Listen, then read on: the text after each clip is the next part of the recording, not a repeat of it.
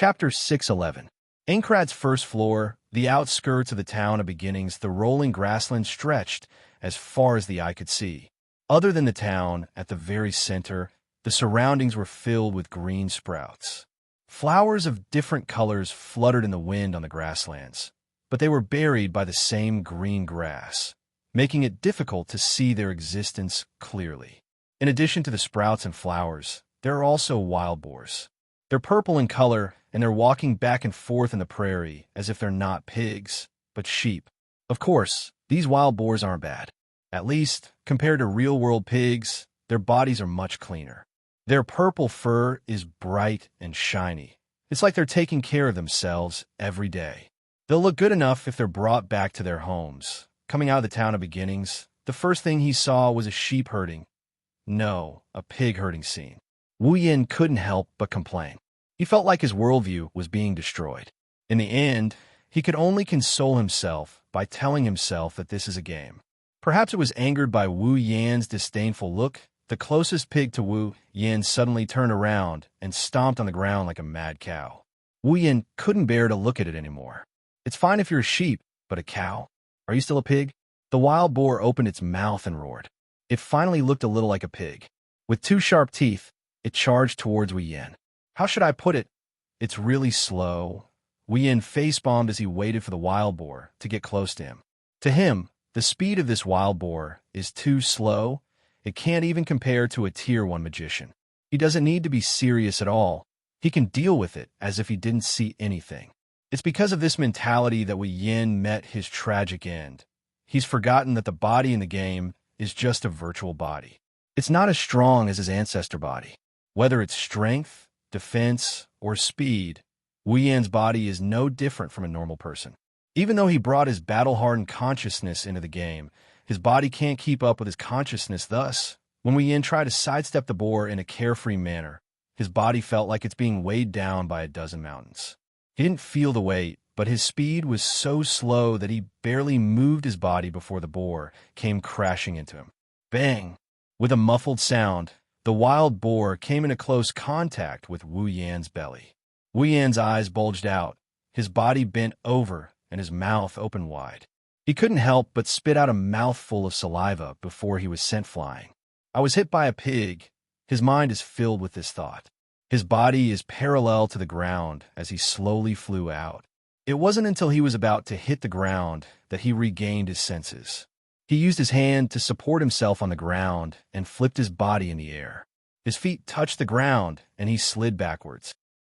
It took him 2 to 3 seconds to stabilize himself. Lifting his head, his face turned the color of pig liver. Ignoring the fact that his HP dropped by 1/3, he looked at the wild boar from afar. His wine-red eyes are filled with hatred.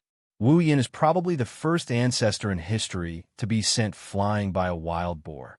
If I don't skin you alive and roast your trotters today, I'll sleep alone for 100 years. A voice full of hatred came out of Wu Yan's mouth like a ghost in the middle of the night. For Wu Yan, this was an extremely cruel oath. It told others about the bitterness and hatred in his heart. For a moment, the wild boar seemed to freeze for a moment. It then continued to charge at Wu Yan, intending to hit him again. Wu Yan slowly took a breath. His face became as calm as an ancient well. He sank his consciousness into his current body and tried to master this unfamiliar body as quickly as possible to avoid another tragedy. With infinite martial arts mastery, his mind, technique, and body have all become one. Even if his body is unfamiliar, Wu Yan could grasp it in an instant. Now, if he wants to unleash his full power, there shouldn't be a problem. Clang! At the moment when a wild boar approached, a very ordinary long sword suddenly appeared in front of the wild boar's tusks, completely blocking the wild boar's charge. Then a big foot flew out in an instant, kicking the wild boar's nose. A shrill sound of a pig being slaughtered sounded, and the wild boar was also kicked back. A sword light flashed and pierced the wild boar's neck like lightning. A visible chunk of health quickly disappeared. It only stopped after losing about 1/10 of its health. Standing at the front, Wu Yan looked at the wild boar that he kicked back. He frowned deeply and sighed at the sky with a tragic expression. This strength should be about the same as when I wasn't even level 10. From a rank 8 powerhouse over level 70 to a newbie who hasn't even reached rank 2, one can imagine how it feels. If he didn't have endless martial training, he probably wouldn't even be able to reach level 10. Although endless martial training has a lot of uses, its effectiveness is greatly reduced if his body is too weak. Let's try SAO's skills. Otherwise, when will I be able to finish this? At level 1, Wuyan only has 2 skills in his skill bar, stab and throw. I remember, the skill in SAO is to make a starting pose after activating it. Wuyan closed his eyes and slowly activated stab. Then, a pose appeared in his mind. Wuyan reflexively raised his sword to his shoulder and leaned his body to the side. Almost at the same time, Wuyan's long sword shone with a pink light. He opened his eyes, and a sharp glint flashed through his eyes. Then, he shot out at a speed that is at least 5 to 6 times faster than his usual speed. He quickly arrived in front of the boar and stabbed it with his long sword. His long sword pierced through the boar's body and arrived at its back. A wound appeared on the boar's body, and its health immediately dropped. After a while, it crossed the yellow line, then the red line, and reached the bottom. The boar's body cracked and turned into a projection. It showed Wuyan's experience, COR coins, and a material. He looked at the material in his inventory in shock. He tapped on it, and the material appeared in his hand. He didn't know whether to laugh or cry when he felt the weight in his hand. I was just joking, I really got a pig's foot. He waved his hand and put the pig's foot into his inventory. Although it's just an ordinary pig's foot, it's worth a lot in SAO. This pig's foot can be sold for 30 COR coins. After the fight with the wild boar, combined with the information he got from the original work, Wuyan had a rough idea of his current level. He hasn't played this game before, but he's already several times stronger than those so-called beta testers, including Corrido. However, if I'm not as good as a normal player, then I'm going back and forth. Wuyan was full of confidence when he said that. He almost forgot that he was hit by a boar a moment ago. After sorting out his current state, Wuyan lowered his head and pondered. His eyes immediately looked at the boars that were walking around. There are about 3 hours left until SEO cancels the logout command and turns into a death game. It would be a pity if he didn't use these 3 hours to level up. 3 hours later, in a square, Wuyan looked at the terrified and horrified faces of the players around him. He looked at the giant who explained the rules of this death game to him. The giant who called himself Kaiba Akihiko is disappearing. Wuyan pursed his lips and walked out of the town. Chapter 612. Bang! He used sudden thrust to turn one of the wolves into a mosaic. Wuyan turned around and checked his COR coins and other items. He then looked around. Unlike the players who were still immersed in fear and confusion, Wuyan didn't care about the threat of death. After watching Kaiba Akihiko's performance, he immediately left the town of beginnings and headed to the next town while clearing the monsters on the way. Wuyan knows that by the time the players recover from their shock and fear, killing monsters would become one of the most contentious activities in the game. In order to survive in this world, the only way for the players was to constantly strengthen themselves. Leveling up, hunting for treasures, equipment, tools, anything that could strengthen one's strength would become a luxury. And there was only one way to obtain these luxuries, and that was through these monsters. In other words, the monsters would become a hot commodity that would constantly attract players. When that time comes, the monsters will become something that everyone would have to fight over. Therefore, Wuyan wants to increase his level as much as possible before the players recover from a shock. After all, this world is also unfamiliar to him. However, it's almost midnight since Kaiba Akihiko's explanation. Shouts and shouts could be heard in the wilderness. Flashes of skills could be seen in the darkness of the night. It was clear that some players were beginning to face reality. Let's end it here, Wuyan muttered as he looked into the distance. There, a town slightly bigger than the town of beginnings is slowly glowing in the dark. At this point, Wuyan's level has increased quite a bit. Compared to the other players, he's a lot stronger. Plus, he's very skilled. Every monster can't even last a second against Wuyan. In order to maintain this state, Wu Yin has been fighting for several hours. One can only imagine how high his level is. I wonder what level the original protagonist Kirito is at right now. With this thought in mind, Wu Yin tidied up and walked towards the town. Right now, most of the players are still in the town of beginnings. Aside from the beta testers, there's not enough time for the newcomers to understand the game. Naturally, there's not a single player in this town that's quite far away from the town of beginnings. Of course, it's impossible for there to be no one in the town, but they're all NPCs. Even though it's nighttime, the town is still very bright. It feels like a city of the night. After entering the town, Wu Yin found a shop and stopped by. I want to exchange all of these for COR coins. Wu Yin didn't say much to the NPCs. He laid out all the loot he got from SAO on the shop floor. Some of them are pelts that can be used to make armor and special items. Some of them are equipment that can be sold for a decent amount of money, but most of them are still food ingredients. Ingredients shouldn't be that easy to drop, but Wu Yan's loot is mostly ingredients. He doesn't know if he's lucky or not. In Wu Yan's mind, the NPC in front of him would just exchange his items for COR coins. Who knew? After looking at his items, the NPC said something else. "Sir, you seem to have a lot of ingredients in your loot. Did you get them from monsters?" Wu Yan paused for a second, then he nodded. Seeing this, the NPC sighed. "It seems like you have a high drop rate for ingredients. If you can become a chef, then these ingredients will be useful." Hearing the NPC's words, Wu Yin curled his lips. Indeed, with his cooking skills, it won't be difficult for him to become a chef. However, Wu Yin doesn't want to be a chef. Among the life professions, there were tailors who could create leather, armor, and helmets, blacksmiths who could forge swords, knives, and spears, and pharmacists who could create recovery potions and all sorts of potions. These three life professions would undoubtedly be of great help to players. Chef, that was the only life profession that had nothing to do with combat. Those who choose to become a chef are either interested in it, or they want to find a market, or they want to improve their health.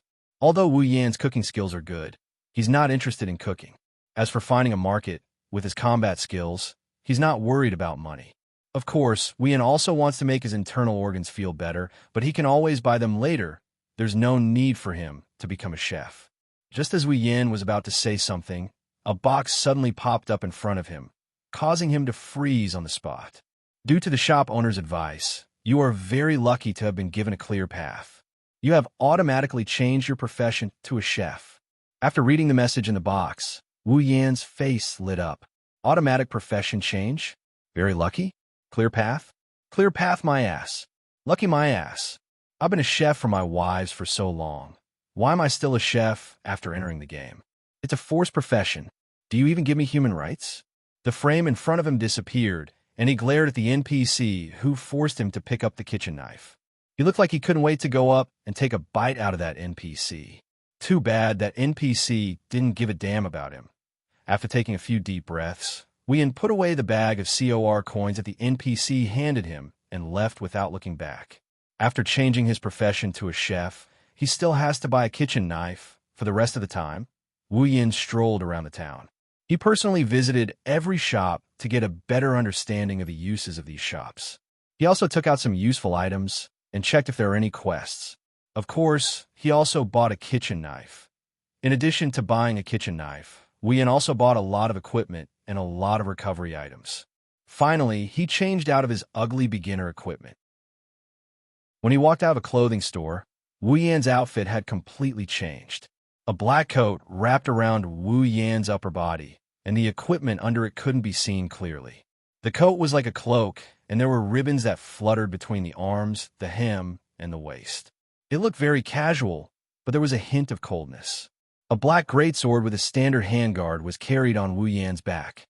It matched perfectly with the black coat, so it didn't look out of place.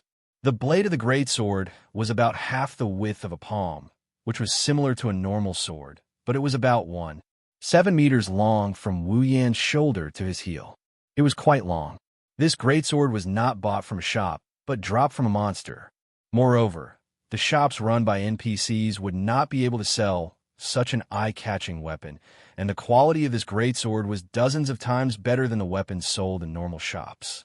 Its name was Sky Gazer. With the rating of this greatsword, it was more than enough to be used until level 30. This was from Wu Yan's perspective. If it were a normal player, they wouldn't be able to use it until level 30. To be able to drop such a weapon from a normal low-level monster, although it wasn't impossible, it was almost the same as having no chance at all. Wu Yan's luck was really good. In addition to the equipment under the code, Wu Yan's strength had at least increased by a few levels. Touching his handsome outfit, Wu Yan's lips curled up. My leveling speed could be increased by quite a bit. After saying that, Wu Yan lifted his feet and walked in the direction of the inn. Chapter 613. Originally, the hotel was set up as a place for players who were tired of playing the game to pass the time. It was also a place for people to exchange information and discuss matters. The rooms of the hotel were completely used for decoration. After all, no one would sleep directly in the game. But now, SAO has become an alternative reality. Although there are rooms in the game, for players who have only been in the game for less than a day, they don't have enough money to buy one. Therefore, the hotel room has become an indispensable factor in SAO. Since Wu Yan left the town of beginnings early, he is the first customer to occupy a room in the hotel. Before he went to sleep, there was not a single player in the hotel. The next morning, when Wu Yan walked out of his room, he didn't see a quiet corridor. Instead, he saw people coming and going one after another. Seeing this, Wu Yan paused for a moment, then walked downstairs as if nothing happened. Obviously, most of the players have begun to face reality, and as a result, the number of people in the hotel increased overnight. The ground floor of the hotel was a place similar to a bar or restaurant. There were tables and chairs set up to serve the players who came in. Walking down from the second floor, the first thing they saw was a crowd that was even denser than the first floor of the hotel. Players were huddled together and talking about something. Vaguely, they could see a trace of sadness on their faces. After all, this is a world where people can die at any time. Moreover, almost everyone here had their own family members waiting for their return outside. Sweeping his gaze over everyone, Wu Yan walked down the stairs without stopping, appearing in front of the crowd. The entire hotel went silent in an instant. Everyone looked at Wu Yan one by one. When they saw Wu Yan's cool coat and the obviously expensive weapon on his back, they subconsciously lowered their voice and looked at Wu Yan in a daze. Under everyone's gaze, Wu Yan walked to a table with an expressionless face, sat down casually, poured himself a free drink, and began to slowly drink it. In the eyes of the other players, his actions had turned into a form of intimidation. Who is that person? His equipment seems to be very high level. To be able to equip such equipment, this person's level must be very high. He must be an expert. It can't be. SAO's server has only been open for less than a day. How could someone get such equipment? Even if you're lucky, there's a limit to it. That's not necessarily true. Maybe he's a beta tester who knows first-hand information about SAO. It's only natural for him to be able to get good equipment. As soon as he said that, the players who were pointing and whispering suddenly became silent. Then, pairs of unfriendly, angry, and jealous eyes were cast on Wu Yan. Beta testers, as the name suggests, are a group of players who played SAO during the closed beta. A month before the launch of SAO, there was a group of players who spent a month in the closed beta testing of the game. It was said that they cleared a lot of floors, and they can be considered as veteran players of SAO. Now, SAO has officially opened, and it's a death game. It's undoubtedly a nightmare for new players, but for those who have played SAO before, they have a huge advantage. After all, they have played SAO before. It's the second day in SAO. Not only the players began to cheer up, but the beta testers also began to rely on their first-hand information to maximize their strength. The beta testers know where to receive quests, where to get good equipment, how to attack monsters, their weaknesses, etc. Just like those transmigrators who were reborn in the past, they have advantages. It's not hard to imagine that most of the top players in SAO will be the beta testers in the future. Unfortunately, being a beta tester doesn't only bring benefits, but it also brings negative effects. For those beta testers who have most of the game's information, the new players don't have admiration or respect for them. They only have jealousy and hatred. They hate the beta testers for having such favorable conditions. They hate the beta testers for being able to climb up the ranks. And they hate the beta testers for being able to live a better life in this world.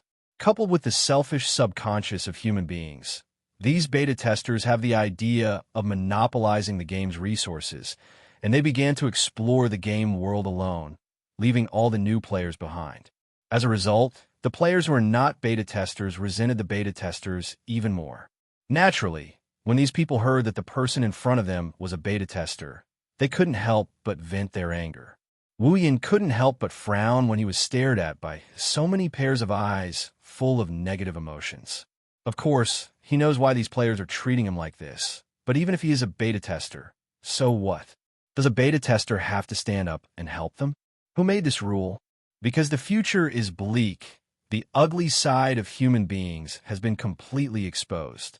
Wuyin slowly put down the glass in his hand. His cold, wine-red eyes glanced at everyone in the room. The pressure from his eyes made the players' faces pale. The jealousy in their eyes turned into fear.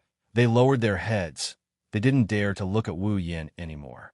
Unfortunately, there are still some who are not afraid of death. Hey, kid. A tall man surrounded Wuyin with 5 or 6 people. He looked at Wuyin condescendingly. His face was full of evil intentions. Wuyin glanced at him. Then he continued to drink as if he didn't see him. The tall man's forehead suddenly bulged. Bang! The tall man slammed his big hand on the table, causing the table to tremble. He shouted angrily, "Kid, I'm calling you, didn't you hear me?" Hearing this, Wuyin raised his head. His emotionless eyes made the tall man feel a bit uneasy. What's the matter? Yes, of course. The tall man sneered. He glanced at Wu Yan's equipment. You look quite rich. We are a bit short on money. Why don't you lend us a hand? Lend us a hand? Wu Yan shook his head with a smile. In other words, you are here to rob me? What's the matter? The tall man said with a bit of jealousy. You beta testers are capable. You don't need money. Wu Yan curled his lips and continued to drink from his glass. I'm sorry. I'm not a beta tester. Not a beta tester? The tall man laughed and pointed at Wu Yan's equipment. If you're not a beta tester, how can you get such good equipment in one night? Don't lie to me. Lie? Wu Yan tilted his head. Lie to you? Do you need it? You? The tall, burly man's face was filled with anger. The follower beside him immediately hooted. Brat, don't be too arrogant. Good equipment doesn't mean you're strong. Wu Yan laughed when he heard that. That's right, you're right. Wu Yan stood up and glanced at those people. He laughed. You're tall and fierce, but it doesn't mean you're not insects. Stinky kid. The burly man stepped in front of Wu Yan and out of habit. He tried to pull at Wu Yan's collar. Unfortunately, he was stopped by an invisible barrier. According to the game's rules, players are not allowed to fight in the town, unless the player's action will not cause harm to others. That includes mental harm, such as harassment. Pulling the collar is an insulting action. It's also a mental harm. The tall man was even angrier when he failed to pull Qin Haodong's collar. Kid, come out. I want to fight you. Chapter 614. The word duel echoed ceaselessly in the sky above the hotel. Everyone in the hotel was shocked for a moment before a delighted expression appeared on most of their faces. That beta tester is going to be in trouble. At the end of the day, no one here is willing to believe that Wu Yan isn't a beta tester. Duel. Wu Yan snickered. Everyone could hear the disdain in his voice. You? His eyes turned cold as he looked at the tall man. Are you sure? With just a glance, the tall, burly man's expression changed drastically. He retreated a few steps, as if it was a conditioned reflex, and some fine sweat dripped down his forehead. Wu Yan shook his head in disdain. He turned around and walked towards the door.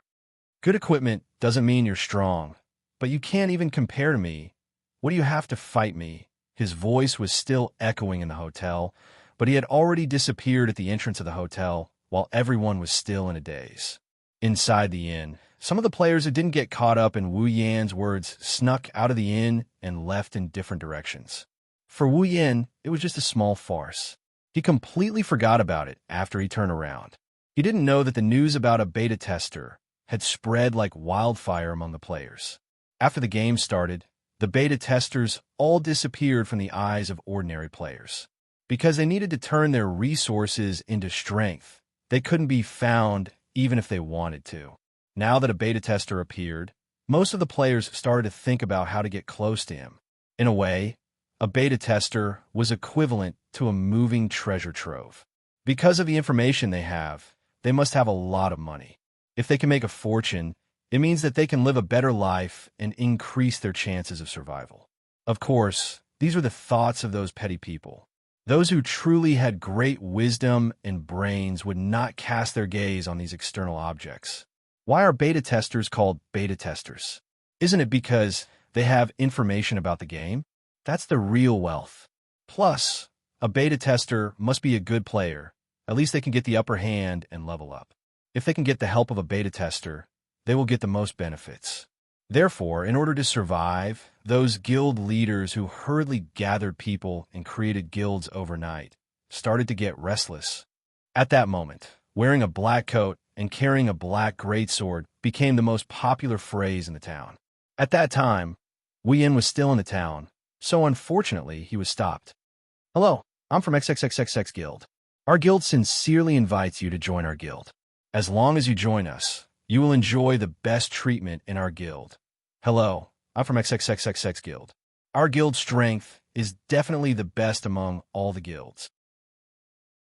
As long as you join us, you will immediately sit on the top of the guild and enjoy the protection of all guild members. Hello, I'm surrounded by a group of people who are enthusiastically gesticulating at him. Some of them are even spitting saliva while talking.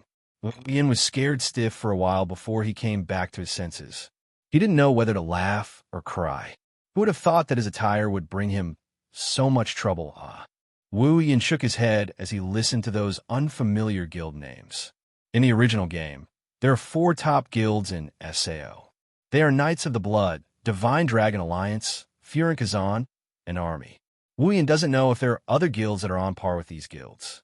He only knows that in the original game, the clearers are basically made up of these 4 guilds. Therefore, in terms of strength, these 4 guilds should be the strongest. He didn't even recognize a single one of the guild names that came into his ears from all directions. They were either taken away by someone else later on, or had sunk into obscurity. Who will want to join them? That's enough. A voice that was 100 times softer than the noisy invitations rang out, causing the voices of the surrounding guild leaders to abruptly stop as if it was stuck in their necks. Listen up. Wu Yan glanced at those guild leaders and said indifferently, I'm not a beta tester. After that, Wu Yan ignored those guild leaders and walked away without looking back. I told you, these beta testers don't care about us. They only care about themselves. When Wu Yan's silhouette disappeared from everyone's sight, some of the guild leaders who were unwilling to give up followed Wu Yan's lead, leaving behind some guild leaders who were filled with jealousy and resentment as they continued to voice their dissatisfaction. As for those guild leaders who wanted to follow Wu Yan, as well as those players with bad intentions, they went back to where they came from. By the time they noticed, Wu Yan was already gone. Outside the town, Wu Yan looked back at the bustling town and shrugged. He continued to walk out, but soon he stopped and sighed. Come out. At the entrance of the town, a figure seemed to be startled. Her head shrunk back into the town, but she immediately poked her head out, hesitated for a moment, then walked out. Turning around, he froze when he saw the appearance of the stalker he didn't manage to shake off. A woman, Wu Yan exclaimed in a surprised tone. In front of him, the girl shrunk her head and secretly glanced at Wu Yan. Then she took 2 steps back. It looked like she was guarding against a wolf. Wu Yan was distressed. Miss, are you also here to invite me to join your guild? Wu Yan waved his hand helplessly. I said I'm not a beta tester. I think you should go back. That. The girl raised her head and said in a panic. I'm not here to invite you to join my guild. Then why are you here? Wu Yan said in a bad mood. The young girl blushed and lowered her head again. Her bashful appearance made the people who saw her anxious. After a long time, she said in a mosquito voice, Can you let me follow you? Huh? Wu Yan flinched at her words. What the hell is going on? Follow me? Wu Yan pointed at his nose and said with uncertainty, When he saw the girl nodded with a red face, his expression changed. The girl in front of him may not be a beauty that can cause the downfall of a city, but she's still a cute girl. Even with Wu Yan's eyes that are used to seeing all kinds of 2D beauties, he can't help but admit that she's at least a first-class beauty. Now, such a beautiful girl came to his door and said she wanted to follow him. Wu Yan's first thought was ridiculous. Why do you want to follow me? Wu Yan bitterly smiled. To say that she's lusting after his beauty, that's something that would only happen if the sky flipped upside down. Unexpectedly, the girl's face darkened when she heard Wu Yan's words. Because I want to live. Wu Yan's face stiffened. Looking at the girl's sad face, he became silent. What a heart-wrenching sentence to say, if you want to live. There aren't many women in SAO, but there are still about 30% to 40% of the population. However, out of these 30 to 40% of women, only less than 10% were able to rely on themselves to survive in this world.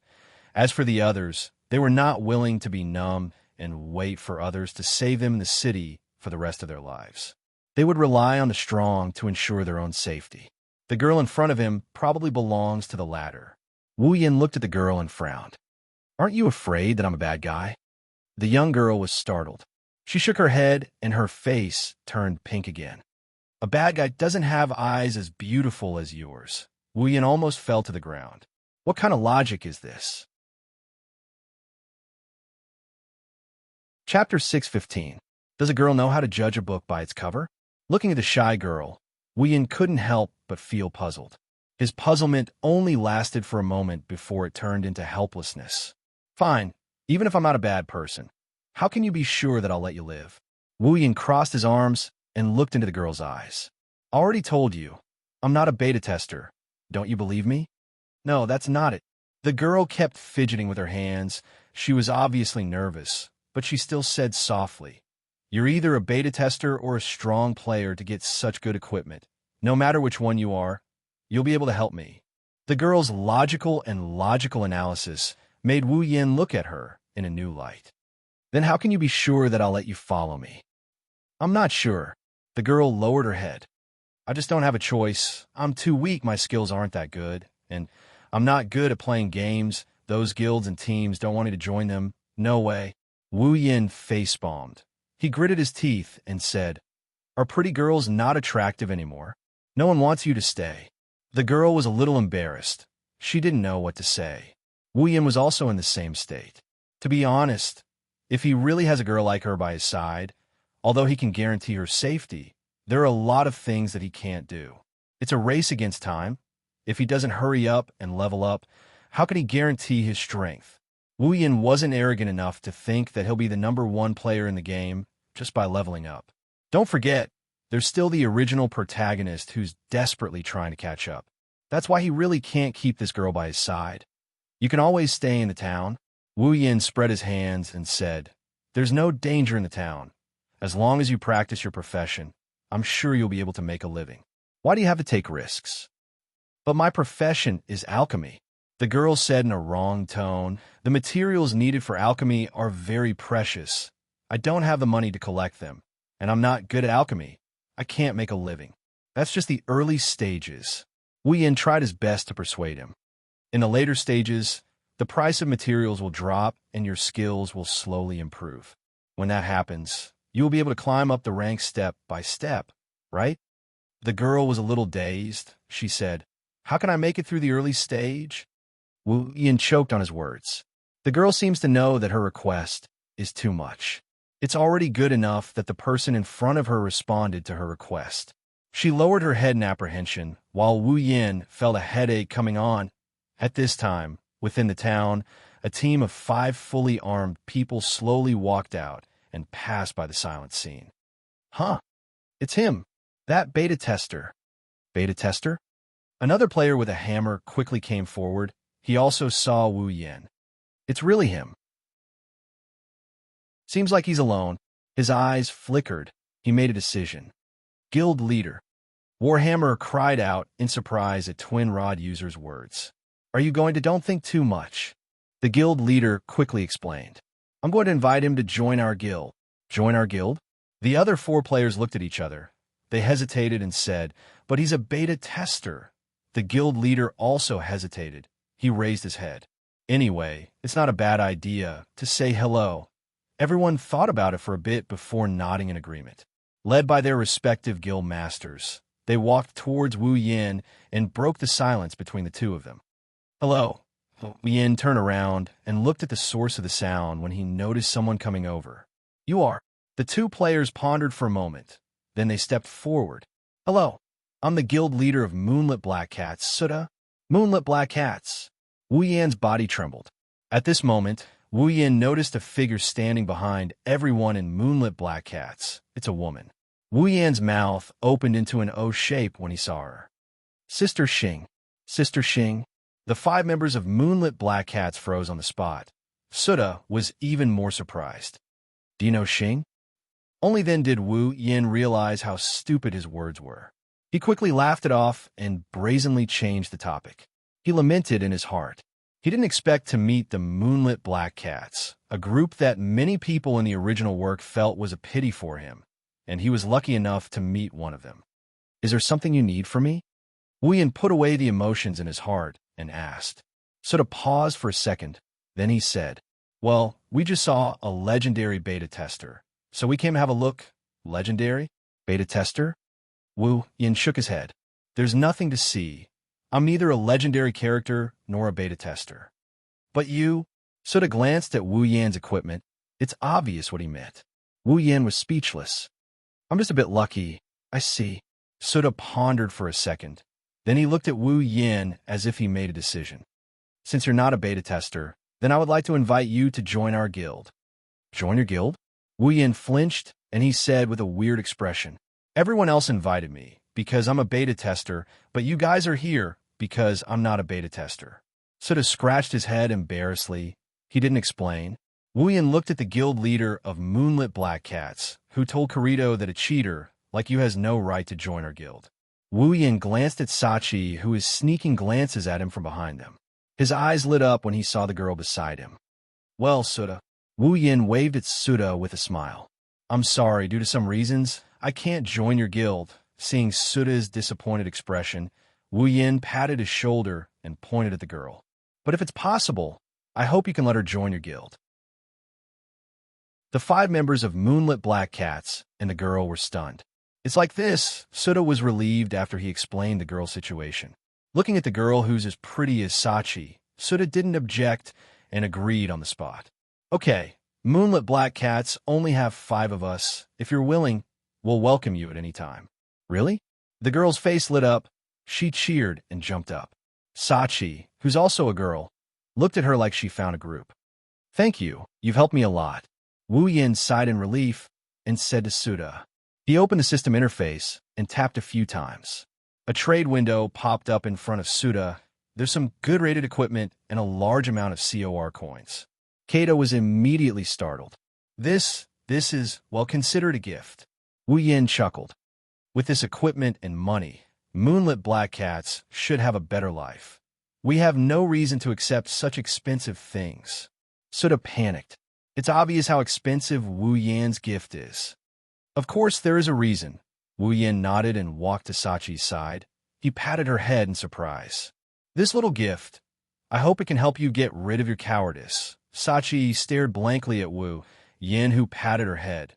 When she came back to her senses, Wu Yin had already walked away. Sachi subconsciously shouted, "What's your name?" "Wu Yin." At this moment, the young girl finally reacted. "Good person. My name is Xian." The figure in the distance shook a bit, like she fell down. Chapter 616. In the blink of an eye, a month has passed. The first month in SAO was the most eventful month ever. In this game, the survival of the fittest is at its peak. In just 2 months, nearly 2,000 players have left SAO forever.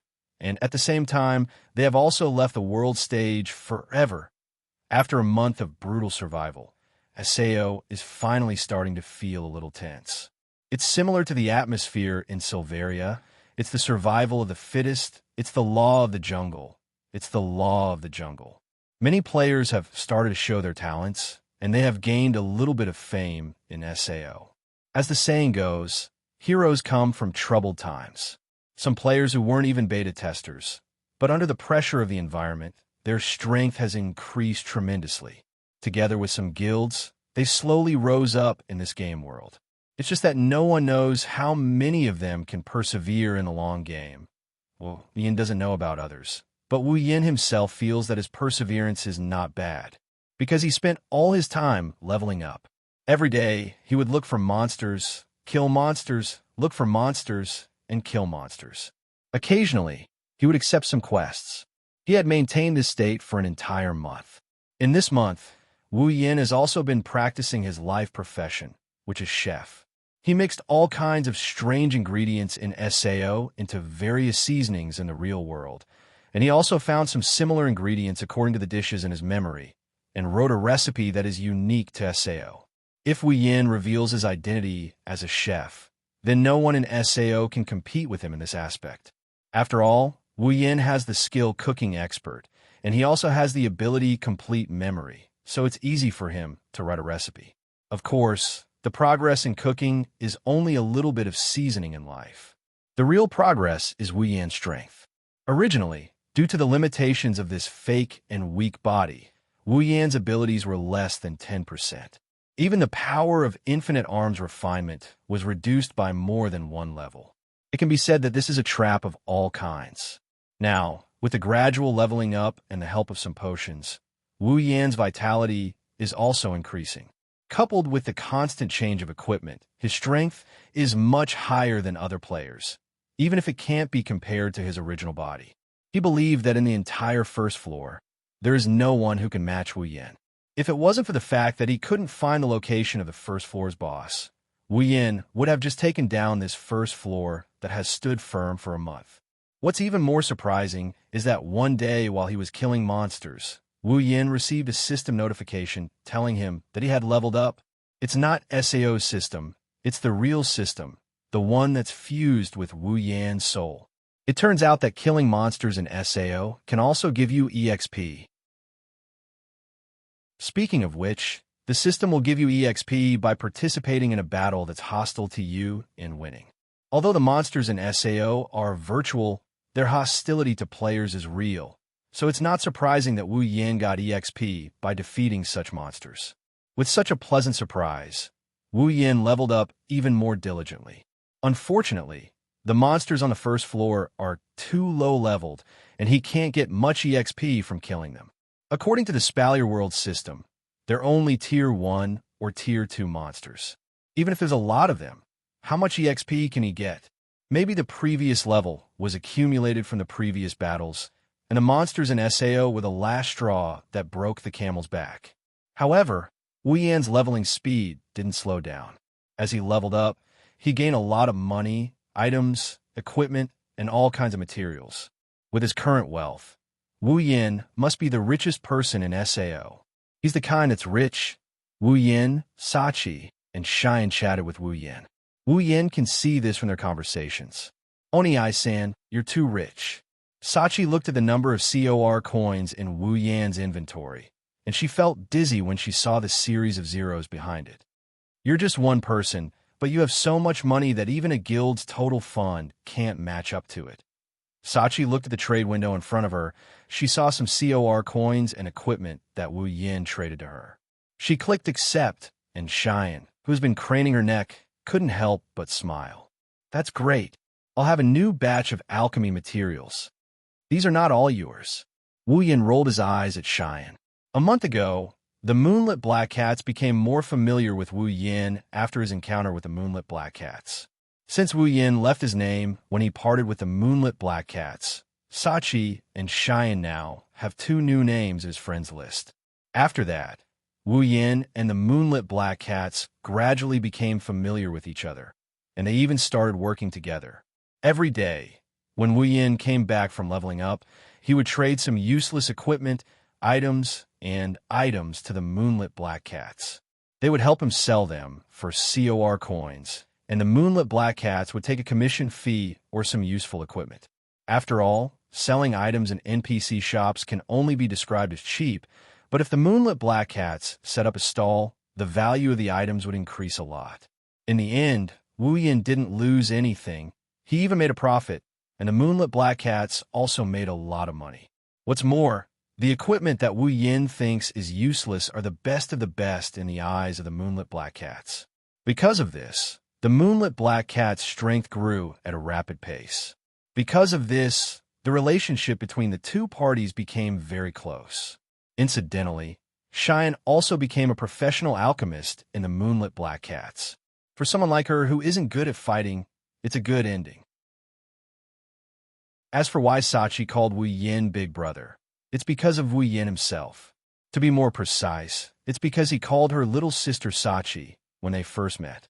After that, Sachi, who was very timid, suddenly found someone to rely on. She insisted on calling Wu Yin Big Brother, but Wu Yin couldn't tell her that little sister Sachi was a nickname given to her by the otakus. And so, the second sister after Kotori was born. I say, aren't you guys tired of trading like this every day? Xian held her cheeks as she knelt on a chair. Her legs were shaking.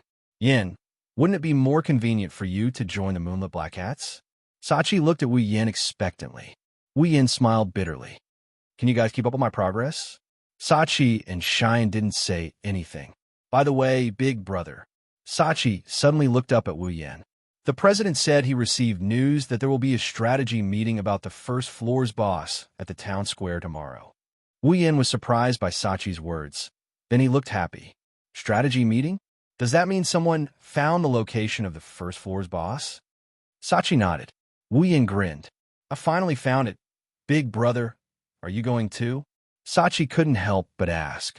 Then you guys should stay out of this for now. Wu Yin rejected without a second thought. You guys are improving fast, but let's observe the boss battle first. All right, Wu Yin smiled and rubbed Sachi's head. His thoughts started to wander. Tomorrow. Chapter 618. Diabel was also stunned by the sudden appearance of such a player. Looking at the player with a spiky hedgehog head that looked like a meteor hammer, he couldn't react for a long time. The hedgehog player arrogantly pointed at himself with his thumb as he scanned his surroundings with a pair of vicious, rat-like eyes. My name is Kibu. Kibu looked up at the large number of players on the platform. He didn't show the slightest bit of fear. Instead, he turned around and faced everyone. Before we fight the boss, I have something to say. Kibu pointed at the crowd with his Kansai accent, and no one knew if he did it intentionally or not, but he was pointing at the only one standing, Wu Yin. Someone here must apologize to the 2,000 players who died earlier. Apologize? Everyone looked at each other. They didn't know what Kibu was trying to say. However, some of the smarter ones understood what Kibu was trying to say. They looked at Wu Yin. Wu Yin looked at Kibu with an expressionless face. He didn't say anything. He didn't say anything. However, one could see a hint of mockery in his eyes. Kirito's expression also changed after hearing Kibu's words. He clenched his fists tightly. Under the platform, Diabel's eyes flashed for a moment, but he quickly recovered. Kibu, San, are you talking about those beta testers? Do you even need to ask? Kibu didn't care about Diabel's identity as the host of this meeting. He was still arrogant. Those beta testers, on the day this damn game started, they abandoned all the rookies and disappeared. Kibu glared at Wu Yin. His words were obviously aimed at Wu Yin. They monopolized the hunting ground. They only care about getting stronger. They don't care about other people's business. After Kibu's words came out, the players' eyes gradually became hostile. They all looked at Wu Yin with jealousy and hatred. Kirito's face was pale. Kibu's words were exactly the same as what he did. However, Kirito is more worried about Wu Yin, who is also a beta tester. He's worried about what Wu Yin is going to do in a situation where he can't hide his identity. Even Asuna is on his side. However, the two of them only saw Wu Yin with a calm expression on his face. Kibu knew his words worked. He didn't bother hiding his intentions anymore. He yelled at Wu Yin. Beta tester, you better kneel down and apologize to everyone here. Also, you better spit out all the money and items you've saved up. Otherwise, I won't be able to entrust my life to you as your teammate. All the players paused. Their eyes were filled with greed and jealousy as they looked at Wu Yan. Under Kibu's words, they also coveted Wu Yan's money and items. A beta tester's wealth is no doubt huge. This is bad, Kirito and Diabel, the two beta testers, thought in their heart. Their eyes gradually became anxious as they looked at Wu Yan. Under everyone's gaze, Wu Yan curled his lips and opened his mouth. Teammate? Teammate? Wu Yan looked at Kibu with a faint smile. I say, did you make a mistake? Hearing Wu Yan's words, everyone was stunned. Indeed, as a teammate, trust is important. Wu Yan narrowed his eyes and smiled with disdain. But a guy like you wants to be my teammate? What did you say? Kibu clenched his fist in anger. Just as he was about to say something, Wu Yan on the stage suddenly disappeared, and when he reappeared, he was already next to Kibu. Kibu's face turned pale with fright.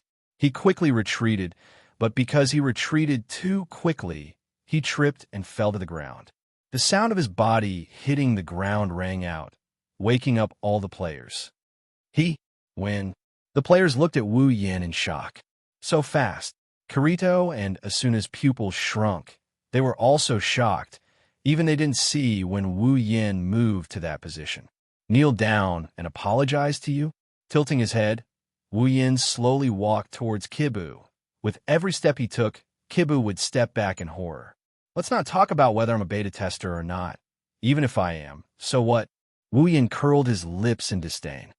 Just because I played the game for a month longer than you, just because I have first-hand information, I have to take care of you, worship you like a god, and even raise you? Kibu, as expected of the king of shit spewing, Wu Yan walked up to Kibu and looked down at him with a murderous aura. Believe it or not, I can kill you anytime I want. Kill. Everyone, including Kirito, Asuna, and Diabel, shouted in unison. You, kill me? Kibu's sinister face paled at Wu Yan's words. He didn't expect Wu Yan to say something like that. He expected Wu Yan to kneel on the ground and hand over his belongings to him. Wu Yan's face turned pale. He didn't expect Wu Yan to say something like that. Do you want to break the law? Kibu shouted in a stern voice, but his trembling body betrayed him.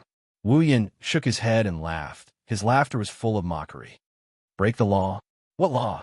Is it against the law to kill an SAO? Kibu's heart couldn't help but beat faster. For him, the word kill was too shocking because it came from the mouth of a player. Seeing Kibu's reaction, Wu Yan turned around in disgust, but his voice was still full of mockery. Bug, you still haven't woken up from your dream of being a young master, right? Wu Yan coldly glanced at Kibu and said, in this world, everyone has to struggle to survive, because if you don't struggle, you'll die. The beta testers struggled, but some died.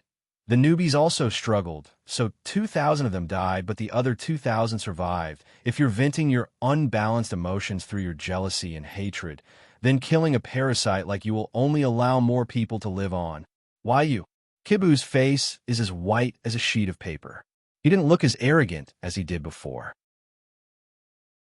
Instead, he looked at Wu Yan's cold and murderous intent. He yelled at Wu Yan, aren't you afraid of being despised for killing someone? Despised? Wu Yan immediately laughed. Then let them spit on me.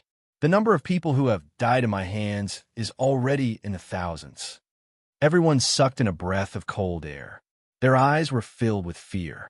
Kibu's eyes rolled back, and he almost fainted.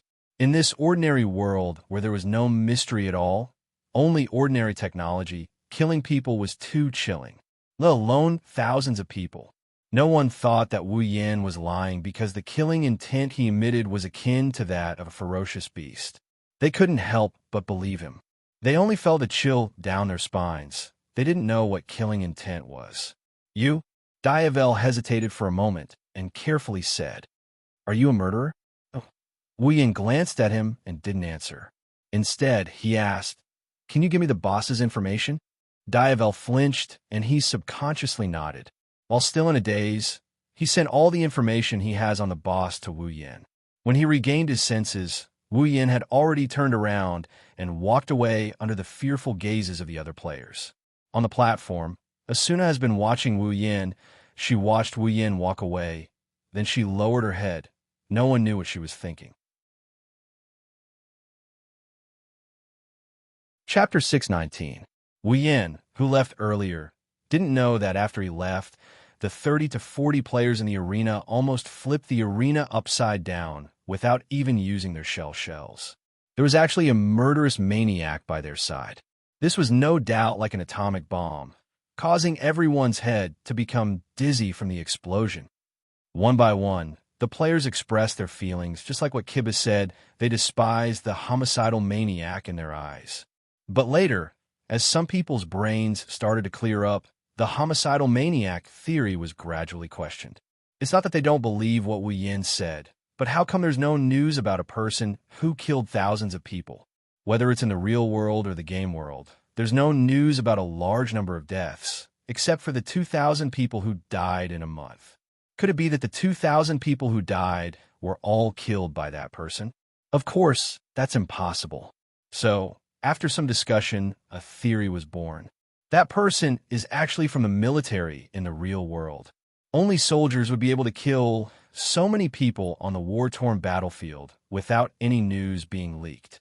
With this theory, the player's fear of Wu Yin turned into reverence.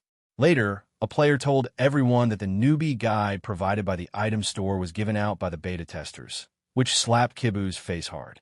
Wu Yin, who was originally a monster in everyone's eyes, became a respectable, strong player in the blink of an eye. Ironically, because of Wu Yin, more than half of the strategy meeting was devoted to Wu Yin. The boss strategy, on the other hand, only took 10 minutes or so to explain it to the audience. Wu Yin didn't know about all of this, and even if he knew, he wouldn't care.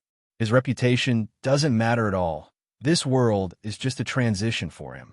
Even if he's criticized by everyone, so what? Not to mention, his hands are stained with blood. With the strength of a Tier 8 fighter, he doesn't even care about ordinary people. They don't even have the qualifications to look at him, unless they're from the Moonlit Black Cats. So, Wu Yan's identity as a beta tester changed again. He became a beta tester who used to be a soldier. With these two identities, the players respected him, worshipped him, and feared him, but they didn't hate him as much as before. After all, a person who can hit the jackpot at any time will be hated by others, but a person who can kill at any time, who will hate him for no reason. They should pray to God that they don't encounter him, not to mention that he's a soldier who can kill people legally. In just one day, the news spread to every player's ears. Wu Yin almost fainted when he heard about it from Sachi's email. God has eyes, he just casually said it. Who knew those people's imagination would be so strong? All in all, things are looking up for him. His status as a soldier helped Wu Yan's reputation to a large extent. It also helped to offset a lot of negative news. Even though he's not a beta tester, his status as a beta tester didn't attract as much jealousy anymore. At night, in a corner of the town, since they're going to raid the boss together tomorrow, the players who had the strategy meeting this morning gathered together to chat and drink with each other. It seems like they're trying to get to know each other better, so that they can have more confidence in this raid. Wu Yin also stayed here, but he didn't join those realistic players' party. Instead, he sat alone in a corner, eating his homemade hamburger while looking at the night sky. Due to Hinajika's love for hamburger steak, it's the dish that Wu Yin cooked the most. Out of habit, hamburger steak is also the dish that Wu Yin used the most in his inventory. If other players saw the hamburger in Wu Yan's hand, they'll probably go crazy with jealousy. After all, a month isn't enough for a player's rations to evolve. It's still stuck on bread. Eating bread for a month without dying. It's all thanks to the game's settings. Although the surrounding players also noticed the hamburger in Wu Yan's hand, they didn't show any hostility to Wu Yan, but they still respect him.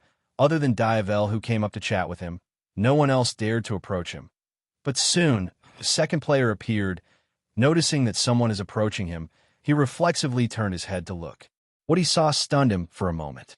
Wu Yin tilted his head in confusion when he saw Asuna standing in front of him. She shrouded in a cloak that obscured her face.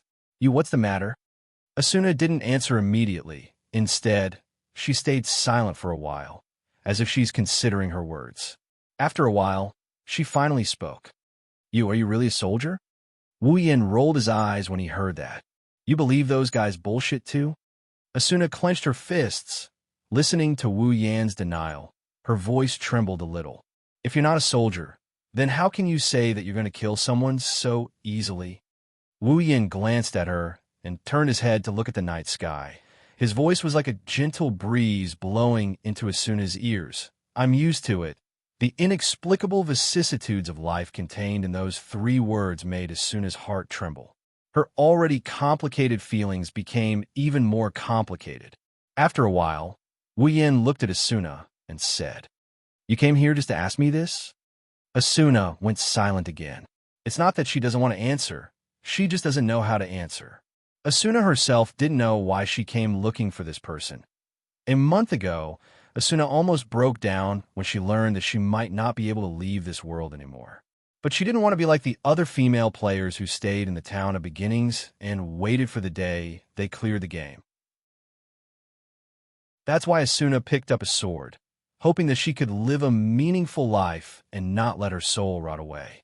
Even Asuna herself didn't know that her heart had become numb from all the fighting and killing she's been through for the past month. However, the existence in front of her, who had spoken such shocking words, caused a ripple to appear in her numb heart for the first time. Just like a passerby, if a lunatic appears around them, they'll definitely pay attention to that lunatic. Wu Yan is that lunatic in Asuna's heart. But because her heart has been numb for too long, it's like she's lost in the forest for 20 years. She hasn't seen a living person for so long. Even a lunatic would want to talk to them. Asuna is in such a state right now. That's why she couldn't help but come to Wu Yan. Wu Yan didn't know what to say when Asuna didn't say anything. He shook his head helplessly and waved his hand in the air to summon his system interface. He tapped on his inventory, and a freshly baked burger appeared in his hand. He threw the burger to Asuna. Asuna quickly caught it, and when she saw what was in her hand, she froze. This is... Asuna smelled the long-lost aroma and said in a daze, "Burger? Burger. Eat," Wu Yan said. Asuna's nose was completely conquered by the aroma of the burger. After regaining her senses, Asuna finished the entire burger in 2 or 3 bites without caring about her image. Her taste buds that had been tasting it for a month immediately trembled with excitement, and a teardrop fell from the corner of Asuna's eye. Only the heavens knew what kind of torture it was for her to live with a month of bread that was tasteless, hard, and dry. Chapter 620.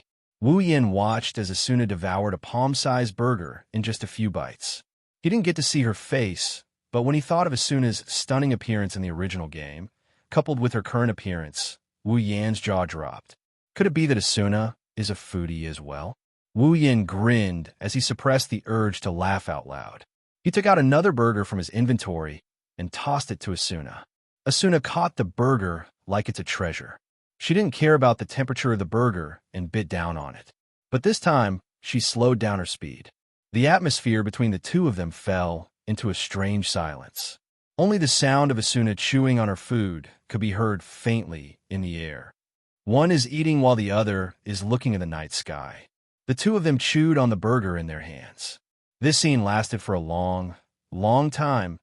"Thank you." Suddenly, a voice no louder than a mosquito's came from under Asuna's cloak. The noise around them is loud, but Asuna's voice miraculously entered Wu Yan's ears. Wu Yan shook his head and finished his burger. He picked up the Heaven Gazer and carried it on his back. He turned around and walked away. When Wu Yan walked away, Asuna blurted out a sentence that didn't require her brain to process. "Why don't you team up with someone?" Wu Yan stopped in his tracks. He didn't even turn around to look at her. Then he laughed mockingly. "Maybe there's no one in this world who can team up with me." Ever since the day he appeared in the Spalier world, Wu Yan has embarked on a different path from normal people. Along the way, Wu Yan wasn't alone. He had Chuju, Mikoto, Kotori, and the others to accompany him. In fact, Wu Yan had a pretty good time. In this world, there were no mysteries, no supernatural powers, only a fake world for people to fantasize about.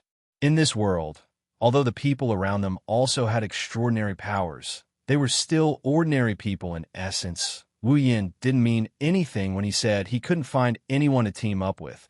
It's just that he felt a little sentimental about being alone in this strange world. Possessing power far beyond the reach of ordinary people, walking alone in such a mundane world. This is the first time Wu Yin felt lonely in a world like this. If Wu Yin were to go back to his original world, he might go crazy. Who knows? However, this sentence has a different meaning in Asuna's ears. Asuna's understanding is that Wu Yin is someone who's killed a lot of people. His hands are stained with blood. In his eyes, she's already different from normal people. In other words, Wu Yin doesn't have a true friend. Well, in a way, she's half right. You could team up with us. Even Asuna herself was shocked when she said that. Is this really her? Is this really her?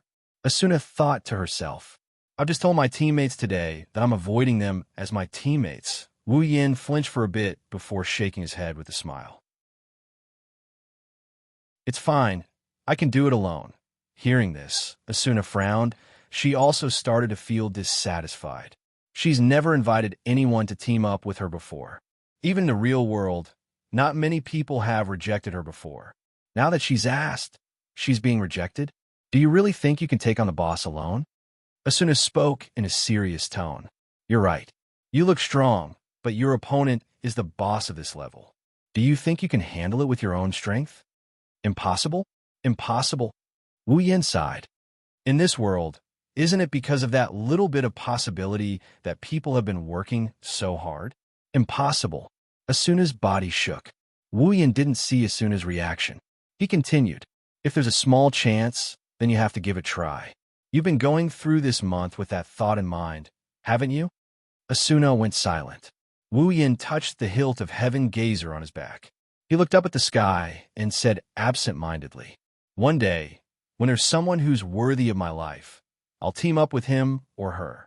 Unfortunately, there's no one like him in this world. Wu Yin thought of the girls in the Spalier world and smiled. He glanced at Asuna and slowly walked forward. Wait! Asuna raised her hand. Just as she was about to say something, a voice came from the figure in front of her and stopped her. I'm a bad guy. Don't get too close to me. With that, Wu Yin disappeared in the darkness of the night. Asuna put down her hand and recalled Wu Yin's words. What he said before and what he said in the morning. Her mind started to wander. Asuna's numb heart, on the other hand, rippled once again. This time, the ripple was bigger and longer than the previous one. Other than Asuna, no one noticed Wu Yan's departure. The players chatted with each other and passed the night with some ups and downs. As the night fell, the players finally welcomed the second day of the game. Diabel, the leader of the party, did a head count and glanced at the three people standing at the back. There Wu Yin, Asuna, and Kirito. He hesitated for a bit before speaking. Everyone's here, let's go. All the players nodded solemnly and followed behind Diabel towards the towering tower. Every floor of Aincrad had a tower that looked like a pillar supporting the heavens, standing at the center of the floor. Strictly speaking, this tower should be considered a flight of stairs because it was the path to the next floor. However, the interior of the tower isn't as cold as it looks from the outside. The interior of the tower is divided into many levels. There are monsters guarding the tower, and the areas with monsters are labyrinths. The monsters in the labyrinth area are much more ferocious compared to the monsters in the wild. In the wild, players can more or less play solo. As long as they're strong enough, they'll be fine. But it's different in the labyrinth area, at least so far. There are less than 10 people who dare to play solo in the labyrinth area. Even those beta testers are the same, they only dare to enter the labyrinth area in groups. From this point of view, Kirito and Asuna were indeed top players. Both of them had been traveling alone for the past month, but both of them had ventured into the labyrinth before. Although they didn't dare to venture too deep into the labyrinth, they were at least stronger than the average player. That's what they thought. Of course, if they knew that a certain someone had fought his way from the bottom of the tower to the top, then from the top to the bottom, and only left reluctantly when he couldn't find the boss after clearing all the monsters. Who knew what they would think? The people present didn't know that there's such a powerful player beside them. Although Wu Yin gave them a big shock yesterday, they also imagined that Wu Yin was a soldier, and as a soldier, he should be stronger than them. But who would have thought that he's so strong that it's beyond the scope of human beings? Diavel was even a bit dissatisfied with Wu Yan. After all, even Kirito and Asuna, who weren't invited to join a party, only Wu Yan is alone. How can he deal with the boss alone? That's what Diavel was thinking. Wu Yan naturally saw the dissatisfaction in Diavel's heart, but he didn't say anything. He still walked alone at the back of the party, leisurely enjoying the surrounding environment. Asuna, who has been observing Wu Yan, also saw this scene. It's obviously a game of death. How can he be so carefree? Chapter 6:21. The respawn rate of the monsters in the labyrinth area is also very limited. There's only one batch per day. Although the monsters in the labyrinth area are much stronger than the monsters in the wild, they also provide a lot of experience points and higher levels. Many of the stronger parties would come to the labyrinth area early in the morning to compete with each other to clear these monsters. Therefore, when Diabel led a group of players to the labyrinth area, there weren't many monsters left. Naturally, their journey was much smoother. Under Diabel's lead, the group of 30 to 40 players ran around the labyrinth area and finally stopped in front of a large door.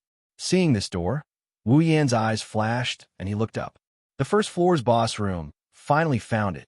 Whoa, Yan muttered while smacking his lips. His heart was more or less excited.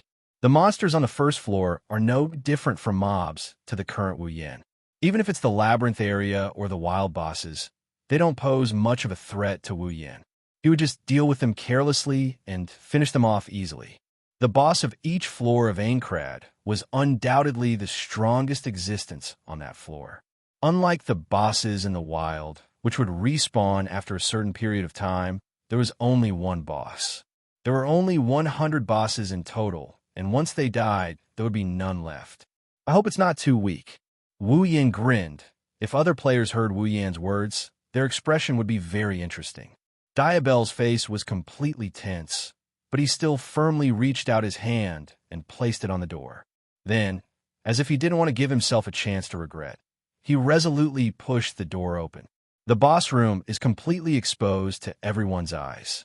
A gust of cold wind blew out from the boss's room and blew towards the players. The already tense atmosphere became even tenser as the gust of cold wind blew towards them. The players' faces were solemn and nervous. They gripped their weapons with all their might. Finally, Diabel took the lead and stepped into the room, followed by the rest of the players. Wu Yan was the last one to enter the boss room, but he clearly saw a tall figure sitting on the throne in the darkness. After all the players entered the room, a pair of scarlet eyes flashed from the figure's eye sockets. The entire dark room was suddenly filled with colorful lights. The lights spread across the floor, the ceiling, and the surrounding walls like colorful lights. In the blink of an eye, all the darkness was expelled. The face of the final boss was also revealed in the colorful lights. The monster that looked like a cow, a rabbit, a rat, and a pig leaped up from its throne. Its 2-meter-tall figure and its body that was as thick as a water bucket actually did a nimble somersault in the air and landed on the ground with a loud thud. Then, it let out an incomparably ruthless roar from its mouth. Roar. The boss held a huge battle axe and shield in its hands as it raised its head and roared. What responded to it were 3 monster guards that were smaller than it by more than half. They were all wearing armor and had monster bodyguards. Seeing the boss and the 3 minions rushing towards him, Diavel swung his long sword in the air. Attack! 30 to 40 players immediately charged toward the boss and its guards. In less than a few seconds, the light of skills and the sound of weapons clashing reverberated in the air. Let's get ready as well, Kirito shouted at Asuna as he gripped his sword tightly. He then dashed toward one of the monsters with a speed that was even faster than the boss's guards. Asuna also grabbed the hilt of her sword, but before she rushed out, she subconsciously glanced at Wu Yan and followed behind Kirito. The gatekeeper boss was surrounded by a large number of players. Although the battle axe in its hand repeatedly slashed at the players, it was not fatal. As long as a player was hit, the boss would retreat to the back and let the other players take his place. Then it would use its skills repeatedly. It was a classic battle of attrition. Apart from the gatekeeper boss, the other personal guards were also very powerful. Even the most powerful monsters in the labyrinth were no match for them. However, under the combined efforts of the players, they were slowly pushed back. In the end, 3 of the personal guards were wiped out. At this time, a few more guards respawned from the void and charged towards the players who didn't know what to do. One of them was charging towards Wu Yin, who has been paying attention to the boss all this time. Kirito and Asuna, who were closest to Wu Yin, saw this and they panicked. Wu Yin didn't notice this at all.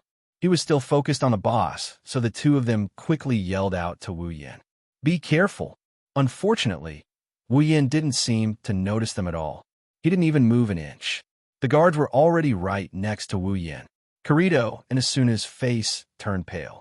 Just as the 2 of them thought Wu Yin was about to receive a fatal blow from the guard, a black shadow flashed by and sliced through the guard's body. The guard's body froze for a second as a bloody wound appeared on its body. Then, in a blink of an eye, the guard shattered into pieces. As for Wu Yin, the heaven gazer on his back was already in his hand. Kirito, Asuna, and Jiabel, who saw this scene, were all stunned. Just now, Jiabel looked at Wu Yin with a blank expression. What happened? So fast, so fast. Asuna was shocked. His attack speed is much faster than mine. Kirito's expression froze as he stared at Wu Yin. One strike, just one strike. Holding Heaven Gazer, Wu Yin glanced at Kirito, Asuna, and Jiabel, who were still in shock. Then he took a step forward and tapped the ground with his feet. Ooh. Like a hurricane, Wu Yan's body turned into a blur as he streaked across the sky like a bolt of lightning. In the blink of an eye, he appeared in front of the boss. The players who were originally surrounding the boss only saw a blur in front of their eyes as a figure appeared in their encirclement. Before they could react, the light of a skill filled the entire body of the Heaven Gazer in Wu Yan's hand. Crushing blow. Boom! When a muffled sound rang out, the huge body of the boss that was surrounded by everyone was sent flying. It drew a parabola and was sent flying away like a piece of trash. The players only realized what was going on after the boss fell to the ground. It can't be. Kirito's eyes bulged. How did he send it flying? That's the boss. Just how strong is his power attribute? Jiabel couldn't help but gulp. He really single-handedly. Asuna seemed to be in a daze. Roar! The boss seemed to be angry. It jumped up from the ground and opened its mouth to let out a roar. But just as it roared, a fist suddenly enlarged in its eyes and fiercely smashed into its face. The boss was like a duck that got choked by its neck. Its roar came to an abrupt stop as its body was pushed back a few steps. The players present could see that Wu Yan's ordinary punch reduced the boss's health by a lot. A normal punch can do that? The players were dumbfounded. Chapter 622. Roar. The boss let out a low roar. It was as if it could not accept the fact that it was injured by a normal punch. It grabbed its battle axe and charged forward furiously. His heavy and quick footsteps reverberated throughout the entire room. Even though his body was as thick as a water bucket, his movements were incomparably swift. His footsteps were as frequent as raindrops, and as his speed increased, they filled the entire room. Wu Yin lowered his head and looked at his left hand. He did not even look at the boss that was charging at him. His heart was filled with excitement as he clenched his fist tightly. He looked up and saw that the boss was already 1 meter away from him. The sword in his hand flashed, and the Heaven Gazer let out a cry that shook the air. Facing the angry roar of the boss, the Heaven Gazer moved forward like a phantom. Instead of retreating, the Heaven Gazer moved forward to meet the boss that was flying towards him. The boss paused for a moment and then swung its battle axe without hesitation. Its slender shadow swept across the room swiftly and violently, and with a faint whistling sound, it crashed into Wu Yan's head. It was very vicious.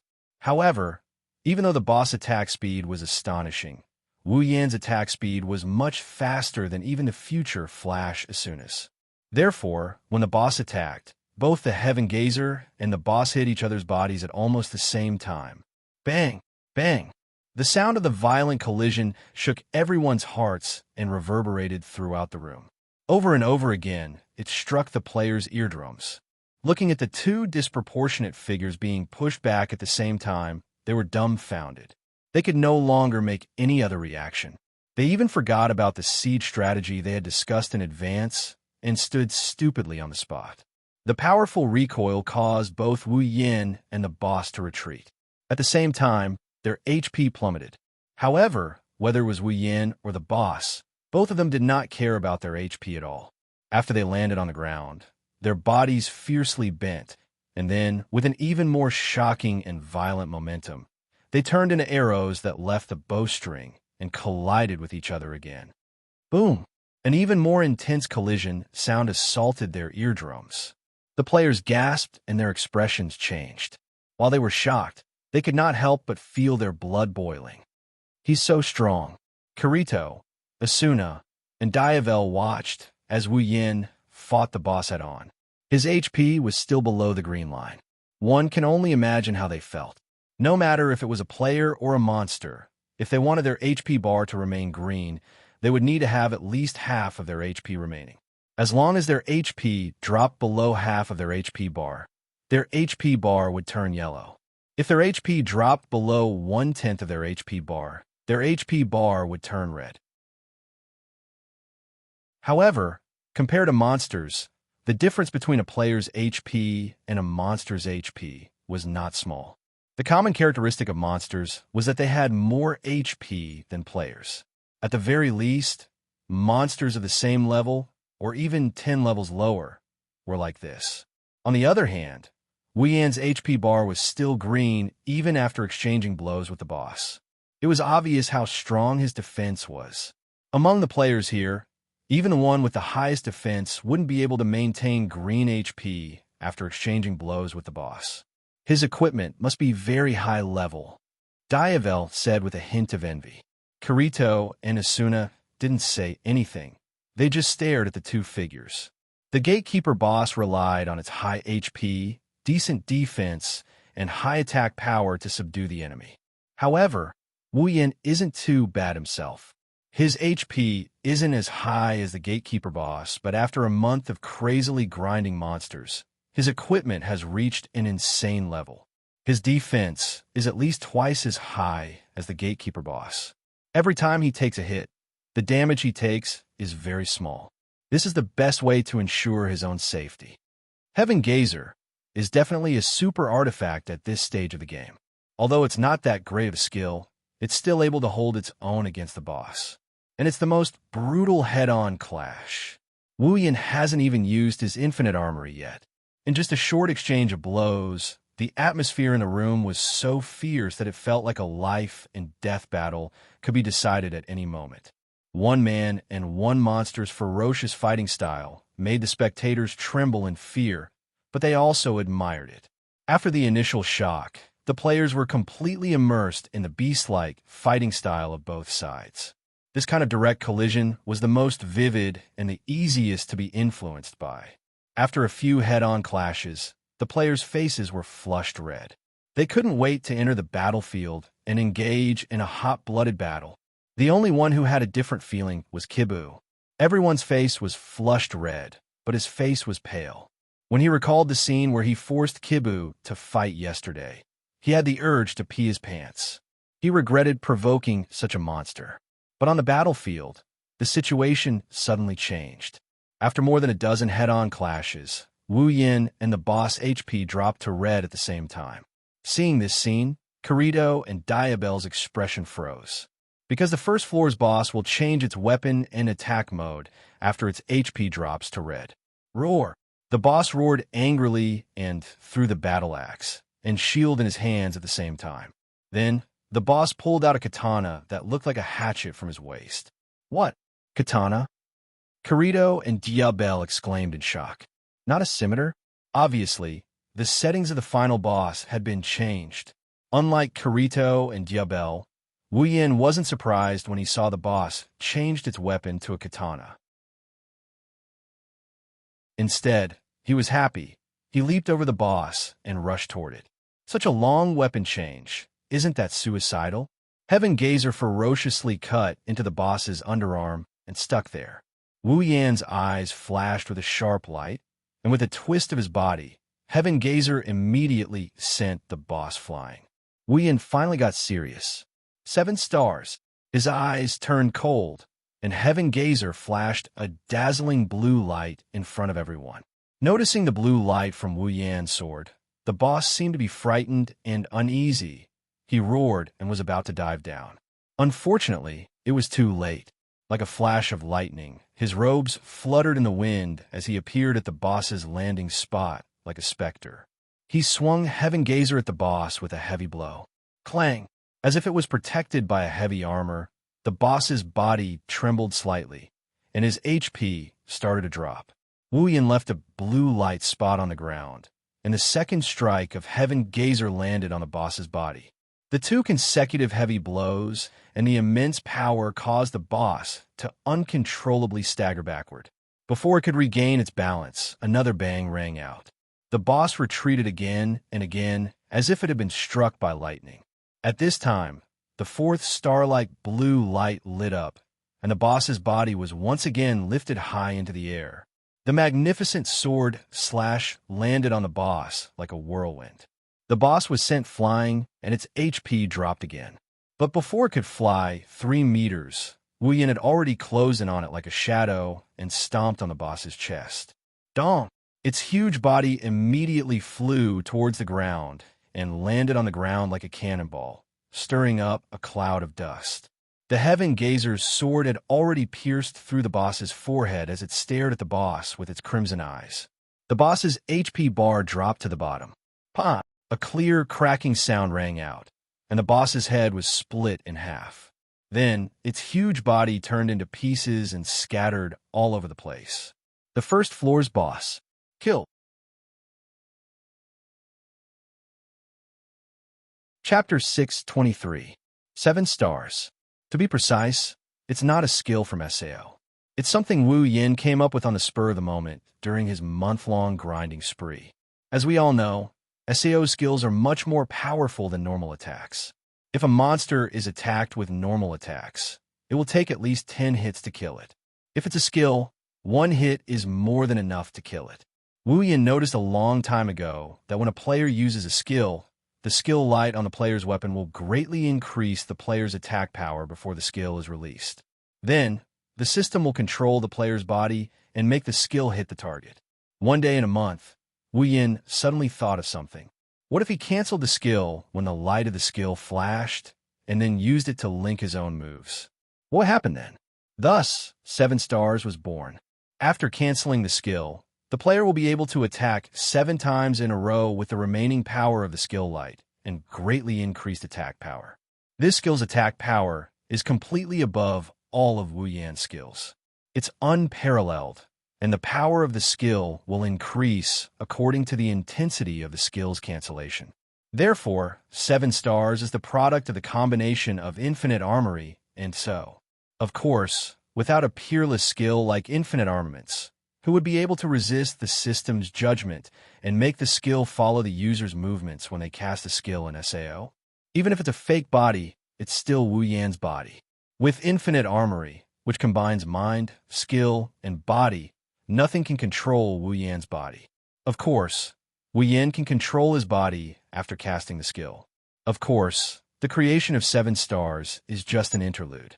Wu Yan knows that after the original main character Kirito acquired the unique skill Dual Sword Flow, he could unleash a combo of 50 attacks in a row. Compared to 7 stars, that's a lot stronger. However, at that time, it was already the later stage of SAO. At least 7 stars is the most powerful skill among all the skills in SAO's history. Following the death of the boss, the announcement that they had cleared the stage was hung high up in the sky. Everyone saw it. Only now did the 30 to 40 players snap out of their daze and come back to their senses. We cleared the game. We really cleared the game. This is great. Looking at the announcement hanging in the air, the players looked at each other in dismay. Shortly after, their expressions slowly changed. Thunderous cheers resounded throughout the room. They either raised their hands high to express their joy, or put their arms around each other's shoulders and rub the bodies of the people around them in ecstasy. The joyous atmosphere spread among the crowd.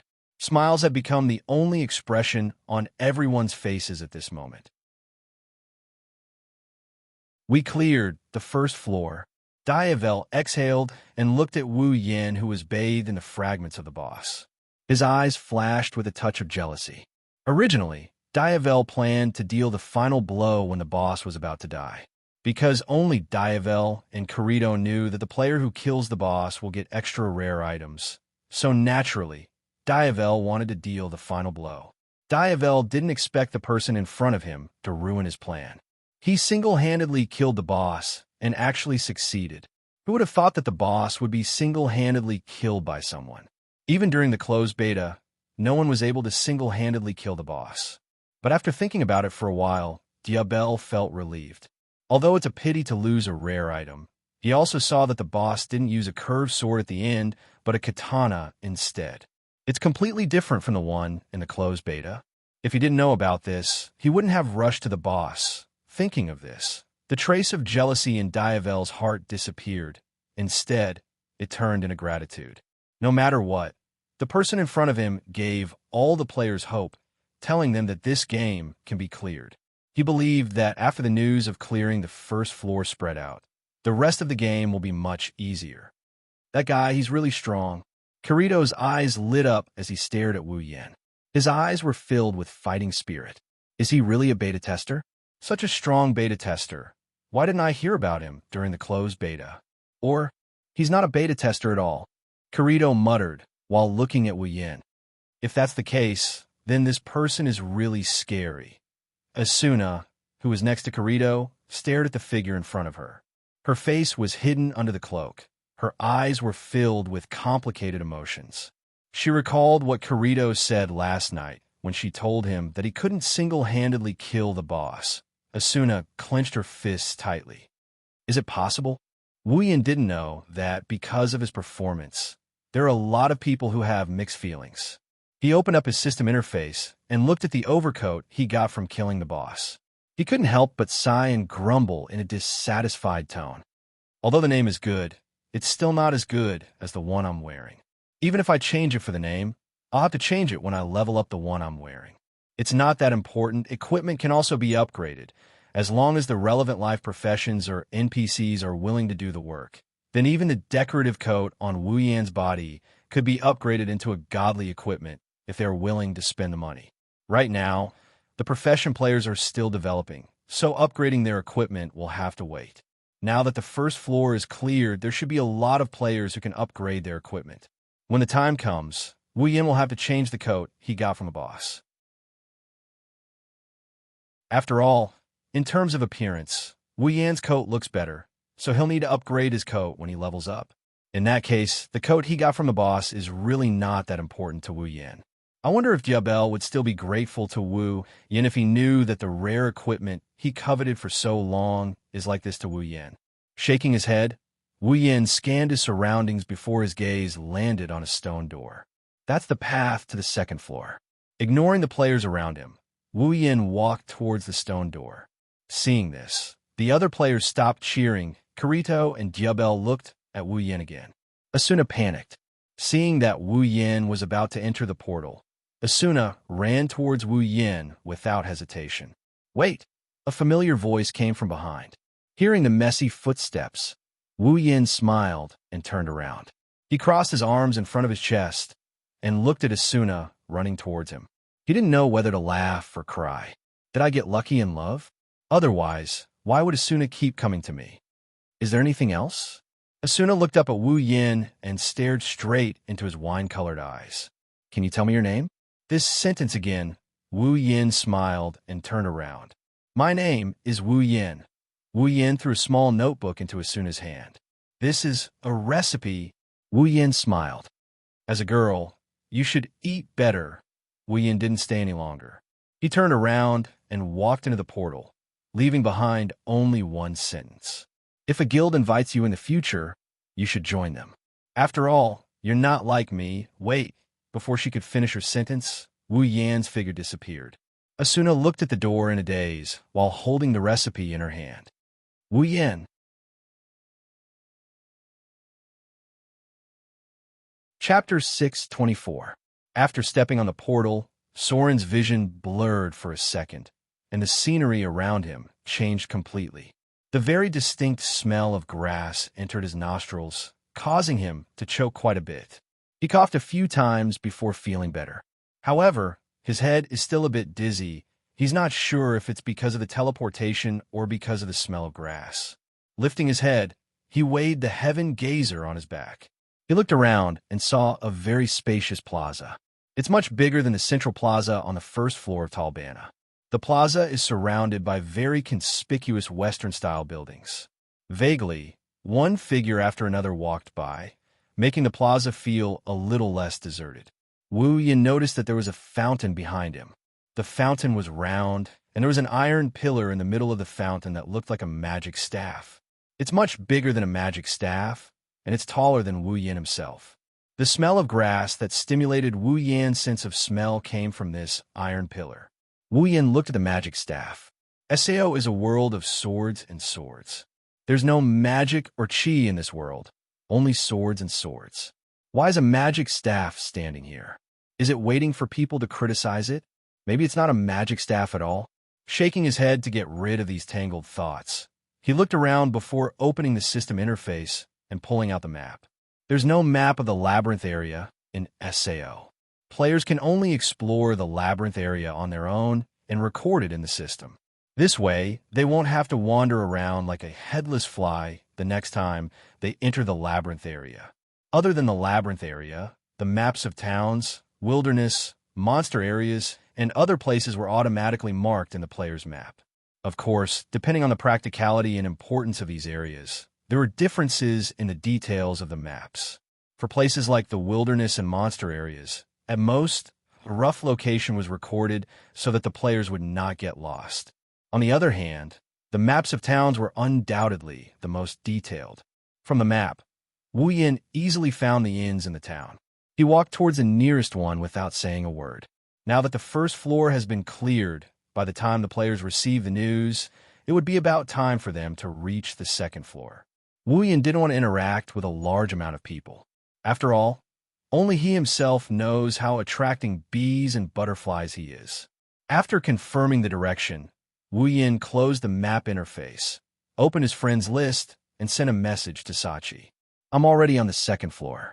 When you arrive, go to the hotel closest to the teleportation point and find me. He received Sachi's reply after he sent it out. Wu Yin was a bit surprised by the content of the reply. Brother, you finally contacted me. I thought you were busy on the second floor, so I didn't dare to send you a message. You have no idea, but you're famous now. Famous? Wu Yin blinked a few times to make sure he didn't misread the message. He didn't know whether to laugh or cry. It seems like I'm already very famous. A beta tester and a soldier. These two identities seem to have made my reputation very famous. In the past month, people recognized me wherever I went. Now, there should be no player who doesn't know me, right? Why did she say that I'm famous? But Sachi's reply was beyond Wu Yan's expectation. I'm not talking about that. Brother, your performance in the first floor's dungeon boss has spread throughout the entire first floor. You killed the dungeon boss's guard in one hit, defended the dungeon boss, and even killed the dungeon boss in a one-on-one duel. There's no player who doesn't know about this. Now, whether it's the players who stayed in the town of beginnings waiting for rescue, the players who are trying to strengthen themselves, or even the life class players, everyone regards you as their idol. It's not hard to see how excited Sachi was when she wrote this email. Wu Yin choked on his words. Idol? I don't think so. Oni-san, it seems like you haven't realized the meaning of what you're doing. Sachi said in the email. Originally, most of the players in SAO didn't have much hope in clearing this death game. Many of the strong players just lived their lives day by day. They didn't plan to clear this game at all. But now it's different. Brother, your one-on-one duel with the dungeon boss has made those players who didn't have any hope in clearing this game. Naturally, brother, you became the idol who brought hope to the players. I didn't know it had such an effect. Wu Yan's jaw dropped. He even typed a few wrong words in his replies. Don't those players hate beta testers? They always think that I'm a beta tester. They don't think I'm their idol, right? People hate beta testers because beta testers monopolize all the information and resources, leaving other players behind. That's why they hate beta testers. Sachi explained patiently. But now, those players think that you are a hero who has the potential to clear the game and save them all. The players who went with you to raid the boss have already released the information about the boss. It's been less than half an hour since the information was released. However, none of the players have dared to claim that they can solo the boss. Right now, the players are starting to think that you're the strongest player in the game, Big Brother, a hero who can save everyone. Wuyan pursed his lips and rolled his eyes. Forget about being a hero. Although my goal is to clear the 100th floor, I'm not that great to save everyone. As for being the strongest player, that's what I've always thought. Sachi didn't reply to him after he sent that sentence. She didn't reply until a long time later. Big Brother, you're amazing. Wu Yin chuckled when he saw that sentence. He accepted Sachi's praise and started chatting with her. Wu Yin didn't know if it's because of him or not, but he could see the excitement in Sachi's voice. There's even a hint of joy in her voice, which made Wu Yin very happy. He remembered that when they first met, Sachi was still a timid little girl who would be stunned when he touched her head. Now, after a month of getting along with him, although the number of times they met was very few, the number of times they exchanged emails was quite a lot. Wu Yin can clearly feel that Sachi's personality is slowly changing. She's no longer as timid as before. She's no longer afraid of her life in SAO. She's gradually becoming more cheerful. Part of it is because she recognized him as her big brother and found a sense of security. But more importantly, it's because of Xian. Aside from Sachi, there were no other girls in the Moonlit Black Cats. As the only female in the group, no matter how good Sachi's relationship with Suda and the others was, she would still have some misgivings, so she hid her worries in her heart. However, with Xian's addition, Sachi found someone she could confide in. After having a sense of security and someone to rely on, coupled with Xian's lively and cheerful personality, Sachi was able to confide in Xian. Under such circumstances, Sachi's heart naturally wasn't as dark as it was when they first met. Suda once said that although Sachi is a little timid in the real world, she's still quite gentle. If it wasn't for the pressure of the death game, Sachi wouldn't be like that. Now, Sachi is gradually returning to her original personality. He should really thank the girl who told Wu Yin to let her follow him. As for Wu Yin, he's more of a mental support.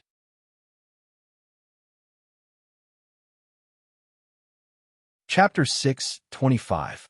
Aincrad, second floor, silhouettes kept appearing and disappearing at the side of the fountain, and they continued to spread out in groups. Every person who appeared here had a face full of curiosity and scrutinizing. They looked around as if they had just come out of a prison. They were full of hope for the future, but at the same time, they felt unnatural in this unfamiliar environment. Basically, the people who appeared here were fully armed. They wore heavy armor and held weapons in their hands. They looked like warriors who were out on an adventure. However, there were a lot of them. Not long after, the town, which originally only had NPCs, had a lot of NPC life. It's only natural. Anyone who wants to survive on their own and doesn't want to rot in the first floor will choose to come to the second floor. That includes lifestyle players. Aincrad has 100 floors. Every floor has countless monsters and opportunities. The higher the floor, the higher the level of the monsters, the greater the opportunities. Even quest rewards, items, and materials would increase with each floor. Most of the items with miraculous effects could only be found in the higher floors of Aincrad. That's why it's necessary to get to the higher floors if you want to strengthen yourself. The same goes for lifestyle players as well. However, among these people, there are also some who only came here to take a look and follow the footsteps of others. They were not left behind because of their level. These people had some ties or foundations in the first level. In the end, the players who stayed on the second level should be around 60% to 70%. Half a day had passed since the first floor's boss was killed and the first floor was cleared. Many powerful teams and guilds had already arrived on the second floor. They were thinking of ways to gather information on the second floor, such as the locations of quest NPCs, the levels and characteristics of wild monsters, the location and strength of bosses, and so on. As long as they gathered enough information, they would be able to face the wild monsters of the second floor head-on. As a result, the town on the second floor was filled with people.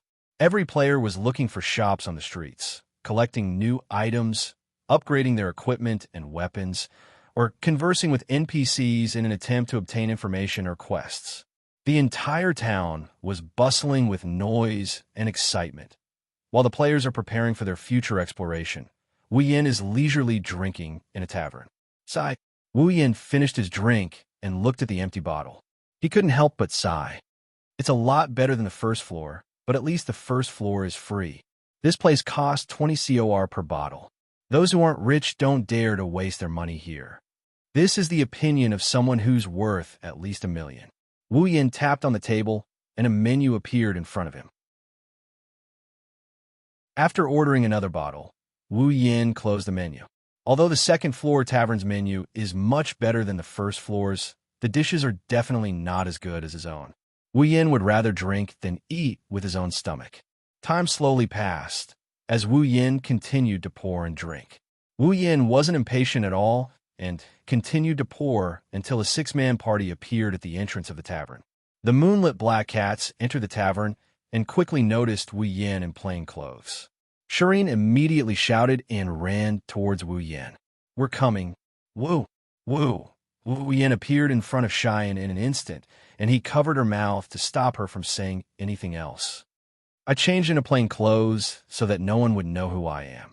Now that you're shouting, I can't rest in peace." Wu Yin covered Xian's mouth in a death grip, causing her to choke, and she almost fainted. After clearing the first floor's boss, Wu Yan's cool black coat and Heaven Gazer sword have become a symbol of his identity. Even his name has been exposed. If Shireen calls out Wu Yan's name, then Wu Yin will probably be drowned by the players in the tavern. The moonlit black cats originally wanted to greet Wu Yin, but when they heard Shireen's name, they immediately swallowed their words. Keita and the other 3 couldn't catch their breath and patted their chest. Sachi was the only one who didn't have any scruples. "Big brother." Sachi stepped forward and grabbed Wu Yan's hand that was covering Shireen's mouth. She smiled awkwardly and said, "Can you let go now? Shireen-chan is dying." Wu Yin glanced at Shireen, who was rolling her eyes, and quickly let go. At least he didn't let the first and last player in SAO die from suffocation. "Whoa, I think I saw a man in white with wings." Shireen leaned on Sachi and gasped for breath. She sobbed and said, "Sachi, did you see that?" Sachi, "Ah." Sachi laughed awkwardly. "Thank goodness I didn't see it. You're really something." Keita walked up to Wu Yin and patted him on the shoulder. He said excitedly, "I know you're good, but I didn't expect you to be this good. When I first heard about it, I thought it was just a rumor. It's not as hard as you think." Wu Yin gestured for the moonlit black cats to sit down. He smiled and said, "Originally, with the current level of the players, they could have cleared the first floor's boss a long time ago. The reason why it took a month was because many players didn't feel the hope of clearing the first floor. They didn't give it their all. That's why the boss's room wasn't discovered." Wu Yin took a sip of his liquor. After the boss room was discovered, the first floor was destined to be conquered. My appearance was only to prevent the players who were planning to take down the boss room from suffering any casualties. Suda and the others pondered Wu Yan's words. Sachi quickly interjected, "But Oni-chan, you're really something." Other players would have to form a lot of parties if they want to raid the boss. Nah. Shireen rolled her eyes and giggled as she leaned on Wu Yan's ear. She said sneakily, "Are you hiding something? Like the boss's Achilles heel, or something that increases attack power?" "Like hell you are." Wu Yin jokingly scolded him. "I'm the real deal." "Really?" Shireen didn't say anything else. She looked into Wu Yan's eyes with suspicion. Wu Yan's mouth twitched, and he sighed. "Back then, didn't a certain someone say, 'Please let me follow you,' because he thought I was very strong?" Shireen's face turned red, and she stuttered, I can't help it, oh." Wu Yin purposely dragged out his words. Shireen's face turned even redder, and she didn't dare to say anything else. Suda helplessly shook his head. He looked at Wu Yin. What do you plan to do next? What's next? Wu Yin stopped smiling, and he lowered his head in contemplation. Probably the same as before. Train hard and accept a few missions. Keita nodded as expected. Sachi wanted to say something, but she hesitated. She mustered up her courage and said, If it's a mission, I have one. Everyone present was taken aback and looked at Sachi in surprise. Mission? Xian hugged Sachi tightly and asked, What's the mission? Why didn't we know you received a mission? I just received it. Sachi shrunk her head and said embarrassedly, When I came here, I accidentally clicked on an NPC. Then, out of nowhere, I received a teleportation crystal. Accidentally clicked on. Wu Yin, Shireen, and Keita were speechless.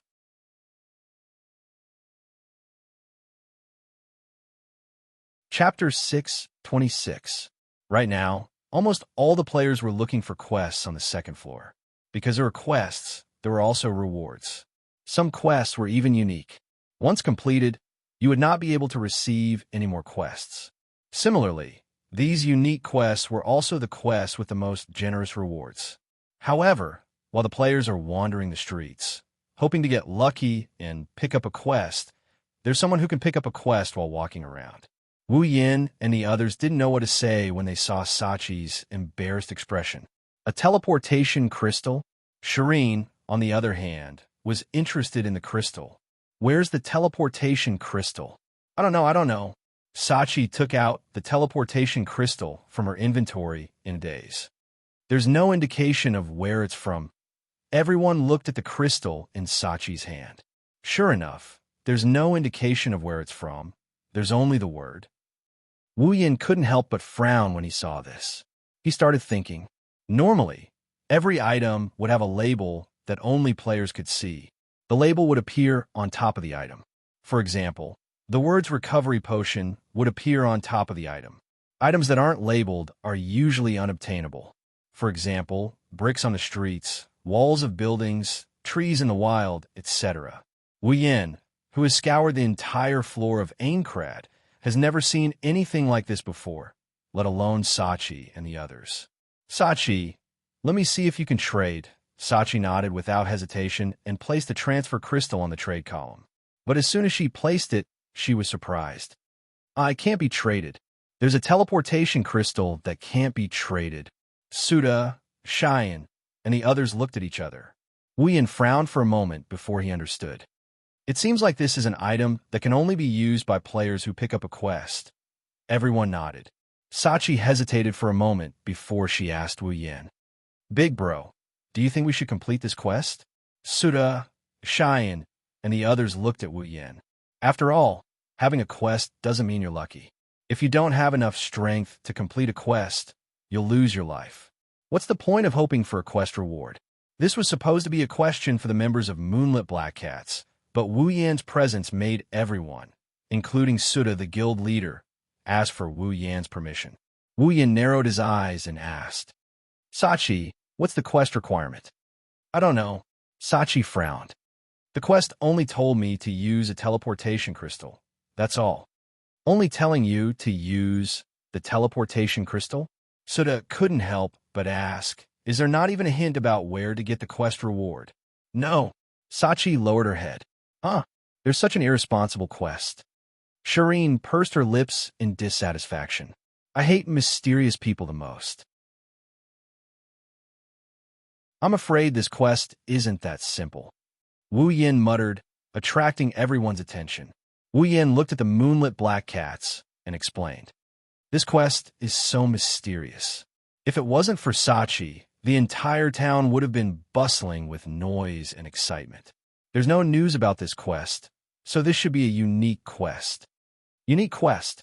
Everyone's expression changed. They looked at the teleportation crystal in Sachi's hand with a burning gaze. Unique quests were publicly acknowledged to have many times more bountiful rewards than normal quests. Many guilds and teams were willing to pay a hefty price in order to obtain information about a unique quest. And now, such a unique quest was placed in front of them. Wu Yin bitterly smiled when he saw Suda and the others' expressions. Don't forget, even though unique quests have great rewards, they're also known to be much harder than normal quests. If you don't do it right, Suda and the others were troubled. Suda was unwilling to give up. Can't we just look at unique quest? And we can't do it. The main problem is that there are too few hints. Wu Yin shrugged. The less hints a quest has, the harder it is. Then what should we do? The timid Sachi was the first to back down. Why don't we give up on this quest? Suda and the others glanced at each other before sighing. Indeed, while the quest rewards were amazing, they weren't top players or teams. They didn't have the confidence to complete such a mysterious and unique quest. But Wu Yin suddenly laughed. Give up? How can we give up? The harder the quest, the better the rewards. Everyone was stunned. Sachi said worriedly, but can we do it? Sachi. Wu Yin looked at Sachi. Since this crystal is a quest item, is there a rule stating that you can only complete alone? There's no rule stating that I have to complete it alone. Sachi shook her head. What a joke. If she was the only one doing this quest, she wouldn't dare do it even if you beat her death. Can this crystal teleport a group? Group teleport. Xian tilted her head. Aren't all teleportation crystals for a single person? What kind of crystal can teleport a group? Sachi was stunned. It seems like it can. It can? The others exclaimed. Is that so? Wu Yin stood up and smiled. I'll go with you. Let's go together. The members of the Moonlit Black Cats were stunned. Then, a deep sense of joy appeared on their faces. That's great, Suda said excitedly. With you, we can definitely complete this quest. Where did you get all that confidence from? Wu Yin chuckled. I just came to the second floor. I don't know the difficulty of the monsters and quests here. Maybe even I can't complete this quest. No way. Xian walked in front of Wu Yin. If even you can't complete this quest, then no one else can. Wu Yin shook his head in amusement. This crystal can actually teleport a group of people. This is something that has never been done before. It is also because of this that Wu Yin wanted to do this quest. Otherwise, he wouldn't have let Wu Yin do it alone. Wu Yin looked at Sachi and saw her worried expression. He reached out and patted her head. Trust me. Wu Yin smiled. I won't let anything happen to you. Yes, Wu Yin isn't Kirito. He won't hide his strength. He'll risk his life for the people around him. In the original work, Kirito hid his strength and caused the deaths of the Moonlit Black Cats. Wu Yin will not allow that to happen, even if he has to use his own strength to force the quest to fail. Sachi looked up and saw Wu Yin's smiling face. The worry in her heart dissipated, and a smile appeared on her face. Wu Yin patted Sachi's head and looked at the others.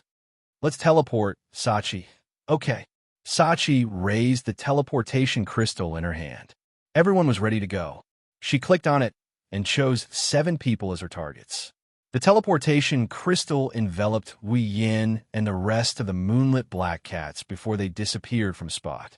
When the light from the crystal enveloped everyone subconsciously closed their eyes. When they opened their eyes, the scene before them left them slightly stunned. At the same time, an extremely rancid smell came from all directions, causing everyone to suffocate in an instant. Their faces instantly paled.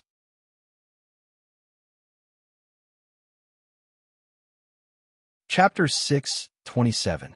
Blurg, the putrid smell made the 7 of them retch. Sachi and Xian almost fainted from the strong, pungent smell. Everyone, including Wu Yin, turned pale. F***CK. Wu Yin cursed. He quickly opened the system interface and blocked his sense of smell. Sachi and the others did the same. Only after everyone blocked their sense of smell did the sound of retching stop. Where is this? Xian's face was still pale. What a terrible place. The light here was a little too dim, and their vision was pitifully thin. It was almost to the point where they couldn't see the road clearly. This was also the reason why everyone was stunned when they were teleported here, because they thought they didn't open their eyes. Wu Yin patted his chest. He had already changed his equipment. He stared at the front for a while and gave up on the idea of using his eyes. He opened the map. Wu Yin was surprised when he opened the map. Why isn't the map showing us? The map doesn't show. Everyone was puzzled for a moment before they finally reacted. One by one, they hurriedly opened the map, only to find that it was all dark. How? Sota looked at the map dumbfoundedly. Are we in the labyrinth area? Aside from the labyrinth area, no matter where the players are, they can see the map. After all, how can they find a town without a map? No, this isn't the labyrinth area. Wuyan looked around. You can't enter the labyrinth area with a teleportation crystal, even if it's a quest item. We should be in the wilderness. The labyrinth area is called a labyrinth area because players have to explore it themselves. If there's a teleportation crystal in the labyrinth area, they wouldn't have to go through so much trouble. Of course, they can teleport out of the labyrinth area if they don't encounter a teleportation crystal ineffective area. Thinking about the teleportation crystal ineffective area, Wu Yin took out a teleportation crystal. Sure enough, the teleportation crystal's icon was gray. Crystal ineffective zone. The members of the Moonlit Black Cats, who had recovered quite a bit, paled again. Oni Ai-chan. Sachi moved closer to Wu Yin in fear. She was glad that she told Wu Yin about the quest. Otherwise, they would be alone in a place like this. Sachi didn't dare to imagine the consequences. Wu Yin took a step forward. His pupils narrowed into a line as he finally managed to see the situation clearly. He was standing in the center of a dark cross-shaped tunnel. In front of him, behind him, to his left, and to his right, there was a tunnel that led to an unknown place. The tunnel was very long, with no end in sight. The walls of the tunnel were pitch black and emitted a rotten smell. It was very obvious that the smell that made Wu Yin and the others vomit came from them. Brother, Sachi looked at Wu Yin and asked, "What should we do now?"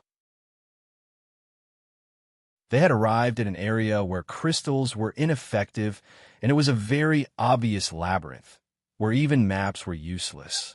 This situation was enough to make the members of the Moonlit Black Cats at a loss. Oni Ai-chan, how do we get out? There doesn't seem to be an exit here.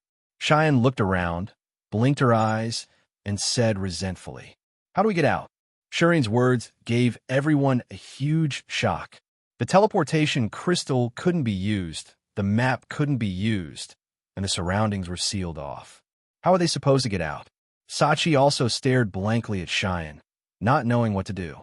Originally, being trapped in a game where they could die at any time already made her feel gloomy. If in the end they were still trapped in a dark and empty maze, she would definitely break down. She subconsciously clenched her hand. As she clenched her hand, she immediately felt something hard in her palm. She instinctively looked at it. Her eyes widened, and she cried out in surprise. This teleportation crystal is still here. While everyone was at a loss, Sachi discovered that the teleportation crystal in her hand was still there. Hearing Sachi's words, everyone turned to look at Sachi. At the same time, they also saw that the teleportation crystal didn't change at all. What kind of teleportation crystal is this?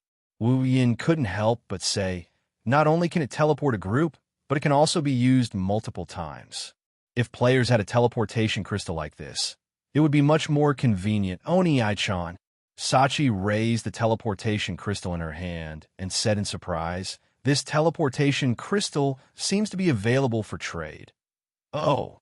Wu Yin walked up to Sachi and obtained the teleportation crystal from her trade window. Looking at the only one that wasn't gray, Wu Yin clicked to use it, but there was no reaction. Rolling his eyes, he muttered in a low voice, "Leave his place." The teleportation crystal didn't respond. "Get out." Still no reaction. "Open sesame."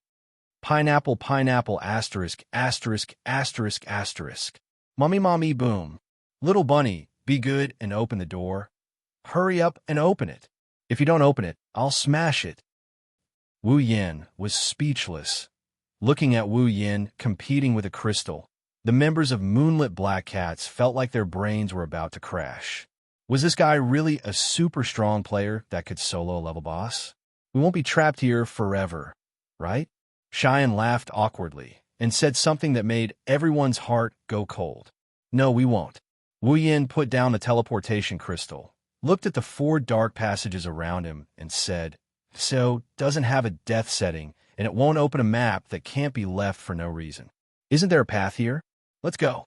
The 6 members of the moonlit Black Cats looked at each other and nodded. Wu Yin looked at the 4 identical passages. He hesitated for a moment and walked toward the passage ahead. The moonlit Black Cats quickly followed him. Everyone, be careful. We don't know if there are monsters. Wu Yin reminded them. They nodded. The current situation is beyond their ability to deal with. They can only rely on Wu Yin. Walking at the front of the passage, the group of 7 didn't speak. The atmosphere was very heavy and silent. Sachi and Xian's hands were tightly clasped together, like 2 young girls who had entered a haunted house. Their faces were filled with anxiety, constantly worrying that a monster would jump out of nowhere. The passage didn't lead to the end. After walking for a while, they arrived at a fork in the road. Wu Yin pondered for a moment and chose to go straight ahead. But it didn't take long for another fork in the road. Wu Yin had no choice but to go straight ahead. The passageway was not a straight line either. Instead, it had many twists and turns. Among the twists and turns, there were forks that led to different directions. In addition, the passageway was not a straight line. Not long after, the 7 of them began to feel a little dizzy. They were more or less worried. It won't end here, right? Fortunately, they arrived at the end of the passage. But no one is happy, because it's a dead end. We won't really be sealed here forever, right? Xian was already starting to get scared. Sachi hugged her body. Xian, don't say any more. Sachi was scared too. I don't think so. Suda and the others swallowed their saliva. Wu Yin didn't say anything. He tapped his feet, and he quickly turned around. He led everyone to wander around the passageway. God knows how many times they wandered around. In the end, he stopped at a fork in the road. He looked at the 3 passageways in front of him, and he didn't say anything for a long time. He couldn't remember which intersection he had come from. There are no monsters, no traps, only a maze.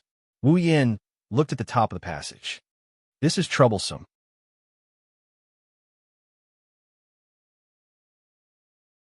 Chapter 628. In this chaotic maze world, the group of 7 had completely lost their sense of direction. The passageway sometimes forked in 2, sometimes in 3, with countless forks in the middle. When they finally lost their sense of direction, everyone was completely immersed in this enormous maze map. Not to mention finding the exit, they couldn't even find the original path anymore. And once they found the end of the path, there was only one result: death, leading the moonlit Black Cats through the chaotic maze. Wu Yan's pace was already much faster than before. His face was calm, his eyebrows tightly knitted together as he looked ahead, trying to calm down, trying to find the path he'd taken in his memory. Logically speaking, he wouldn't be able to forget the path he'd taken. With his perfect memory ability, Wu Yin was very sure that he'd remember all the paths he'd taken. But every time he came to a fork, Wu Yin couldn't recognize where he'd come from and where he'd go. It wasn't that his perfect memory ability had failed, but that he'd completely lost his sense of direction, making him unable to recognize the path he'd taken. The labyrinth is very complicated. Even with his godly memory, he can remember the first section of the path, the second section, the third section, the fourth section, the fifth section, and the rest of the paths. However, the problem of direction has nothing to do with memory. Once he gets lost, he won't be able to find his starting point no matter how hard he tries. Even if he does find his starting point, the end of the path he chose is always a dead end. Obviously, the maze didn't test one's memory. When a maze reached a certain level of complexity, even heaven-defying memory would be useless, because you'd already lost your sense of direction. To put it bluntly, a maze was sometimes even more terrifying than a boss. Because a boss could only destroy a person's body, a maze could destroy a person's mind. As time passed, the members of the moonlit Black Cats began to panic. Every one of them was extremely restless, and their complexions were extremely unsightly. Traces of viciousness appeared on everyone's faces. If this continued, the people here would most likely be the first to break down. Seeing this scene, Wu Yin was silent, but his heart was filled with haze. Using the memory tunnel method was definitely impossible. As for making markings, the common method used in the labyrinth area would not work here because the map had lost its effect. The marking function was on the ground icon. As for carving scratches on the ground or walls, or leaving something behind as a mark, these methods were all useless. It's common knowledge in SAO that the setting cannot be destroyed. Even if you lose something to mark it, it will disappear automatically after a minute. Not only is it a waste, but it's also useless. Wu Yan could only rack his brains to come up with a solution as he continued to walk in the dark tunnel. Then, an hour passed. Glancing at the members of the moonlit Black Cats, Wu Yan clenched his teeth. However, he did not want to give up or become anxious. Instead, he became calmer and calmer. The more dangerous the situation was, the more he couldn't lose his cool. Just like the last time when he faced the Beast King, wasn't it also because he was calm that he was able to think of a solution? Rubbing his forehead, Wu Yan stared at the surrounding as if he wanted to see through all the walls. He couldn't help but feel a little tired. I can't leave this place, and I can't find a way out either. How can this place be so scary? This is only the second floor of Aincrad, and it's already so scary. How did the players reach the 75th floor in the original work? How did they even get to the 75th floor? Am I really going to be trapped in this labyrinth until I die? Unwilling to give up, Wu Yan tried his best to remain calm. He subconsciously clenched his fist. Suddenly, Wu Yan's hand that was holding onto the wall caved in after a crack sound. Wu Yan was stunned. He quickly retracted his hand and turned to look at the source of the sound. He saw 5 fingerprints on the wall where he pressed his hand. Thinking back to the Kacha sound when he shook the hand, the 5 fingerprints were obviously made by him. An impenetrable map actually left a mark on it. Because of his touch, this Wu Yan's mind shook as an idea flashed through his mind. Did I make a mistake? Is this map really something that can be destroyed? Thinking of this, Wu Yan started to feel that something was wrong. No matter which path he chose, the end would lead him to a dead end. Could it be that this isn't a labyrinth at all, but a map with no way out? Narrowing his eyes, Wu Yan instantly pulled out the heaven gazer from his back and raised it above his head. Under the shocked gazes of the moonlit Black Cats, he forcefully swung it at the wall in front of him. Clang, a deafening sound resounded through the entire space, echoing in the deathly, silent tunnel. The sudden loud sound pierced the eardrums of the members of the moonlit Black Cats, causing them to subconsciously cry out in shock. A huge force crawled up Wu Yan's arm from the heaven gazer. He couldn't help but take a step back from the shock. He used all his strength to strike the wall, but the wall didn't even have a scratch on it. This was completely different from before, when he easily pressed his hand down. However, Wu Yan wasn't shocked. Instead, he was ecstatic. The moonlit Black Cats also recovered from their shock. On the wall, a HP bar appeared. HP bar. Xian pointed at the wall, her face flushed red. It really is a HP bar. Sachi was stunned for a moment before rejoicing. This wall, can it be destroyed? Kata's hand trembled. God knows how he managed to survive this 1 hour in the labyrinth. He only knew that he couldn't stay here any longer.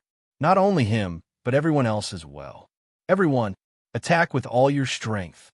It wasn't Wu Yan, it wasn't Suda, it wasn't Sachi, it wasn't Xian, it wasn't Wu Yan, it wasn't Suda, it wasn't even Xian. No one hesitated. Their previous impatience finally erupted at this moment. Together with Sachi and Xian, everyone raised their weapons and hacked at the wall with all their might. Bang, bang, bang, bang, bang. The moment everyone's attacks hit the wall, the 7 weapons danced like shadows. In just an instant, a series of muffled sounds could be heard. On the wall, where everyone's attacks were concentrated, the HP bar on the wall dropped rapidly. Everyone's face lit up. Wu Yan grabbed the heaven gazer and shouted at everyone. Use your skills. Ha! The 6 members of the moonlit Black Cats used their skills at the same time. Their weapons flashed with multicolored light, and they mercilessly attacked the wall without stopping. It was easy to imagine how much they wanted to leave this place. Looking at the HP bar on the wall, Wu Yan's eyes flashed. The hand holding the heaven gazer shook and a star-like light flashed. 7 stars. Boom! A roar louder than any of the previous sounds came out. The HP bar on the wall instantly dropped from yellow to red, then all the way to the bottom. Under the joyful gazes of the 7 of them, the wall in front of them collapsed under the attack of everyone's skills. With the collapse of the wall, the ground suddenly began to tremble, as if some mechanism had been triggered, startling everyone. However, the trembling only lasted for a few seconds before it stopped. What replaced it was the huge maze, as if it had been vaporized, slowly fading away until it completely disappeared. The labyrinth. It disappeared.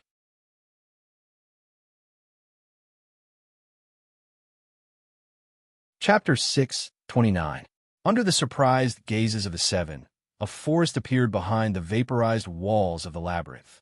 It was clearly just an ordinary forest, but in the eyes of the 7 who had been trapped in the labyrinth for an hour, this forest seemed very familiar, like a paradise. "Oh, we're out!" Xianxia screamed and threw herself on Sachi's body, rubbing her chest. Her face was full of joy. If it was the usual Sachi, then her face would have already turned red, but now Sachi was completely immersed in joy. "We're finally out." Although the remaining 4 male members of the Moonlit Black Cats didn't lose their composure like the 2 female members, their eyes were filled with joy, and their bodies were trembling with excitement. "Don't be happy too early." Wuyan shook his head with a bitter smile and said in a bad mood, "We haven't completely left this place. This forest isn't within the map's range." Hearing this, the Moonlit Black Cats nodded, but their faces didn't seem to care. To them, being able to leave this damned labyrinth was already a very satisfying thing. Seeing this, Wuyan could only continue to smile bitterly. Walking to the front of the forest, Wuyan glanced around and unwillingly opened a map, but of course, he didn't get any information. Sighing, Wuyan waved at the Moonlit Black Cats. "Let's go quickly, this damned mission. I'm starting to get impatient." Saying this, Wuyan didn't wait for the Moonlit Black Cats to reply and walked into the forest. The Moonlit Black Cats hurriedly chased after him. After entering the forest, the surrounding light was obviously a lot dimmer, and it was eerily quiet, so quiet that it was scary. Not a single sound could be heard, not even the sound of insects or birds. It was so quiet that it made one's heart beat faster. Xian and Sachi nervously took a few steps closer to Wu Yin and tried to lower their footsteps as much as possible, as if they were afraid of waking something up. This was the first time they had experienced such a gloomy scene. Although it was a scene in the game world, the 2 girls felt that it was no different from being in the real world. Their hearts palpitated a little. After walking for an unknown amount of time, a sudden commotion came from the bushes in front of them. The rustling sound made the group of 7 stop immediately. At this time, 6 or 7 brown shadows suddenly jumped out from the bushes and rushed towards them. "Be careful," Wu Yin shouted. Before he could finish his words, his body flashed past the eyes of the 6 people like a bolt of lightning. Stab! Out of the 7 figures that had just rushed out, 4 of them were hit by the sudden thrust, and their HP was instantly emptied. Before the figures turned into fragments and disappeared, everyone saw the true appearance of the figure. It was a monster that looked like a civet cat, with a long tail and no feet, but a pair of sharp claws. Never seen this type of monster before. Wu Yin stopped in his tracks. When he heard the sound of something flying behind him, he reacted and quickly turned around. With a spin of his body, Heaven Gazer turned into a windmill, and he swung it with all his might towards the remaining 3 Tanuki monsters that just landed on the ground. Bang! The Heavenly Gazer swept its target, causing 3 bright red HP bars to appear. The 3 civet cats let out a strange whine, but what welcomed them was the great sword of the Heavenly Gazer in front of them. Bang! There were clearly 3 attacks, but only one sound was heard. In the blink of an eye, the 7 legless civet cats that darted out from the bushes were all smashed into pieces. Only a box that showed the experience, money, items, and other information of the killer flashed in the air. Originally, the members of the Moonlit Black Cats had already raised their weapons, and when they were about to attack, they found out that the enemies had been completely wiped out. They stood there as if petrified, their eyes wide open, and their mouths wide open, as if they had seen a ghost. Xian put down her weapon and pursed her lips. I seriously suspect that he either has a weak point finding skill, or his attack power is insane. In less than 2 to 3 seconds, before anyone could react, the 7 monsters that were obviously not ordinary were all annihilated just like that. Big Brother is so strong. Sachi, who was shocked by the civet cat's appearance, subconsciously clasped her hands in front of her chest and whispered softly. Wu Yin continued to walk forward as if nothing had happened, and only then did the members of the Moonlit Black Cats react. This is too. Suda gulped. He wanted to say something, but in the end, he couldn't even finish a sentence. They didn't know what to say when they saw Wu Yin continue to walk forward. They followed Wu Yin with their heads lowered. They tried their best to look at Wu Yan's body, as if they were trying to find a flower to bloom from his body. Oblivious to the shock he brought to the Moonlit Black Cats by insta-killing the monsters, Wu Yin walked at the front without a care in the world. To him, these monsters may be of decent levels, but he's already way stronger than the average player. If they're just small monsters, insta-killing them isn't a big deal. Back then, even the personal guards of the boss had their HP wiped out in one hit. What could these wild monsters do to him? As the group walked deeper into the forest, the atmosphere became more oppressive. The dim light and the dark clouds in the sky made everyone's heart heavy, and their breathing became more rapid. How long are we going to walk? She didn't know how many times she had complained. Her face was filled with dissatisfaction. The gloomy atmosphere around her made her body feel extremely unnatural. Although it wasn't as strange as the previous maze, it still gave people a lot of pressure. Well, we'll know when we continue. Anyway, we've been walking in that damn maze for more than an hour. It won't hurt to walk a little longer. As soon as he finished speaking, Wu Yan's footsteps suddenly stopped. The members of the Moonlit Black Cats also stopped. They looked at him suspiciously, then looked forward. When they saw what was in front of them, other than Wu Yan, everyone felt a chill down their spine and subconsciously raised their weapons. In front of them, 5 pairs of dark red eyes were slowly blinking in the dark forest. They were like wild wolves or brown bears that came out to hunt for food at night. The ominous glint in those eyes made the 6 members of the Moonlit Black Cats feel their hair stand on end. It must be said that this scene was quite terrifying for those who were timid. Sachi and Xian didn't dare to look in front of them anymore. They held their weapons tightly in their hands. Wu Yin squinted his eyes. His vision in SAO isn't as good as it is in his real body. His vision was challenged by the darkness of the night. It took him a while to get a clear look at the owner of the 5 pairs of red eyes. It's still a civet cat, but this one is twice as big as the previous 7. It has no feet and relies on its tail to support itself on the ground. It wriggled its tail like a snake and moved slowly on the ground. Its pair of claws are much longer than a cat's. There's a metallic luster on its claws, accompanied by a cold glint. At this time, the members of the Moonlit Black Cats clearly saw the monsters hidden in the darkness. Looking at the 5 civet cats that were even larger than tigers, the 6 of them raised their weapons in unison. However, they didn't foolishly rush forward, but instead hesitated. What high level? One of the members of the Moonlit Black Cats was speechless. Are the monsters on the 2nd floor all at this level?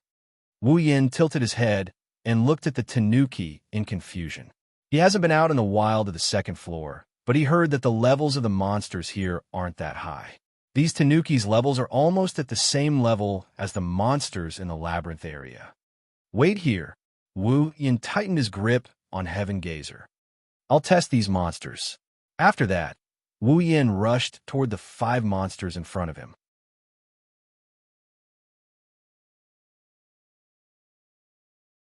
Chapter 630.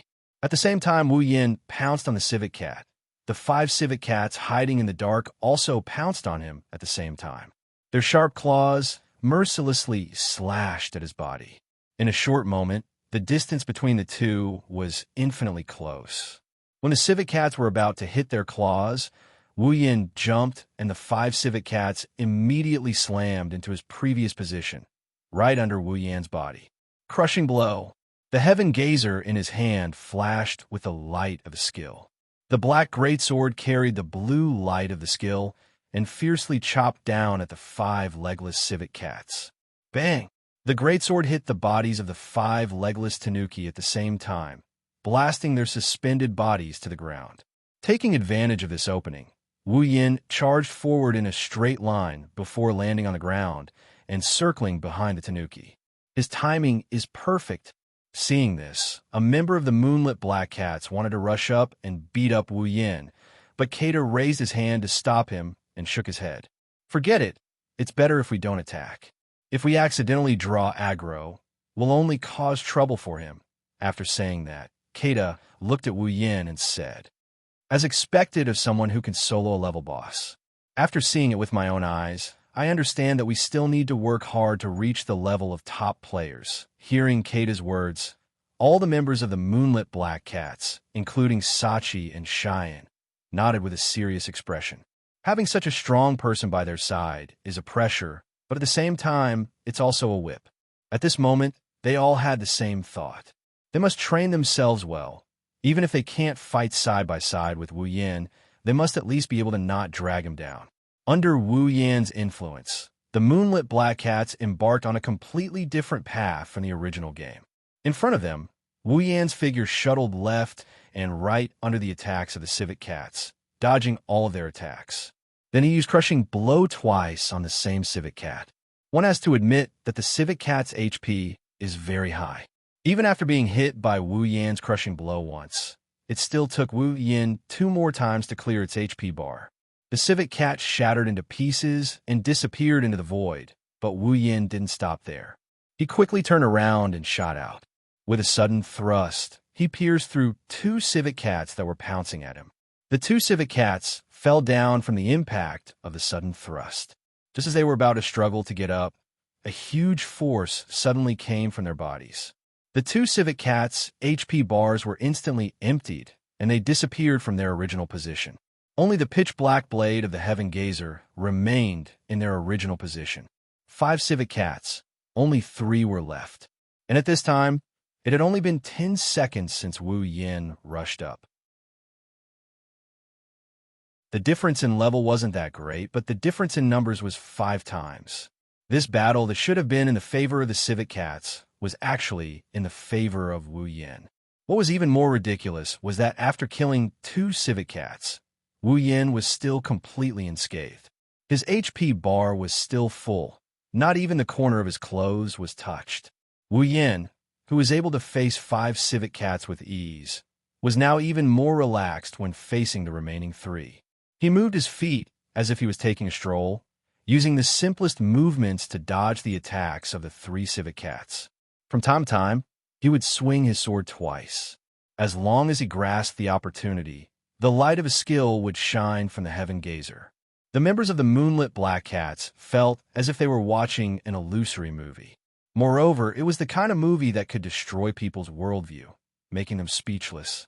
So much so that the members of the Moonlit Black Cats didn't notice that behind them, a pair of dark red eyes appeared from the bushes. Immediately, the eyes launched an attack and pounced towards the Moonlit Black Cats. Wu Yin, who had finished off the 5 civet cats, happened to see a black shadow pouncing towards the Moonlit Black Cats from the bushes. His pupils violently contracted. With the HP and defense of the members of the Moonlit Black Cats, the civet cat only needed to attack 2 or 3 times to kill any one of them. Without much time to think, Wu Yin quickly rushed forward, the Heaven Gazer flashing with a blue light as he activated the thrust skill.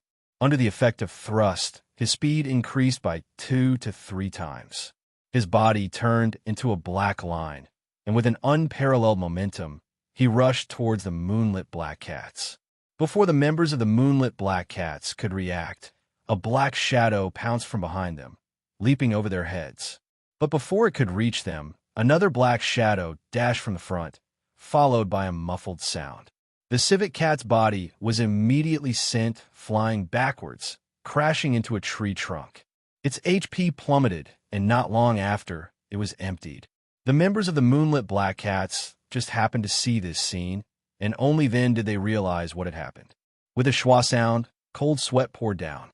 "I say," Wu Yin unhappily said to the group, "although I didn't ask you to attack, you can't let your guard down." The members of the Moonlit Black Cats scratched their heads in embarrassment. Wu Yin is both annoyed and amused at the same time. But what can he do about it? These people were just normal students a month ago. It's normal for them to make some mistakes. Phew! These monsters are so high-leveled. Suda let out a long sigh of relief, and then said with relief, "Fortunately, you came with us this time, or else we wouldn't even know if we could survive, let alone complete the mission." The remaining 5 members of the Moonlit Black Cats nodded, and a look of relief appeared on their faces. Wu Yin rolled his eyes and ignored them, turning around and continuing forward, as if he didn't care about the life or death of the members of the Moonlit Black Cats. But if one looked closely, they would notice that Wu Yin was especially vigilant. Even if he encountered monsters, he would still pay attention to the Moonlit Black Cats. However, after seeing the Moonlit Black Cats gang up on a tanuki and beat it to death, Wu Yin gradually relaxed. Every time he encountered a monster, he would intentionally or unintentionally let go one of them, allowing it to charge into the encirclement of the Moonlit Black Cats. That's a way of taking care of the tanuki. Just like that, the group of 7 walked for a period of time.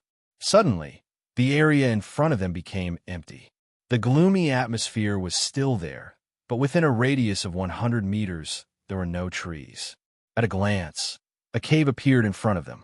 In front of the cave entrance, a lion covered in golden light was quietly lying there in a deep slumber. No, it shouldn't be called a lion. More accurately, it should be called a lion man because its 2 front paws were palm-shaped and its body was as slender as a human's. It also had a chest and belly. Seeing this lion man, the group of 7 quickly stopped.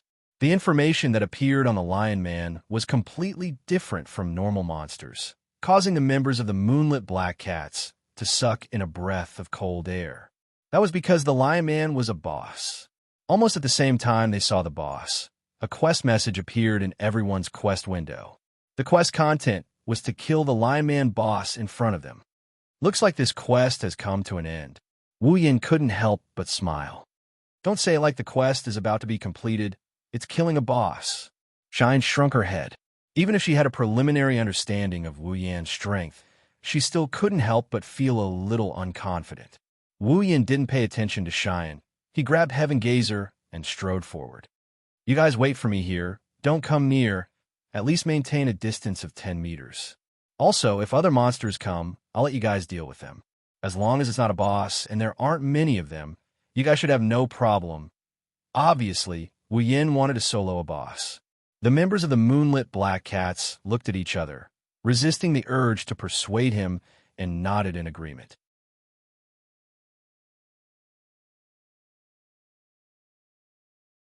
Chapter 631. In SAO, it's not a big deal to challenge a monster above your level. As long as you're a strong player, you'll usually challenge a monster above your level. Because of this, you'll get more experience, money, and items. However, it's a big deal to challenge a monster above your level. A monster boss and a normal monster were on 2 completely different levels. For example, a level 50 monster might be as strong as a level 45 player, but a level 50 monster boss would require a player at least 10 levels above it to be able to solo it. And that's only if you're at the level of Kirito and Asuna. You can imagine how big the gap is between a monster boss and a normal monster. Even a normal boss was like this, let alone a guardian boss that only had 1 guardian boss on each floor. Challenging a guardian boss that was of a higher level than the guardian boss was an act of suicide. Even Wu Yan's level is higher than the floor boss when he challenged the floor boss alone. Because of this, Wu Yin dared to challenge the floor boss directly. If he's at the same level as the floor boss, Wu Yin would still dare to challenge the floor boss alone, but he wouldn't dare to do so. With the strength of a floor boss, even if he challenged a floor boss of the same level, it's still a suicidal act. There are only a few people who can do it. Wu Yin is one of them, and the future Kirito is also one of them. This is why Wu Yin is the idol of many players. Although the floor boss in front of him isn't a floor boss, it's still not a normal monster. However, Wu Yin has done a lot of solo floor bosses, and he's also challenged monsters above his level. Although the Lion Beastman boss level is higher than him, it's not that much higher. Wu Yin is confident that he can take on such a floor boss alone. Of course, even if he's confident, he still has to be vigilant. Wu Yin already knew about the Beast King's incident. Even if he's confident, he can't let his guard down. Otherwise, it'll only lead to tragedy. Therefore, the closer he got to the Lion Beastman boss, the lighter Wu Yan's footsteps became. Towards the end, he couldn't hear his footsteps at all. Trying his best to keep his footsteps as light as possible, he inched closer and closer to the Lion Man boss. Finally, when he was about 10 meters away from the Lion Beastman boss, the Lion Beastman woke up from its slumber. A pair of golden lion eyes opened, and it shifted its gaze onto Wu Yan.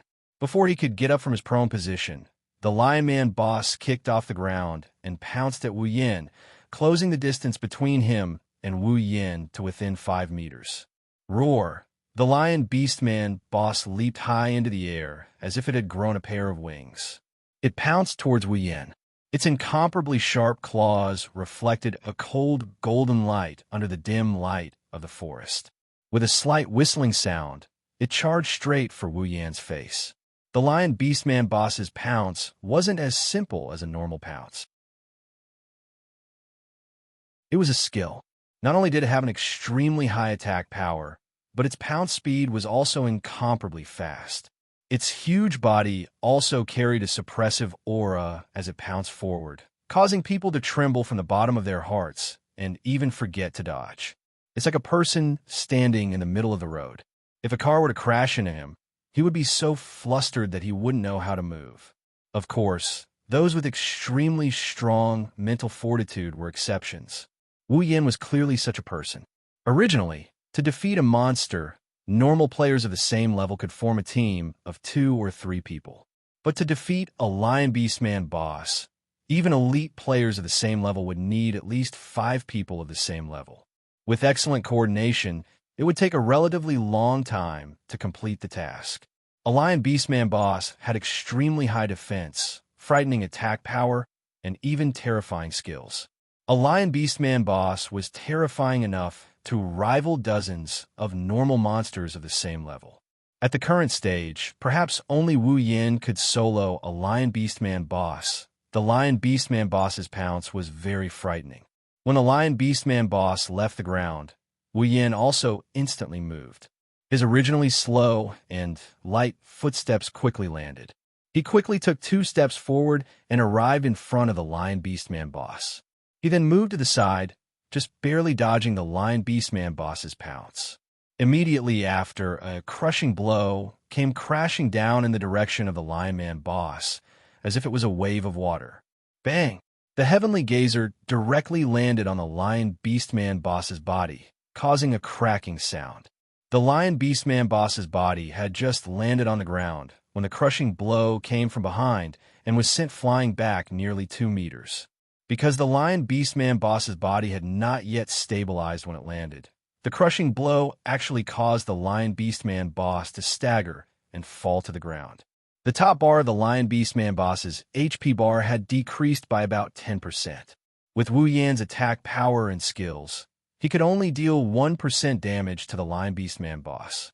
With this kind of defense and HP, it would be very difficult to find a player who could break through the Lion Beastman boss's defense at the current stage of the game. Even players of the same level could only deal limited damage to it.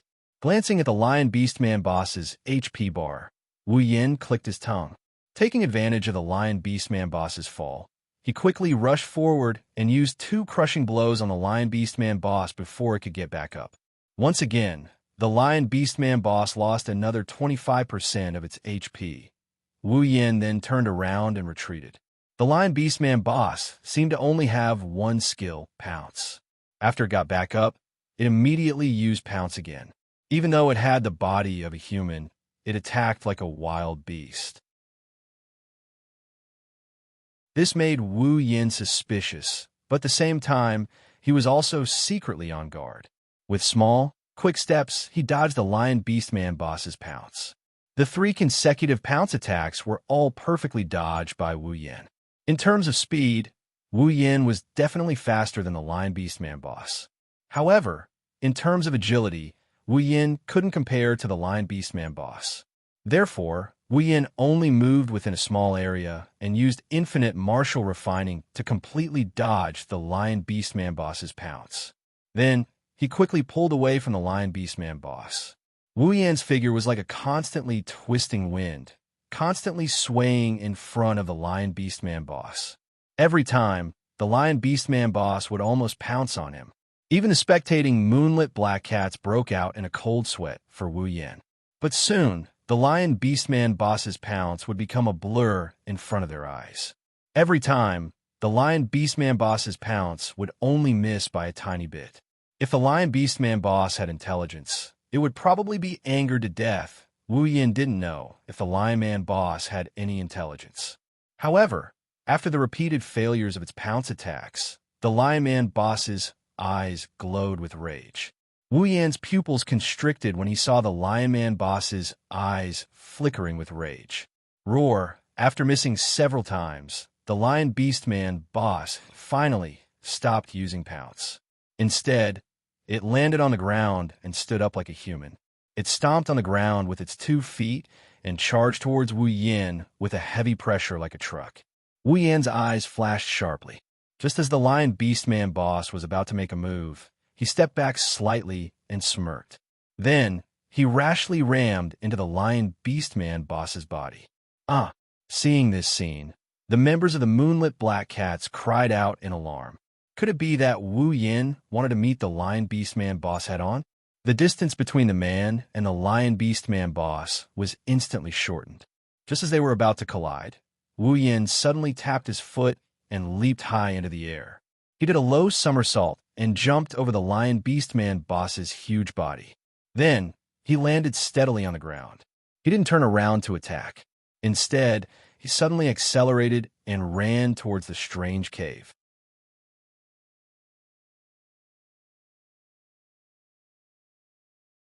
Chapter 632. This sudden turn of events stunned everyone in the Moonlit Black Cats. They looked at Wu Yan, who was running towards the cave, then at the Lion Man boss. Ayo! After another missed attack, the Lion Man boss let out a furious roar. Its eyes seemed to be on fire as it glared at Wu Yan running towards the cave. Then it quickly turned around and chased after him. However, it was clear that the Lion Man boss's movement speed was inferior to Wu Yan's. Although it quickly closed the distance between Wu Yan, it only took a short while for Wu Yan to widen the gap again. In an instant, the distance between the two was more than 10 meters. Seeing this, the Moonlit Black Cats didn't express any joy. Instead, they all looked anxious, as if they couldn't wait for Wu Yan to pull away from the Lion Man boss. Of course, that wasn't the reason, but the direction Wu Yan was running towards was a dead end. If this continued, the Lion Man boss would catch up to him sooner or later. Moreover, he would be forced into a dead end, which was very disadvantageous for him. Big brother. Sachi couldn't help but call out, wanting to warn Wu Yan, but Suda immediately stopped her. Sachi, don't worry. There's no way he doesn't know there's a dead end in front of him. Since he knows and is still running in that direction, he must have his own plans. Let's just stay here and watch. But Sachi looked at Wu Yan worriedly, then at Suda, before finally retreating. In the battlefield ahead, Wu Yan finally reached the cave's stone wall. Facing a tall stone wall, he couldn't advance any further. Behind him was the Lion Man boss's charge.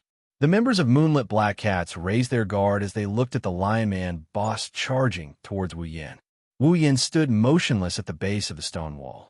A drop of sweat trickled down their cheeks. The Lion Man boss fiercely charged towards Wu Yan in front of the stone wall. Wu Yan didn't turn around. Feeling the wind behind him, the corner of his mouth hooked up into a sly smile. In the next moment, the Lion Man boss brazenly charged forward, instantly closing in on Wu Yan. Wu Yan finally made his move. His body suddenly leapt into the air. Just like before, he did a low somersault and arrived on top of the Lion Man boss's head. When his body reached the highest point, He lightly tapped on the stone wall and somersaulted over the Lion Man boss's body. The Lion Man boss was charging towards the stone wall. Boom! Following a loud explosion, the Lion Man boss heavily slammed into the stone wall. The huge impact caused the stone wall to tremble, and the Lion Man boss was sent flying backwards, lying on the ground. Behind the Lion Man boss was standing Wu Yan. Wielding the heavenly gazer, Wu Yan rushed forward, the light of a skill flashing as he activated Crushing Blow. The Lion Man boss was stunned and couldn't get up for a while. The Lion Man boss's attack power was very high, terrifyingly high. Even with Wu Yan's current HP and defense, if he was hit by the Lion Man boss, his HP would drop by at least half. But at the same time, because of the high attack power, the reaction force was also very strong. When the Lion Man boss slammed into the stone wall, it was equivalent to slamming itself. Before Wu Yan attacked, the Lion Man boss's HP had dropped by a lot. Moreover, it still couldn't get up from the ground. With such a good opportunity to attack, Wu Yan naturally wouldn't let it go. He continuously used Crushing Blow, greeting the Lion Man boss's HP again and again, reducing the Lion Man boss's HP by 2/3. As for himself, his HP was still full. Up until now, the Lion Man boss hadn't even touched the corner of his clothes. Therefore, the Moonlit Black Cat's eyes almost popped out of their sockets when they saw a player with full health whipping a boss that was even higher level than him and lying on the ground like an idiot. The Moonlit Black Cat's eyes nearly popped out of their sockets. That's amazing. Shireen couldn't find any other words to describe her feelings. Amazing. Suda was speechless.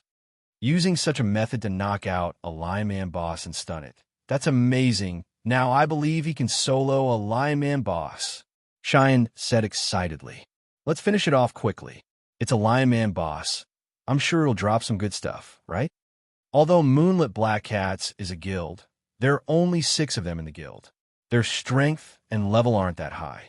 During their 1 month in SAO, they didn't even have the chance to fight a Lion Man boss, let alone a Lion Man boss. If it weren't for the fact that they are helping Wu Yan deal with things that he doesn't have the time to deal with, getting some benefits from it and occasionally trading for some good equipment, the Moonlit Black Cats would at best be a third-rate force. Even now, they're just a second-rate force. Now that a Lion Man boss is about to be taken down in front of them, the members of Moonlit Black Cats couldn't help but feel excited. It's as if they're the ones taking down the Lion Man boss. Roar! The Lion Man boss roared the sky and finally recovered from the stun. Wu Yan paused for a moment, then continued to bombard the Lion Man boss with Crushing Blow. His attack power didn't decrease at all, but the Lion Man boss's HP dropped a lot. After the Lion Man boss roared, its HP dropped to red due to Wu Yan's continuous bombardment. It's only one step away from being turned into a pile of experience points. Everyone's heart skipped a beat when they saw the red HP bar. They didn't even dare to look away from the Lion Man boss, afraid that they might miss something. Because the Lion Man boss will most likely go berserk after its HP drops to red, just like the first floor's boss. Sure enough, a very clear stream of air suddenly emitted from the Lion Man boss. It was like a volcanic eruption, causing the temperature of the surrounding air to rise. Careful! The members of Moonlit Black Cats couldn't help but shout. Wu Yan's expression froze for a moment, but soon a cold smile appeared on his face. 7 stars. With Wu Yan's body as the center, a gust of wind suddenly erupted. Wu Yan held Heavenly Gazer in his hand and spun at an extremely fast speed. The speed of his spin reached a terrifying level in an instant.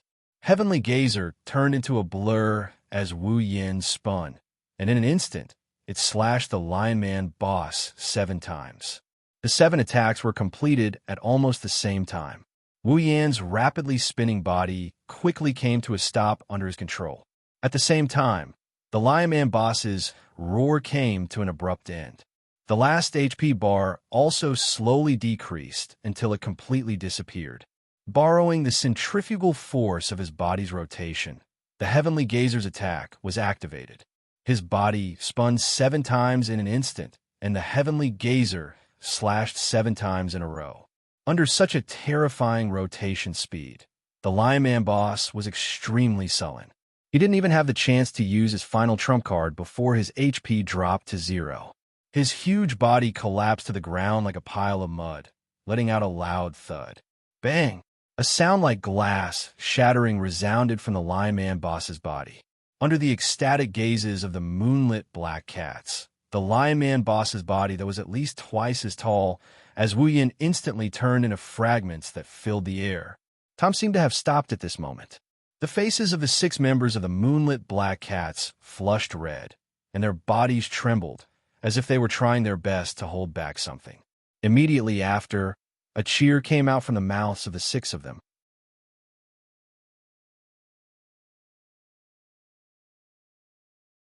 Chapter 633. When the cheers spread across the empty field, there were even a few monster roars in the forest, as if responding to the moonlit black cats. For a moment, the gloomy forest was filled with a little warmth. Wuyin put the heaven gazer back on his back and shook his head as he looked at the happy moonlit black cats. For the moonlit black cats, killing a boss was something worth celebrating. However, for Wuyin, this level of opponent was worthy of being called a game. They didn't even give him a sense of danger. If he could do this when he faced the Beast King, he would have celebrated. Yin, you're amazing. Xian jumped and was about to throw herself at Wu Yan when a hand reached out and pressed her face. I say, didn't you suspect that I relied on luck to beat the boss? Wu Yan shook his head in an amused manner. I haven't seen it with my own eyes yet. Xian didn't mind Wu Yan's rejection of her intimacy. Her face was still full of joy. That's a boss. A boss that's higher level than you is defeated by you in just a few moves. The national idol's strength isn't just for show. There's no use trying to please me. Wu Yan rolled his eyes at Xian and looked at Sachi and Suda, who were also excited. He said helplessly, "Why are you all so excited? The reward for killing the boss is mine. We didn't form a party, so you guys didn't get anything. Is there a need to be like this?" Wu Yan's words didn't dampen the excitement of the moonlit black cats. In fact, they got even more excited. Sachi stepped forward and she continued with a smile. We didn't get any rewards for killing the boss, but after the mission was completed, we all got rewards. Not only did we get EXP, money, we also got some equipment and items. Wu Yan flinched. He noticed that other than the reward for killing the boss, the previous mission also notified him that he had completed it. It even automatically submitted the completed mission and gave him a reward. Missions that don't need to be submitted? That's not bad either. At least I don't have to run around. The experience reward is pretty good too. It saves me a whole day of leveling up. The money is just so. Hearing this, the members of the moonlit black cats looked at each other with strange expressions, and their gazes towards Wu Yan became unfriendly. After all, the EXP reward saved Wu Yan a day of leveling, which was equivalent to a week for them. The so-called sloppy EXP reward was probably equivalent to a week's worth of hard work. Comparing oneself to others, one would be angered to death. Shireen opened her personal list and looked at her gains with interest. Then, she said coldly, "You're right, Shireen. By the way, how are we going to go back?" The scene suddenly fell silent. Shireen's hand paused in the middle of scrolling through the list. She stole a glance at everyone, and when she saw their stiff faces, the corner of her mouth twitched. Don't tell me. You don't know. Everyone nodded in tacit understanding and stopped talking. The scene fell into a strange silence. Wu Yan blinked his lips, as if he wanted to say something to cheer them up. But in the end, he gave up and could only helplessly look away. As he looked away, he saw the cave where the boss was lying in. He was startled for a moment before his eyes lit up. Why don't we take a look inside the cave? Cave? The moonlit black cats collectively turned to look at the cave. Sachi tilted her head and said, "Speaking of which, why is the boss at the entrance of the cave and not inside?" Hearing Sachi's words, everyone immediately perked up.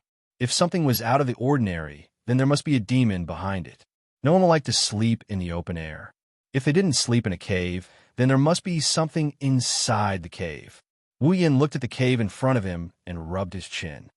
It seems that if we want to leave this place, we can only place our hopes in this cave. Indeed, this forest was not very big. Although it was called a forest, it was actually more like a forest. Along the way, the group of 7 merely followed the path and arrived at this mountain cave. Around the mountain cave, other than the path that they had taken at the beginning, the other 3 directions were all stone walls. Clearly, this cave is the end of the map. Let's go in and take a look. Seeing everyone's hesitation, Wu Yin immediately made a decision. He took the lead and walked towards the cave.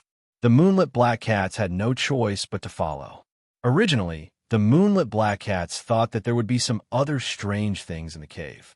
After all, they had already experienced the maze, the forest, the legless civet cat, and the lion man boss, so they were especially vigilant when walking. What they didn't expect was that the cave wasn't that big. Less than 30 seconds after they entered the cave, the end of the cave appeared in front of them. The 7 of them stopped in their tracks and looked ahead. There was a strange look in their eyes, because at the end of the cave, there was a thin crystal and a small ball floating in the air. What's that? Xian blinked and looked at the 2 items floating in the air. She was about to walk up to them when she stopped and looked at Wu Yin. You go. Me? Wu Yin looked at Xian with surprise. Are you scared? Scared? Who's scared? Xian pouted in dissatisfaction. Those things are obviously some kind of item. Perhaps these are the true rewards of this unique quest. Since you were the one who killed the boss, we wouldn't have been able to complete this quest without you. Naturally, you should be the one to receive the rewards. Xian turned to Suda and said mischievously, Isn't that right, President? Suda was amused by Xian's mischievous look. He smiled and nodded solemnly. Yes, without you, we wouldn't have been able to complete this mission.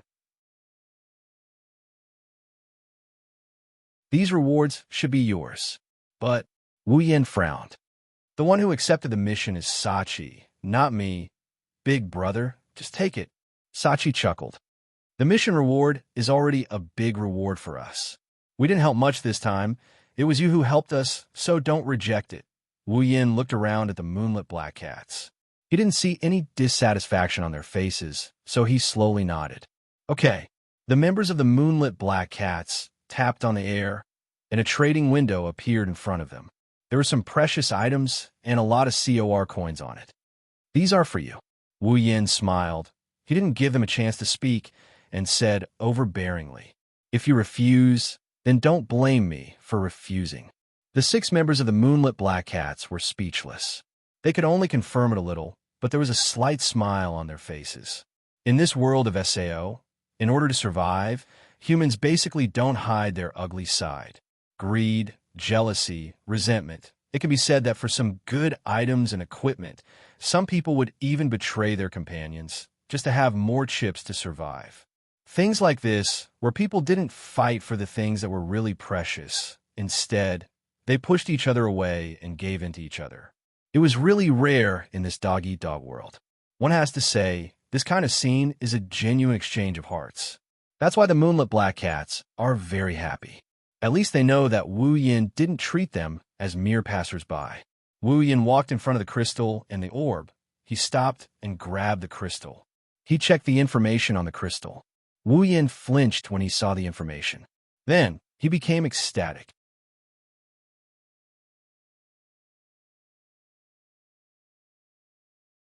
Chapter 634.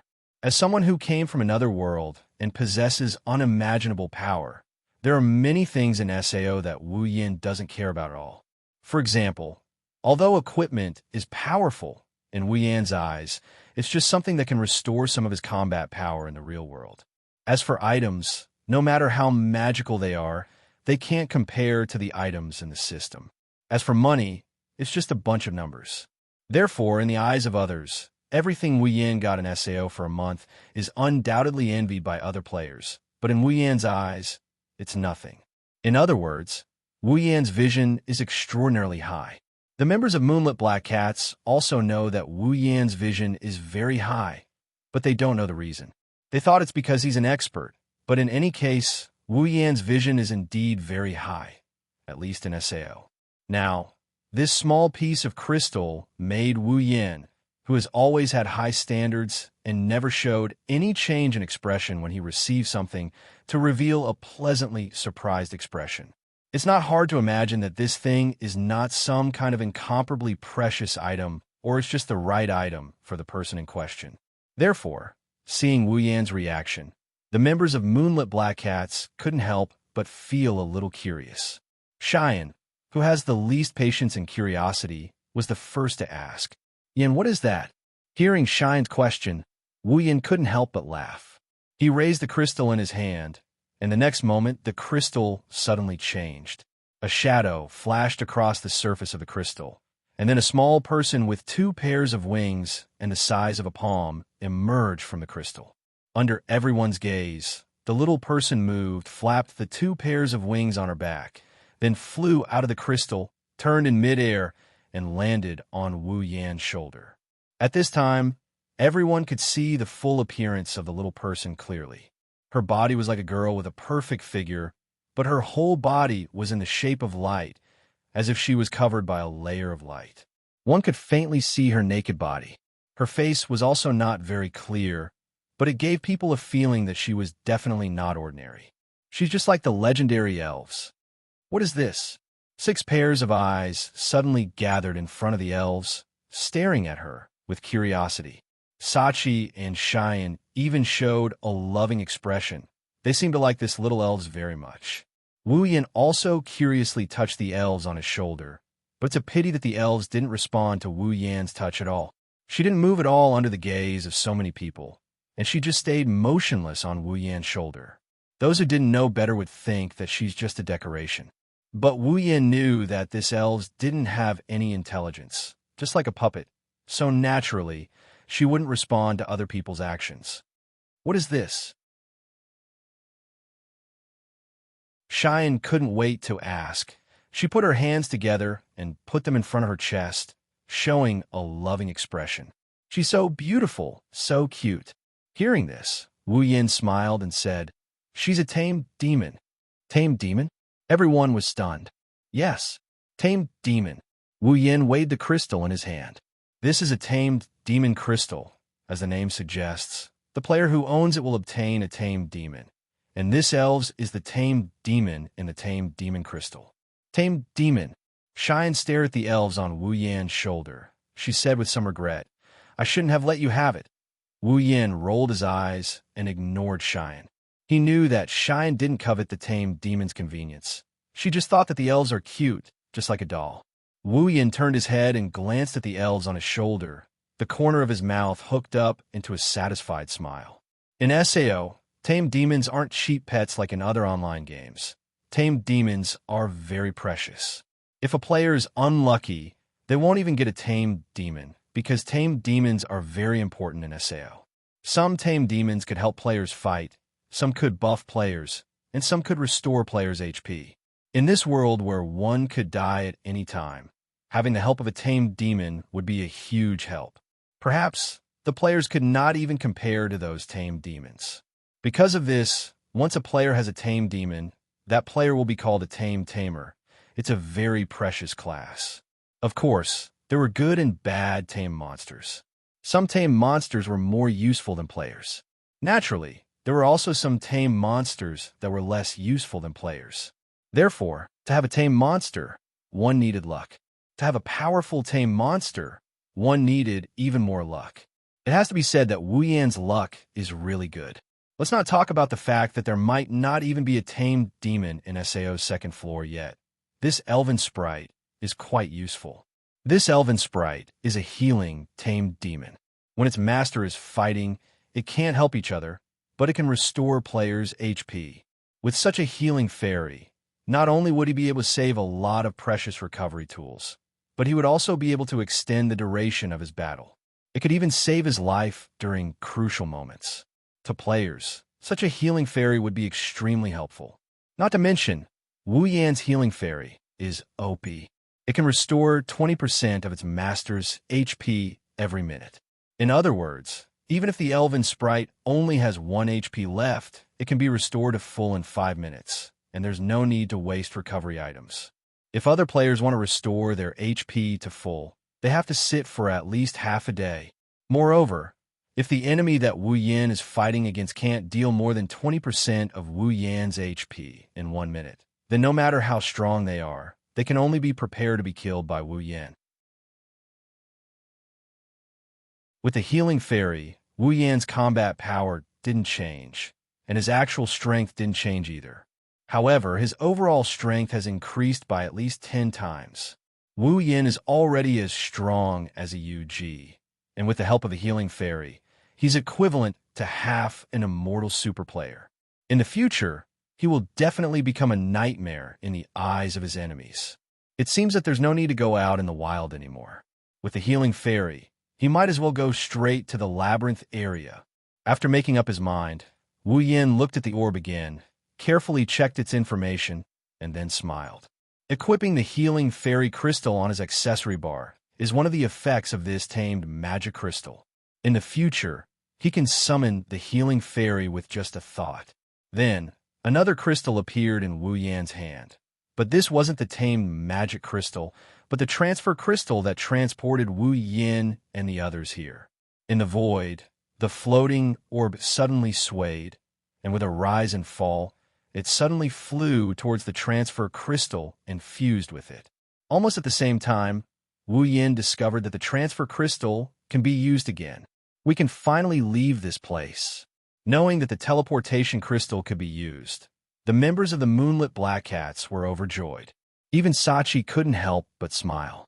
Although the mission this time had brought them a lot of benefits, the environment was just too bad, and it felt like torture. If possible, they didn't want to stay here any longer. It's a pity that it can only be used once. If only it could be used forever. Wu Yan said with some regret, this kind of mass transfer crystal's effect might be surprisingly good. Wu Yan didn't leave immediately. He looked at the Moonlit Black Cats with a grin. Since we're here, we might as well clear this forest once. Thus, the monsters in the forest welcomed the most inhumane day.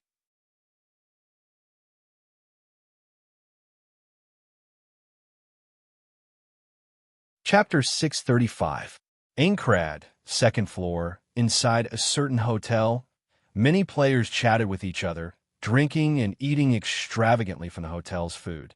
Their voices filled the entire hotel, making it seem like a bar in the real world. The topics these people were discussing were either about which guild was doing pioneering work in the wilderness, which team, or which player was lucky enough to obtain a precious item or equipment. While they were talking, their voices carried traces of envy and anger.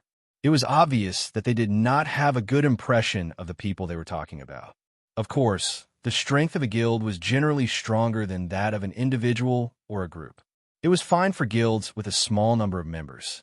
But now, the strength of individual guilds had developed to a certain extent, and they had a large number of members. In order to improve the strength of the guild, the most important thing was to prepare for guild activities and explore new territories. These are things that need to be done through monsters or quest NPCs. As a result, the wild had basically been occupied by a few guilds. Using the excuse that no one was allowed to disturb the guild's activities, these guilds had circled some of the wild's leveling spots into their own leveling areas. This caused idle players, parties, and even weak guilds to be chased away as soon as they stepped out of the wild. Facing these guilds, the weaker players don't dare to voice their anger. They have no choice but to run back to town. Although this situation will improve in 2 or 3 days when the guilds move to higher-leveled areas, it's unavoidable for the players to be dissatisfied. This is what led to the current situation in the hotel. As for the players who were lucky enough to get good items and equipment, their reason for being dissatisfied is more direct. They're jealous and envious. Of course, it was a different story for some powerful players. Kirito, for example, had already skipped the leveling spots set up by the guilds and headed straight for the high-level monsters. Leveling up in such a place gave off the feeling of a master's boldness. While the players in the inn were venting their frustrations, a group of 7 people suddenly appeared at the location where Wu Yan and the Moonlit Black Cats disappeared from. The players in the inn jumped in fright when they saw this group of 7 people. They stood there in a daze with shock written all over their faces.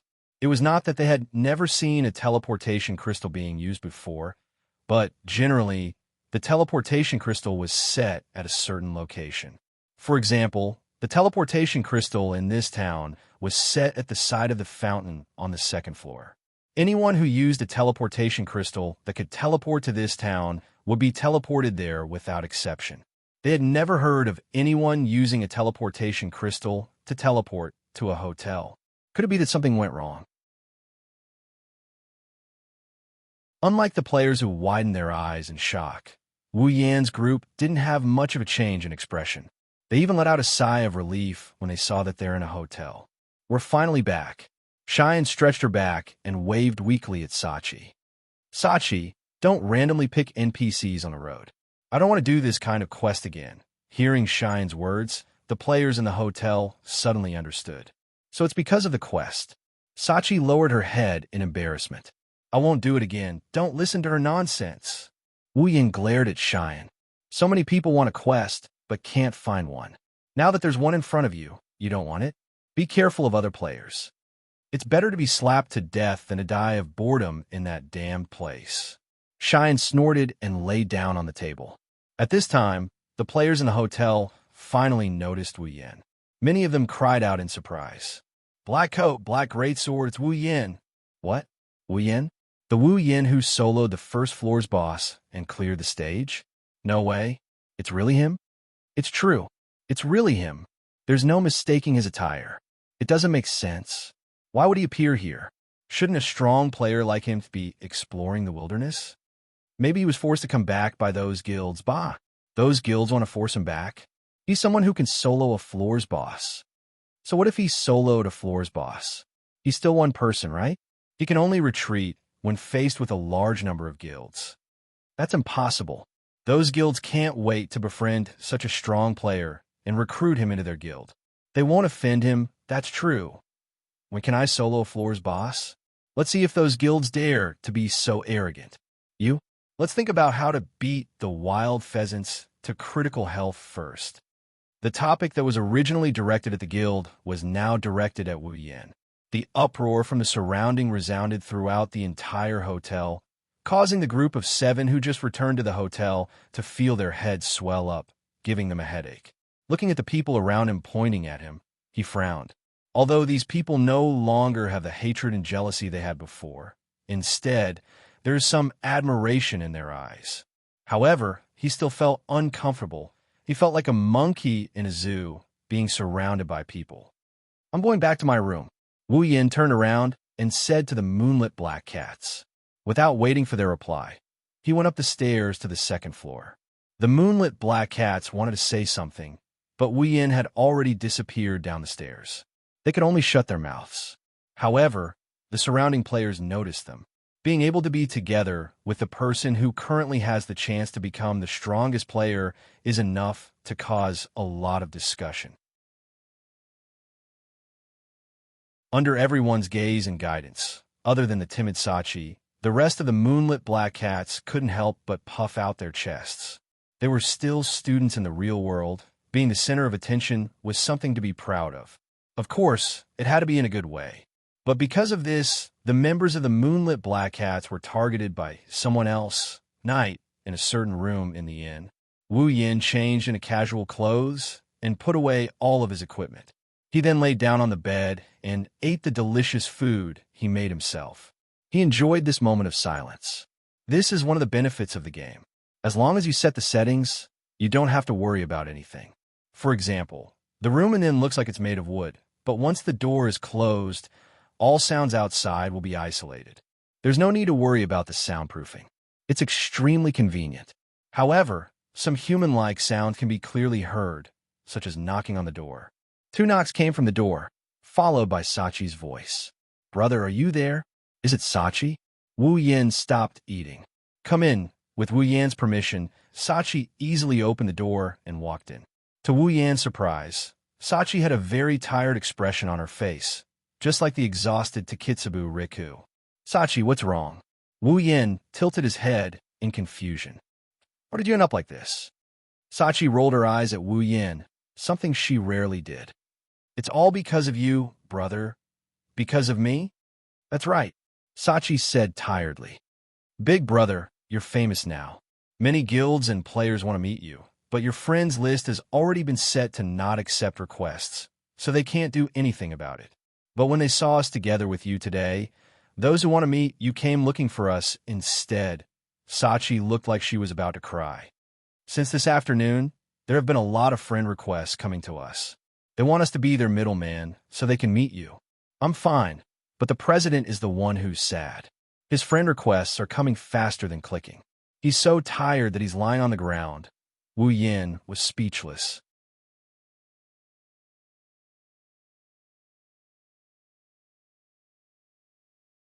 Chapter 636. Currently, Aincrad has only cleared the first floor. The players are still exploring the second floor. SEO has only been running for a month. It's a typical early stage of the game. In the early stages of the game, there aren't many players that can become famous. Even if there are, it's usually a guild or a strong party. So far, Wu Yin is the only player who can make a name for himself. For those who haven't seen the strength of a level boss, or even those who haven't even seen a wild boss, they wouldn't be able to understand how terrifying this feat is. Even if they know that Wu Yin is strong, they wouldn't be able to comprehend the extent of his strength. However, those who have come into contact with the boss, and those who know how strong the boss is, would know how terrifying Wu Yin is to be able to defeat the boss in a one-on-one duel. No matter what, once a player becomes famous, he's bound to be harassed. Wu Yin knew this would happen. That's why he rejected friend requests from strangers. So far, he only has 6 members of the Moonlit Black Cats in his friend list. Those who want to meet Wu Yin are disappointed. Similarly, the cloaked woman who wanted to add Wu Yin as a friend was rejected. Now that Wu Yin has his family and friends group, it's understandable that those who want to meet Wu Yin would try to befriend him through his family and friends group. Wu Yin smiled sheepishly as he scratched his cheeks in embarrassment. I'm sorry, Wu Yin asked in a puzzled tone. Then why don't you just reject their friend requests? Why do you have to spend so much effort to deal with them? It's the guild master's idea, Sachi explained to Wu Yin. The guild master said that those who want to meet you are all big shots. They're either guild masters or powerful leaders. It's good for our guild's development to get in touch with them. Wu Yin immediately understood. He shook his head and laughed. In that case, you can't blame me for everything that happened to you. One of you was willing to be beaten, and the other was willing to be beaten. You should thank me for giving you such an opportunity. But this is really tiring. Sachi yawned and rubbed her eyes. Then, big brother, do you want to meet them? I don't want it even if you beat me to death. Wu Yin hurriedly waved his hand and shook his head. What a joke.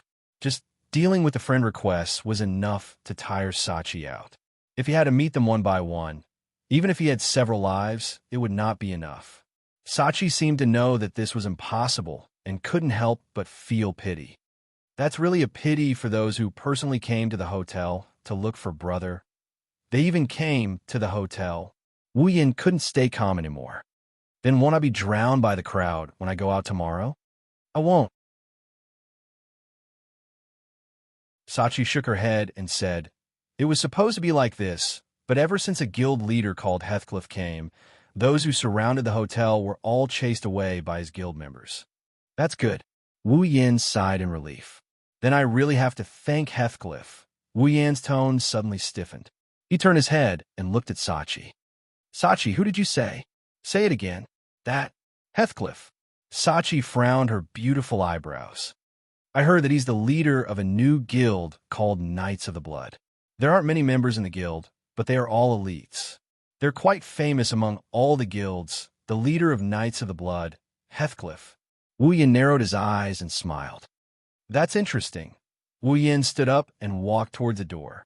Sachi hurriedly shouted, Brother, where are you going? I'm going to meet that Heathcliff. Wu Yin's figure disappeared from the room as he spoke.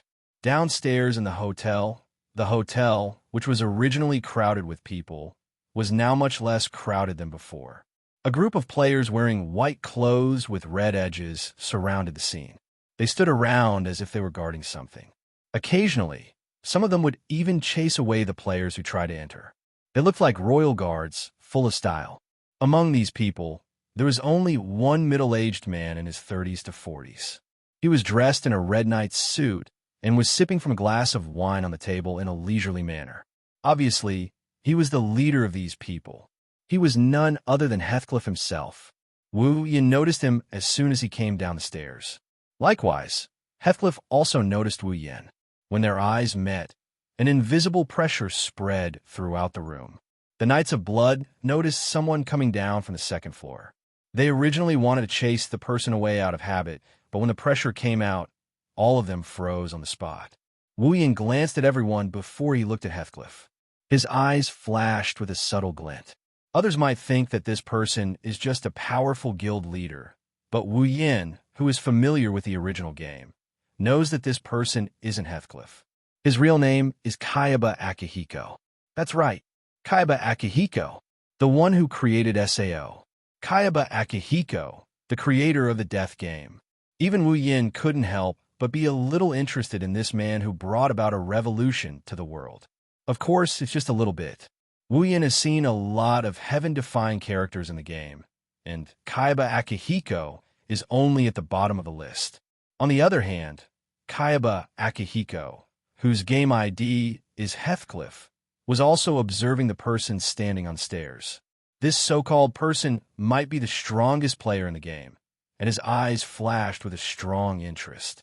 Heathcliff could feel that his subordinates were shocked by this person, which surprised him a little. After all, his subordinates have seen a lot of powerful people, and yet they still reacted like this. This is enough to prove that Wu Yin is not an ordinary person. Heathcliff raised his head and opened his mouth, but when he was about to say something, he was stunned, because the person in front of him turned around and went back upstairs. Seeing that Wu Yin was about to disappear at the top of the stairs, Heathcliff quickly said, "Please wait for a moment." Wu Yin stopped and said, "What's the matter?" Heathcliff choked when he heard Wu Yin's indifferent tone. He frowned a little. This was the first time he was treated like a passerby, by someone. "Your Excellency." Heathcliff raised a cup in his hand and smiled politely. "Since you're here, why don't you have a drink with me?" "No need." Wu Yin slowly shook his head. "I'm just here to see what kind of person has the ability to chase away those annoying fellows." "Oh?" Heathcliff nodded nonchalantly and said, "Then, did I disappoint your Excellency?" "Disappoint? Disappoint?" Wu Yin smirked and looked at Heathcliff meaningfully. He then looked at the members of Knights of the Blood. "We'll talk about this again when you've brought your guild to the top of SAO." After that, Wu Yin ignored Heathcliff and went back upstairs alone. Heathcliff narrowed his eyes and chuckled. "We'll meet again one day." The next day, Wu Yin looked up at the huge stone tower. He touched the heaven gazer on his back and licked his lips. Looking at the staircase leading to the next level, Wu Yin stepped inside without hesitation. Half a day later, a shocking piece of news spread throughout the entire second floor. The second floor was cleared. It's only been a day since the first floor was cleared.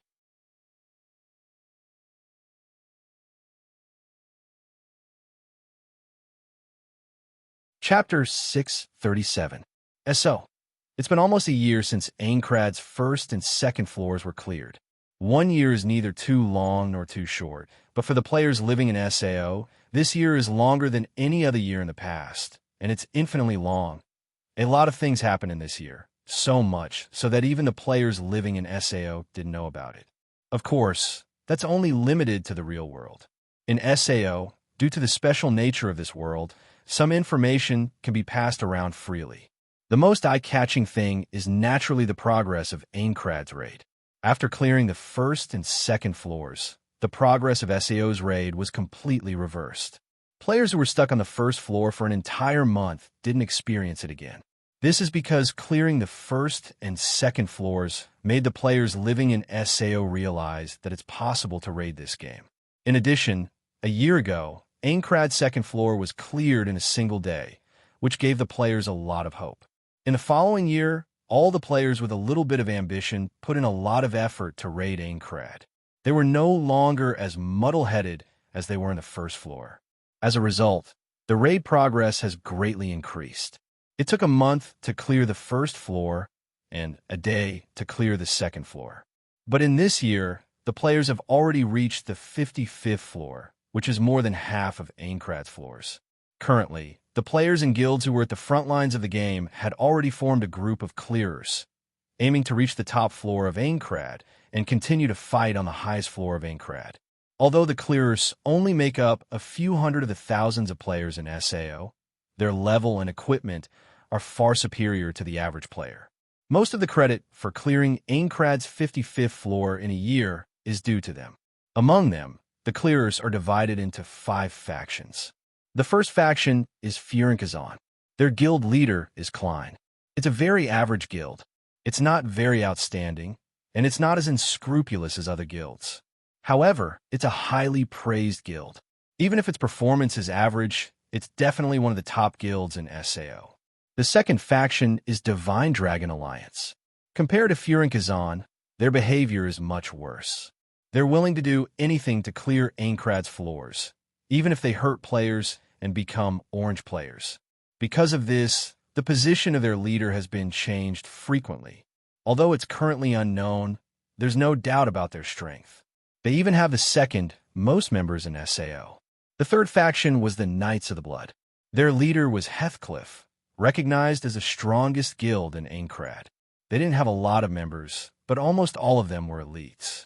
Their vice president was Asuna, and their leader was Heathcliff. One could easily imagine the strength of the Knights of the Blood. As for the fourth faction, it's a bit surprising. The first 3 factions are exactly the same as the original game, but the fourth faction isn't in the original game. Moonlit Black Cats. Their leader, Kata, in the past year, thanks to the help of a certain someone and the tireless efforts of the Moonlit Black Cats, a small guild with only 6 members has become one of the top 5 guilds in SAO. Although they have the least number of members among the clearers, every one of them is quite strong. Moreover, the members of Moonlit Black Cats always had the best equipment in the clearers. Even though they were the weakest among the clearers, they weren't any weaker than Divine Dragon Alliance and Xianxia. Their equipment was the best among the clearers. As for why the Moonlit Black Cats were able to have the newest and best equipment at all times, the main culprit was naturally a certain bug-like player's contribution. Finally, the last faction of the clearers, which is also the weakest faction, is the solo player faction. There are only 2 players in this faction. One is called Agile, the owner of an item house. He's a careful businessman who has secretly contributed a lot to nurturing middle-level players. Although he's not a member of any guild, he's strong enough to rival the clearers. The other person is Kirito. Thanks to a certain someone, Kirito didn't get ostracized on the first floor like the original work, and he didn't get involved with the Moonlit Black Cats, which caused him to suffer a severe psychological blow. However, Kirito seemed to be used to being a lone wolf. Even though he didn't have as few friends as the original work, he almost never teamed up with anyone. Still, no one doubted his strength, and there wasn't a single player who didn't know the name Black Swordsman. Originally, there was another faction in the Clearers, the Army. It's the largest guild with the most members, and its strength isn't inferior to any of the Clearers. However, due to the heavy casualties they suffered in the 25th floor, the Army withdrew from the Clearers. Although they're still active in the front lines, they're not as active as before. Thanks to the hard work of the Clearers and the Clearers, 2/3 of the 55th floor of Aincrad were cleared by them. They contributed a lot to the Clearers and their idols among the Clearers. But the remaining 1/3 of the 55th floor of Aincrad was cleared by one person. That's right, one person. And that person is none other than Wu Yan. If the Clearers are the idols of the Clearers, then Wu Yan is the god in the eyes of the Clearers and the Clearers. He's the only one who managed to clear 1/3 of the Clearers in a year's time. Who else can do that? Don't even talk about who can do it. Even if the Clearers were to compare, none of them would be able to do it.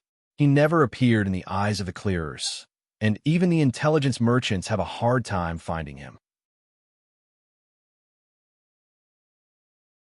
It's said that after clearing a floor, he would immediately go to the labyrinth area of that floor. He never leveled up in the wild, and even if he did, he would only appear in the wild when he was fighting the wild boss.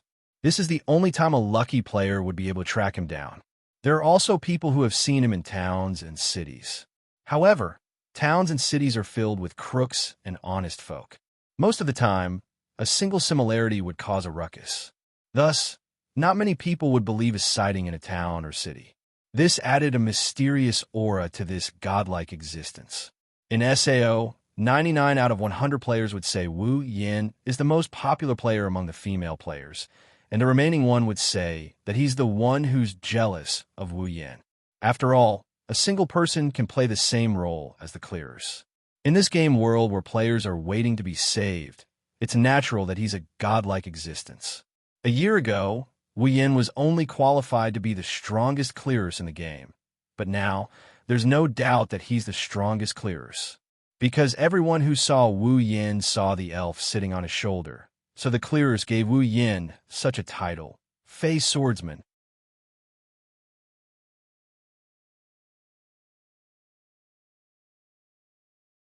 Chapter 638. Everyone knew that the legendary Fey Swordsman was so powerful that he was able to clear 1/3 of Aincrad's 55 floors by himself. However, they didn't know that the legendary Fey Swordsman they were talking about almost tore a piece of flesh out of their hearts when he heard their praises. With Wu Yan's strength, if he could clear so many floors by himself with a Fey Swordsman, would it be difficult for him to clear 2/3 of the floors? No, it's not difficult at all. Wu Yin is strong enough to solo the boss, and he's also strong enough to dominate the labyrinth. It's only a matter of time for him to clear 2/3 of the floors, but it's precisely because of this that it's a big problem. After all, he's alone, and he can only rely on himself to run around in the labyrinth. Naturally, he can only rely on himself to find the boss's room.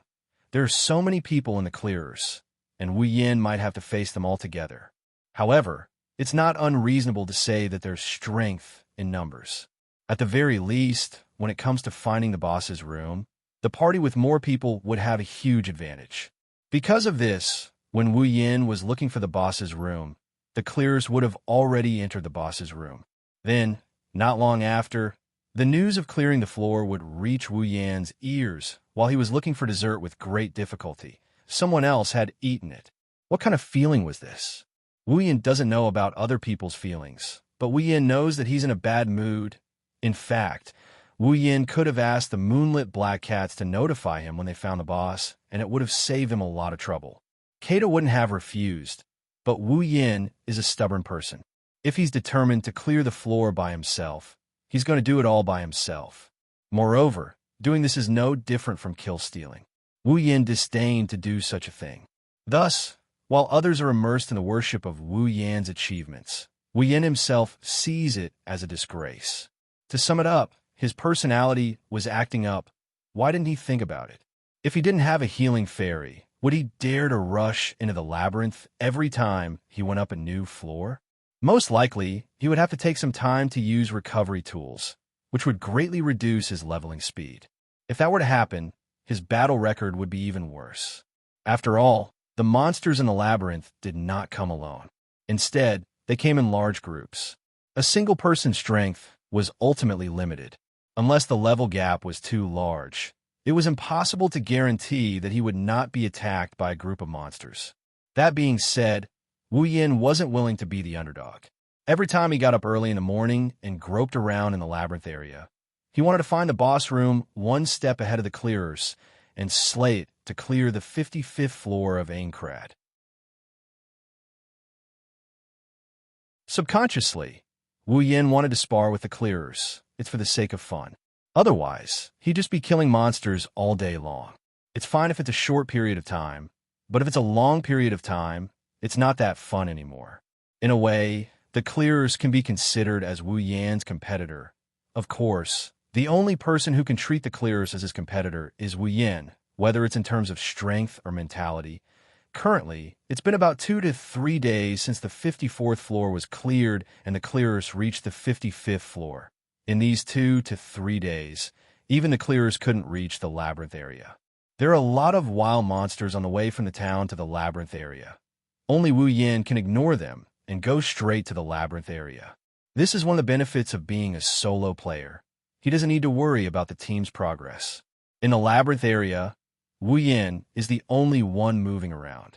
In these 2 to 3 days, Wu Yin killed the monsters in the labyrinth area twice or thrice, but he still couldn't find the boss room. It's the same today. He returned empty-handed. If he can find the boss room, then Wu Yin is confident that he can clear the floor. Only Oni-san can have such confidence. Sachi sent such a sentence in the mail, which made Wu Yin smile proudly. It's true. Even the clearers don't dare to boast that they have absolute confidence in clearing the floor. Other than the clearers, there's no one else who can say such a thing. It's a pity that I can't find it. After feeling proud for a while, Wu Yin felt helpless again. Labyrinth area. Is it the path or the boss room that got lost? Can't you just let me find it? Every floor's boss room isn't set in the same place. Otherwise, Oni-san, you'd be the only one playing the game in SEO. Sachi said in the mail. It's obvious that she trusts Wu Yin a lot. If there's anyone who knows Wu Yin the best, Moonlit Black Cats wouldn't dare to say they're the best. After all, the only people who are close to Wu Yin are the 6 founding members of Moonlit Black Cats. By the way, Oni-san, do you know about today's event? Today's event? Wu Yin looked at the mail in front of him, his eyes narrowed. Are you talking about the special boss that will only appear tonight? The special boss that can drop resurrection items. Yep.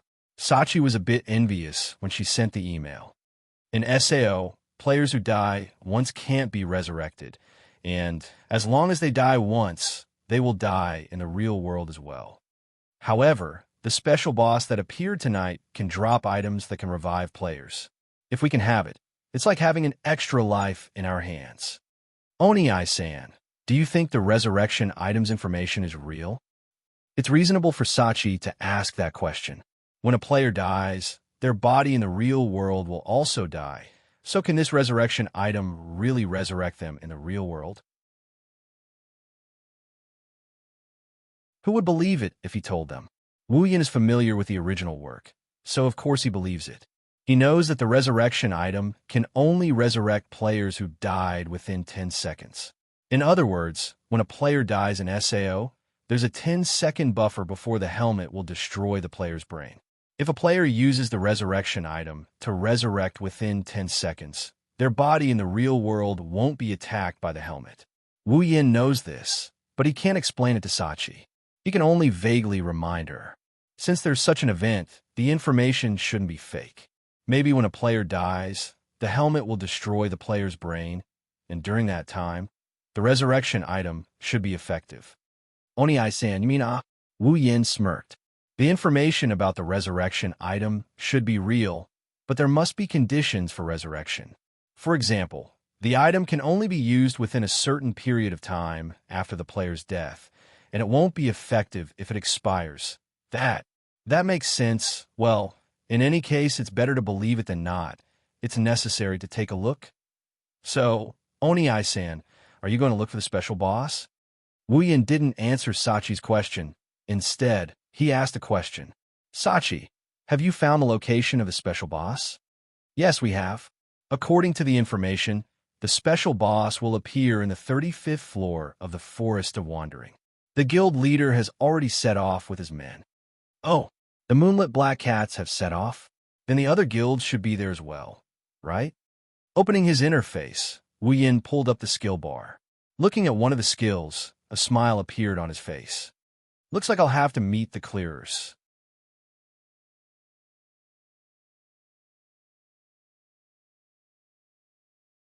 Chapter 639. Aincrad's 35th floor, Forest of Wandering. It's said that the special boss that will only appear tonight will drop a resurrection item. A resurrection item is undoubtedly a very rare item. It's not an exaggeration to say that it's the rarest item in the game. Because after tonight, the special boss won't appear again. So, you can either kill the special boss tonight and get a resurrection item, or you can only get one resurrection item at most. Of course, such an item is extremely rare. What's more, in SAO, the most important thing isn't equipment or money. It's life. Having a resurrection item in hand is equivalent to having a new life. Plus, you can only get one resurrection item at most, so no one wouldn't want such a precious item. Therefore, after the news spread, a large number of players in Aincrad's 35th floor Forest of Wandering rushed to this place. Most of these players are members of the Clearers. They're the fastest to get information about the special boss. While other players are still waiting for news, they've already arrived at Forest of Wandering. In the original work, Kirito came to the Forest of Wandering to revive Sachi, Furinkazan, and Divine Dragon Alliance, who followed Furinkazan, followed by Furinkazan. But here, the Clearers are the only ones who got information about the special boss. In other words, the original plot has changed a little. It's not hard to understand. In the original work, Kirito was the one who deduced the location of the special boss and came here.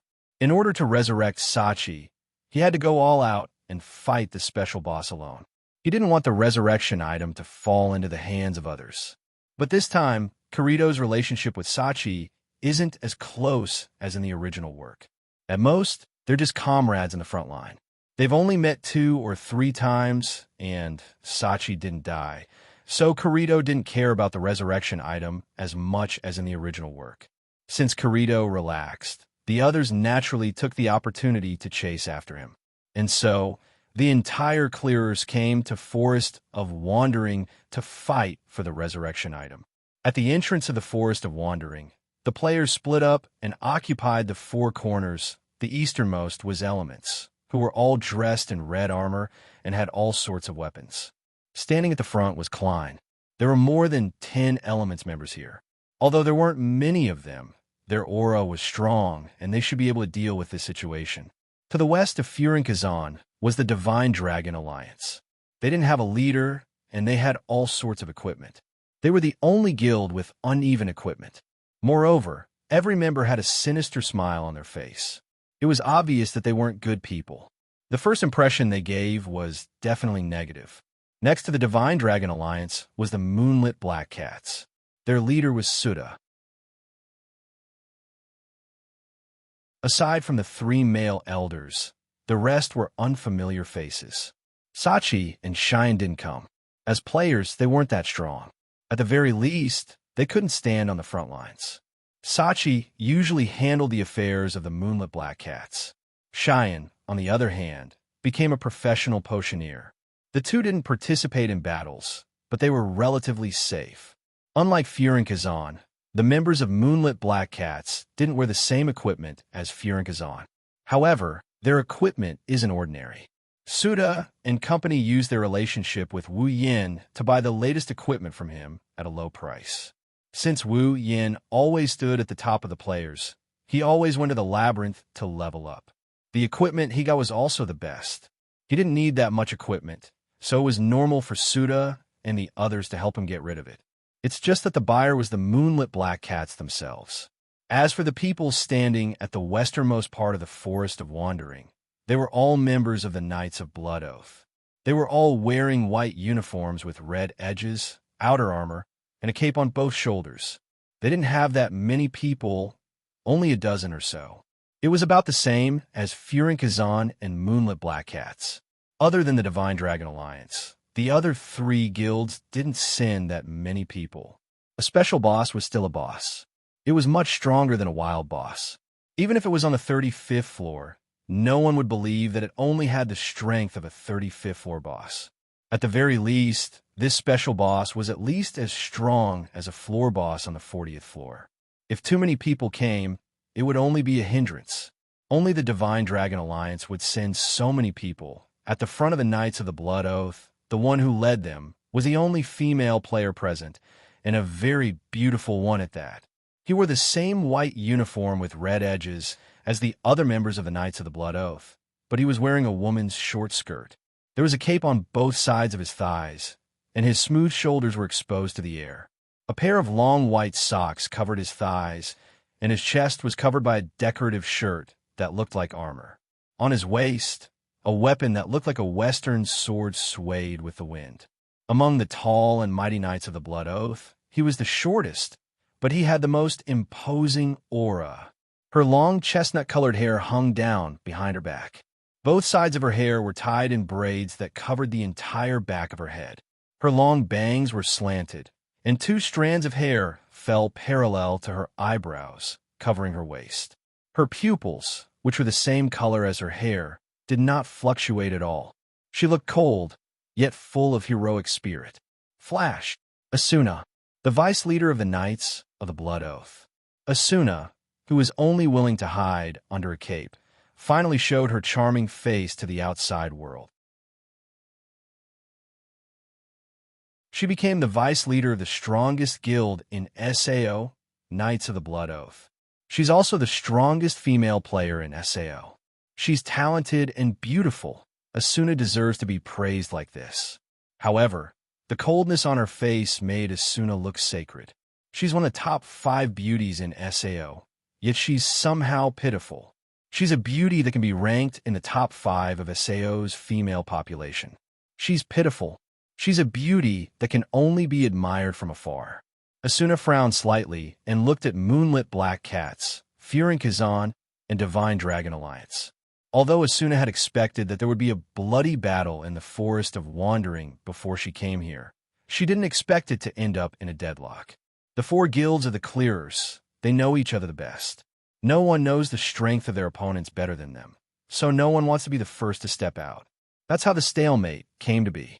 At a certain moment, at the entrance of the Forest of Wandering behind them, a series of ripples spread out like water ripples. Not long after, a team of about 20 people wearing military armor rushed in and forcefully inserted themselves in the middle of the 4 opposing guilds. It was a very barbaric scene. Many people frowned when they saw this. Asuna glanced at the sudden appearance of the team. I didn't expect the army to be here as well. Well, it's a resurrection item. Who wouldn't want it? Asuna only glanced at the people from the army for a second before turning her attention away.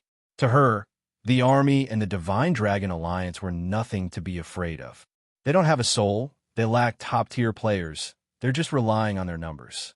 At the same time, another ripple appeared at the entrance of the Forest of Wandering, attracting everyone's attention. Then, a figure wearing a dark blue coat with a long sword on his back appeared. Many people were stunned when they saw this person. Klein shouted in surprise. Kirito! It's Kirito!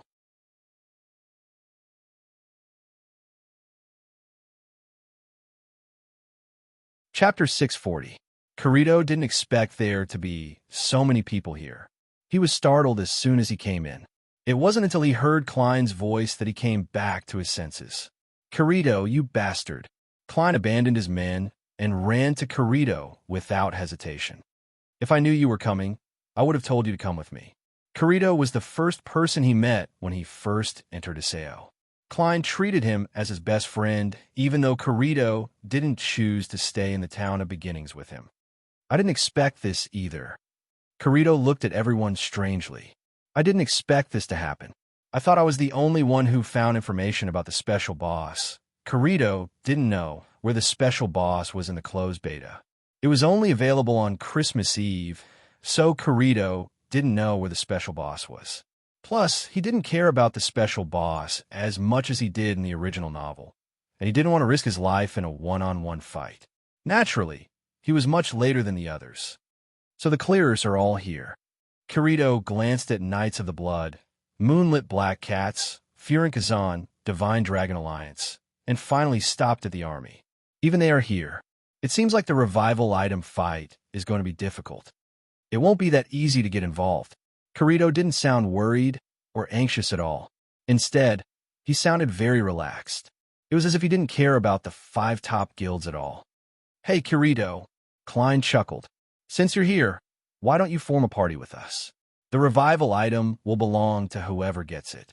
Okay, sure. Kirito agreed without hesitation. Kirito didn't experience the rejection from the original work, so he became the so-called cheater. He didn't have a deep relationship with the Moonlit Black Cats, which led to their demise. Compared to the original work, Kirito was much happier here. Without those nightmarish experiences, Kirito didn't need to form a party, even though he was usually alone. He wouldn't refuse. The current situation. Even a fool would know that it was impossible for him to compete with 5 top-tier guilds by himself. The chances were slim, so it was better to team up with Klein. That way, the chances of getting resurrection items will be much higher. Add to that the difficulty of the special boss. Even Kirito would have a 90% chance of dying if he were to fight it alone. Since he didn't have to respawn every time he died, of course Kirito wouldn't risk his life to fight it alone. Kirito joining Furin was undoubtedly a good thing. But for the other 4 guilds, it wasn't a good thing. Asuna was the only one who was still expressionless. Her expression was terrifying. Of course, Asuna knew Kirito. Not only did they team up on the first floor, but they also often met each other in the clears. Both of them were top clearers, and their strength was close to each other. They often quarreled over strategies, so over time, they became familiar with each other. But it's only limited to being familiar with each other. If there's a conflict of interest, Asuna wouldn't worry too much. For example, right now, Kirito followed Klein to Furin position and saw that everyone was in a stalemate, so he couldn't help but ask, "Don't tell me we're going to keep going like this?" There's still some time until midnight, but it'll take a long time to deal with the special boss. Hearing this, the members of the 5 guilds looked at each other and fell silent. They had to admit that Kirito's words made sense. Indeed, we can't let this stalemate continue. Asuna stepped forward and said loudly, "Everyone, let's fight together. We'll follow the clearest rules, and whoever gets the resurrection item will get it. What do you think?" "What do you think?" Suda, Klein, and Sudha pondered for a moment before nodding in agreement. The Divine Dragon Alliance and the army also had no objections. They have more people, so the chances of getting the resurrection item will be higher. At least, that's what the 2 guilds thought.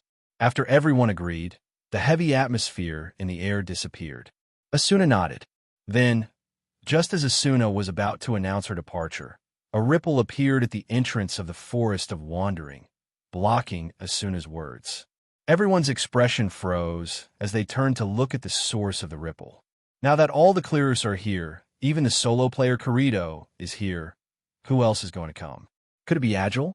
That's what everyone thought. They didn't even consider the possibility that it's a small guild or team. Even if they came, they're destined to return empty-handed compared to the 5 guilds here. Under the watchful eyes of everyone present, the water rippled and spread out in all directions. The snowflakes floating in the dark night were also swept away by the water ripples. Then, a figure slowly emerged from the water ripples and walked towards them. When the figure's full appearance appeared in the air, the eyes of nearly 100 players on the scene bulged out, and they sucked in a mouthful of cold air. However, they didn't realize it at all. Instead, they rubbed their eyes as if they couldn't believe what they were seeing. When they finally realized that what they saw wasn't wrong, their mouths gradually widened. In front of them, a figure wearing a black overcoat and carrying a long black great sword slowly walked over from the ripples of the water. On the overcoat, there were ribbons tied to both arms and waist that whistled along with the snowy wind in the dark night, making this black figure appear free and easy. It made the eyes of those who looked at him a little more intoxicated. On his shoulder, a small fairy was sitting on it. The white light emitting from its body seemed to add a trace of warmth to its master, who was black all over. The 2 figures of different sizes, one black and one white, complemented each other perfectly. It was as if they were born to be like this, as if they were made by nature, wearing a black coat, carrying a black greatsword, and a fairy sitting on his shoulder. Is there anyone in SAO who wouldn't recognize a person with this appearance? Face Swordsman, Wu Yan. It was unknown who shouted this, but the members of the 5 top guilds, Knights of the Blood, Moonlit Black Cats, Elements, Divine Dragon Alliance, and the army, reacted one after another. Face Swordsman. It's Face Swordsman, the strongest player. Face Swordsman, Wu Yan. He's here too. I saw him in person. I saw the Face Swordsman in person. Asuna, Kirito, Suda, and Klein finally snapped out of their daze when they heard the shouts from the members of the 5 guilds. Their faces immediately changed. It's him. Kirito was shocked. Is he that legendary man? Klein's face was full of excitement. He's here too. Suda smiled. It's him. Asuna couldn't believe her eyes. Face Swordsman, the strongest player, the legendary man who single-handedly cleared 20 floors of Aincrad. He's a mysterious man who hasn't been seen more than 10 times in the past year. And now, he's in front of everyone's eyes. At this moment, no matter which guild they're from, they're no different from normal people.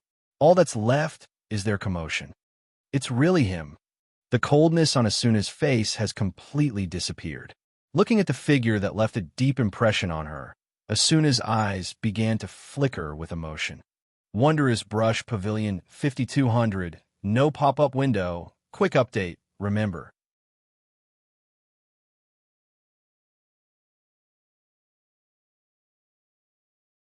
Chapter 641.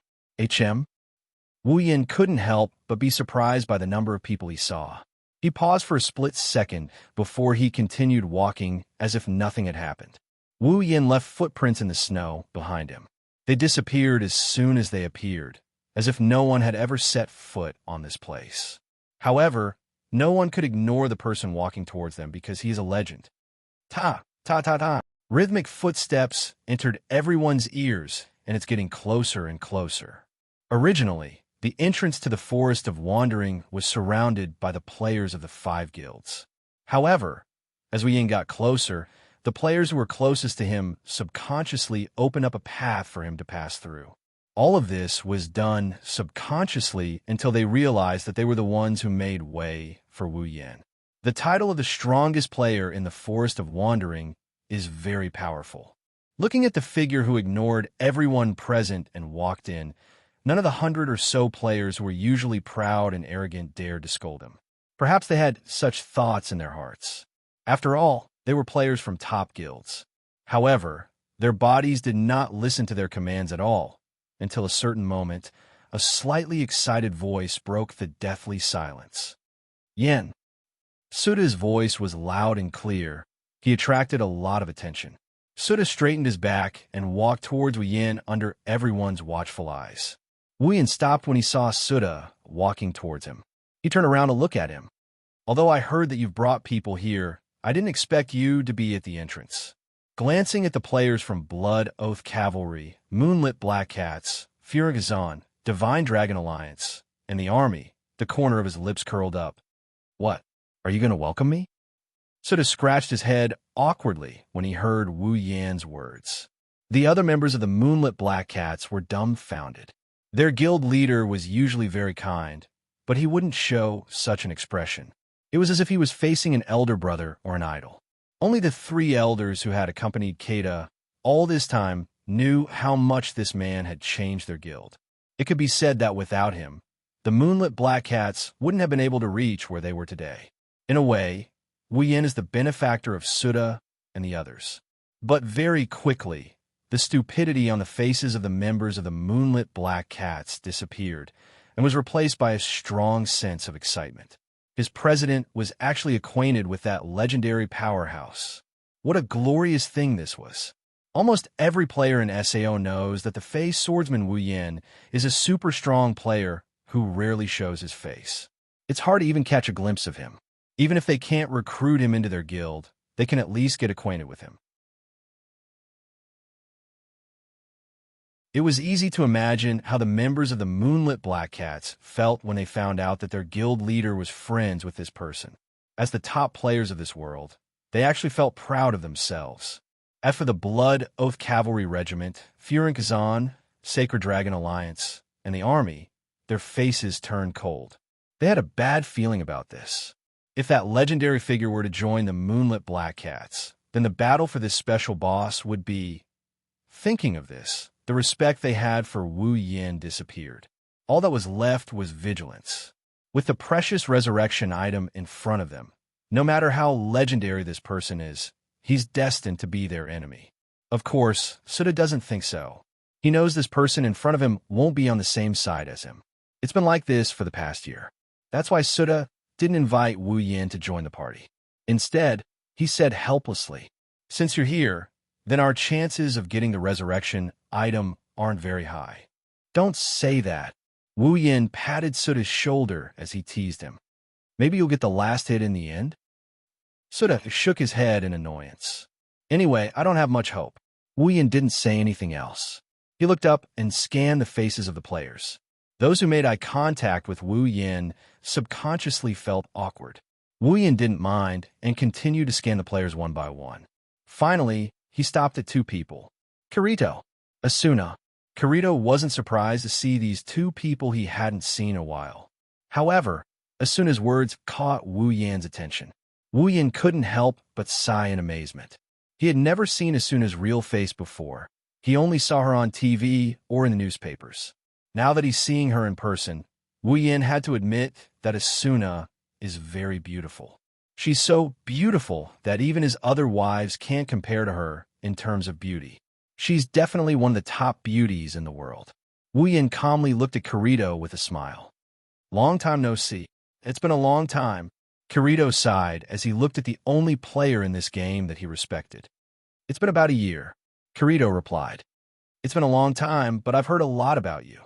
Wu Yan said. The Black Swordsman, you're very famous. Are you making fun of me? Kirito was speechless. Who can beat Wu Yan when it comes to lively performances?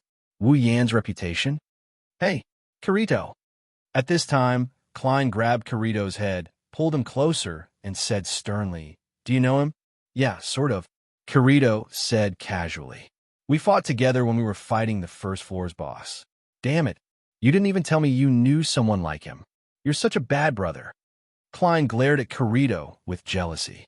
His tone was sour, as if Kirito had stolen his wife, which made Kirito feel disgusted. Wu Yan was annoyed when he saw Klein and Kirito whispering to each other. He stopped talking and turned to Suda. I'll be going first. With that, Wu Yan left everyone behind and walked into the depths of the Forest of Wandering. Nearly 100 players watched Wu Yan walk into the forest. When Wu Yan's figure disappeared into the water, they started whispering to each other. Vice Commander, a member of Knights of the Blood, walked up to Asuna, who was looking at Wu Yan's disappearing figure. What should we do? Everyone in the 5 guilds had the same question. Although the resurrection item is precious, none of them thought that a legendary figure would be attracted to it. Originally, with the other guilds as their opponents, they could have used the clearest rules to win, or they could have used their trump cards to compete with the other guilds. Wu Yan's arrival caught them off guard. Competing with the strongest player in the game, the Fey Swordsman, who could fight against the clearest alone. On the surface, it looked like they had the absolute advantage and victory was within their grasp. However, they have a feeling that they won't be able to win against the other party. Asuna pursed her lips and calmed down. She waved her hand and said, Follow him. Act according to the situation. Yes. At the same time, the other 4 guilds made the same decision.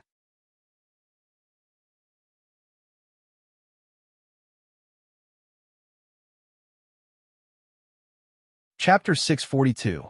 According to the intel, the Christmas Eve special boss will appear under a fir tree. If the information that the special boss was located in the Forest of Wandering was obtained only after painstaking investigation and deduction, then the information that the boss was located under a fir tree was the best piece of information to deduce. After all, it was Christmas Eve, and the special boss was an event on Christmas Eve. As a Christmas event, it wasn't too hard to guess that the special boss would appear at the fir tree. It was easy to guess what was related to Christmas. In fact, most people had already guessed that the special boss this time would be similar to Santa Claus's appearance. In the Forest of Wandering, there were many fir trees. However, there was only one tree that could accommodate a boss and be used as a Christmas event venue. That was the tallest and largest fir tree in the deepest part of the Forest of Wandering. Wu Yan followed the map and arrived at the location of the fir tree. After passing through a teleportation point in the Forest of Wandering, the tree entered his sight. Wu Yan looked up at the tree. It's a rare sight even in the behemoth forest of the Spalier world. He walked towards the tree with a relaxed expression. It's like he's here for an outing and not to fight a boss. When Wu Yan walked towards the tree, a series of water ripples appeared behind him. The Knights of the Blood, Moonlit Black Cats, Furangazon, Divine Dragon Alliance, and the army all appeared under the leadership of Asuna, Kirito, Suda, and Klein. They stopped in their tracks as if by prior agreement. and surrounded the place as they had done at the entrance of the forest, raising their eyes to look at the figure walking towards the fir tree. One-on-one? It's a one-on-one duel, right? Klein grinned and laughed. I can finally witness the power of the legendary Ifei swordsman. Kirito nodded and stared at the figure in front of him. He muttered, "Let's see the difference between us. He's alone again." Asuna went silent.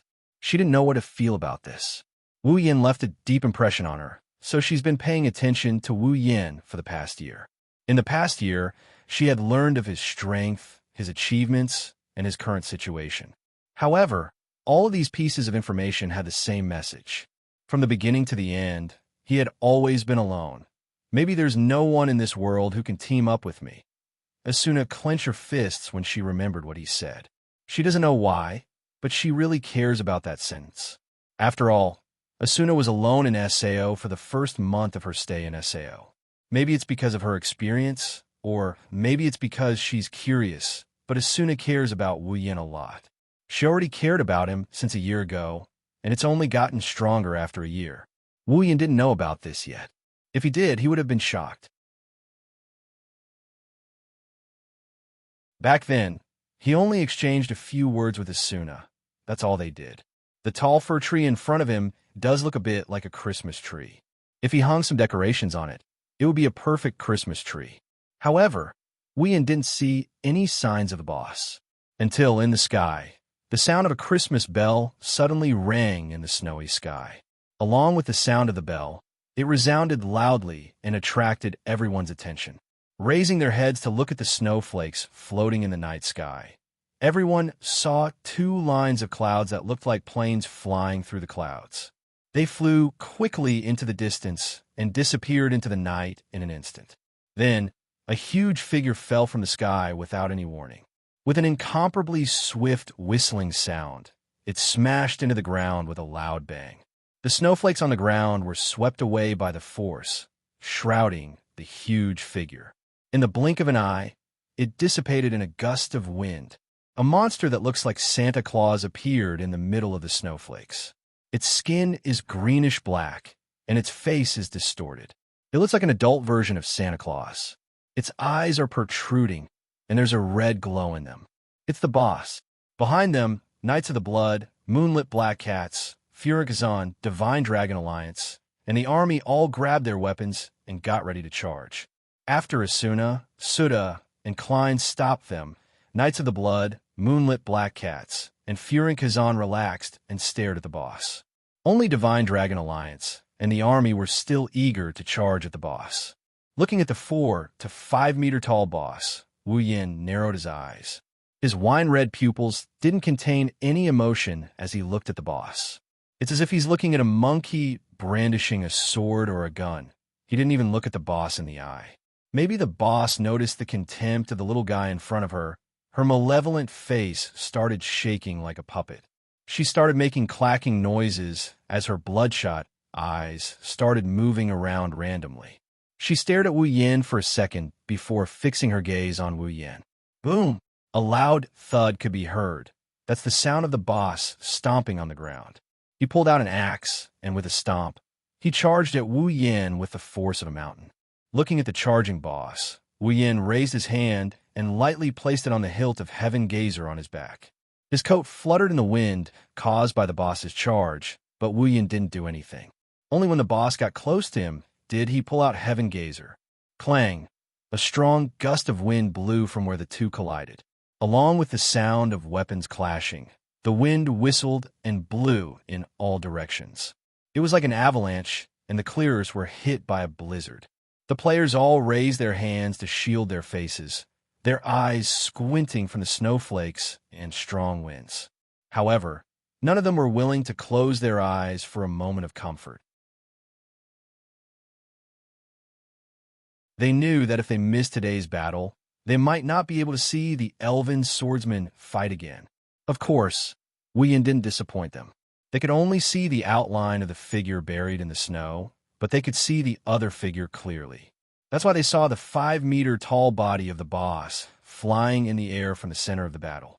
It spun around and flew out from the center of the battle. Klein's pupils shrunk to the size of a needle. and a drop of sweat dripped down his forehead. What? What a powerful force. Asuna, Kirito, and Suda didn't say anything. They just stared at the scene in front of them. They didn't want to miss anything. Bang! The flying boss was smashed into the ground by this attack, causing countless snowflakes to fly up. The 4 long HP bars on the boss were visibly reduced by more than half. In other words, this attack had directly shaved off 1/8 of the boss's HP. So powerful.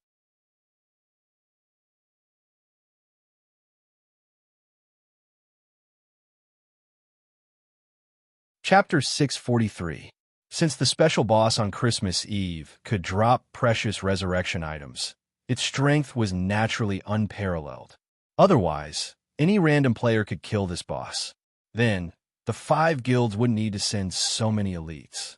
Moonlit Black Cats, Elements, and even the guild leaders came personally. Knights of the Blood sent out their vice leader. Divine Dragon Alliance and the army used their numbers to suppress the situation. All of this told others how strong the boss was. Perhaps it was because of the resurrection item, but more importantly, it was because of the strength of the boss itself. According to preliminary estimates, the strength of a special boss was at least as strong as a level 40 boss and above. There was no upper limit. Even if Kirito and Asuna went up against a boss monster like this, their chances of victory would be slim.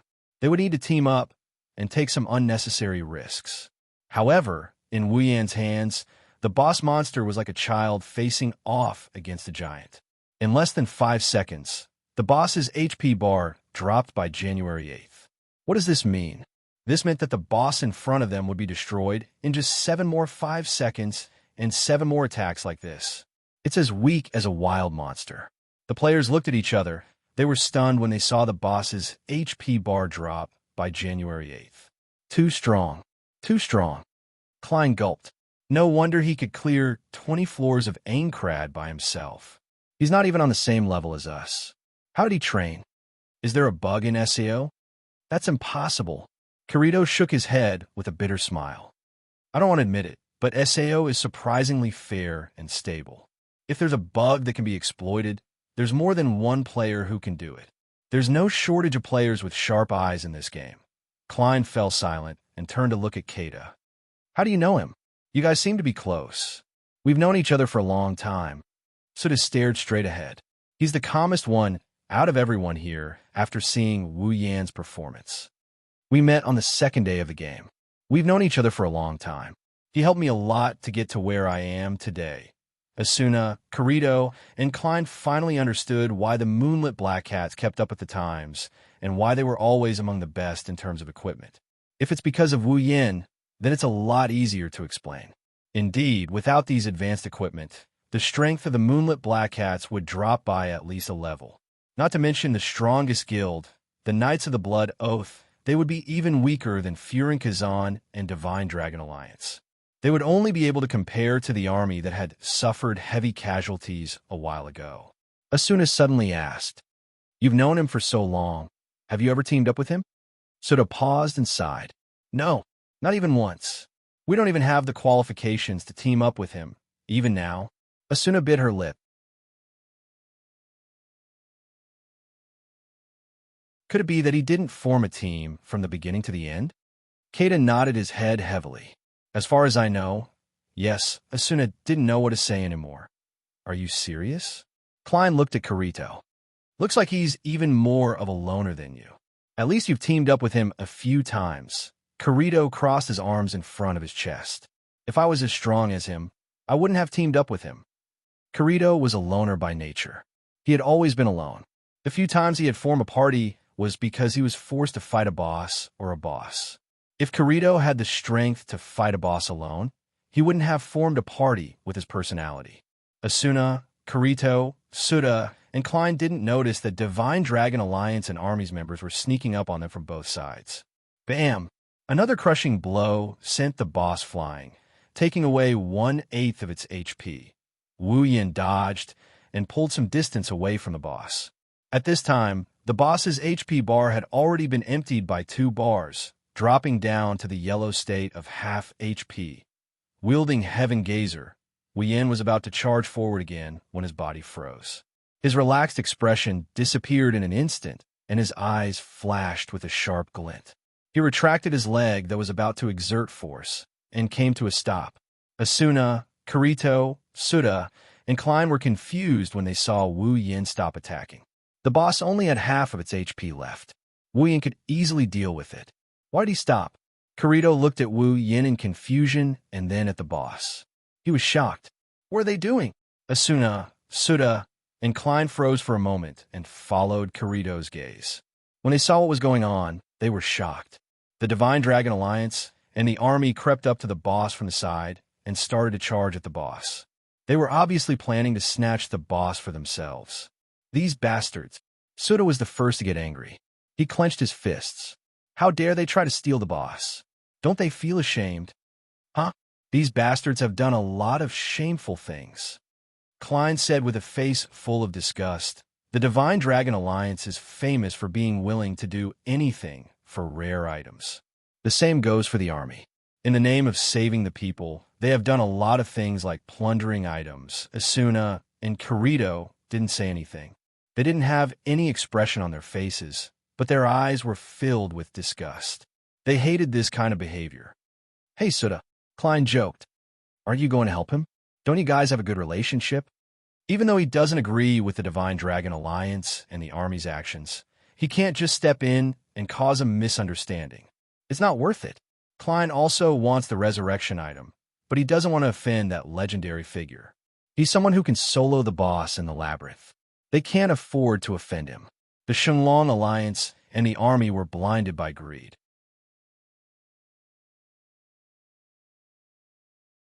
Suda is the only one here who has a reason to step in.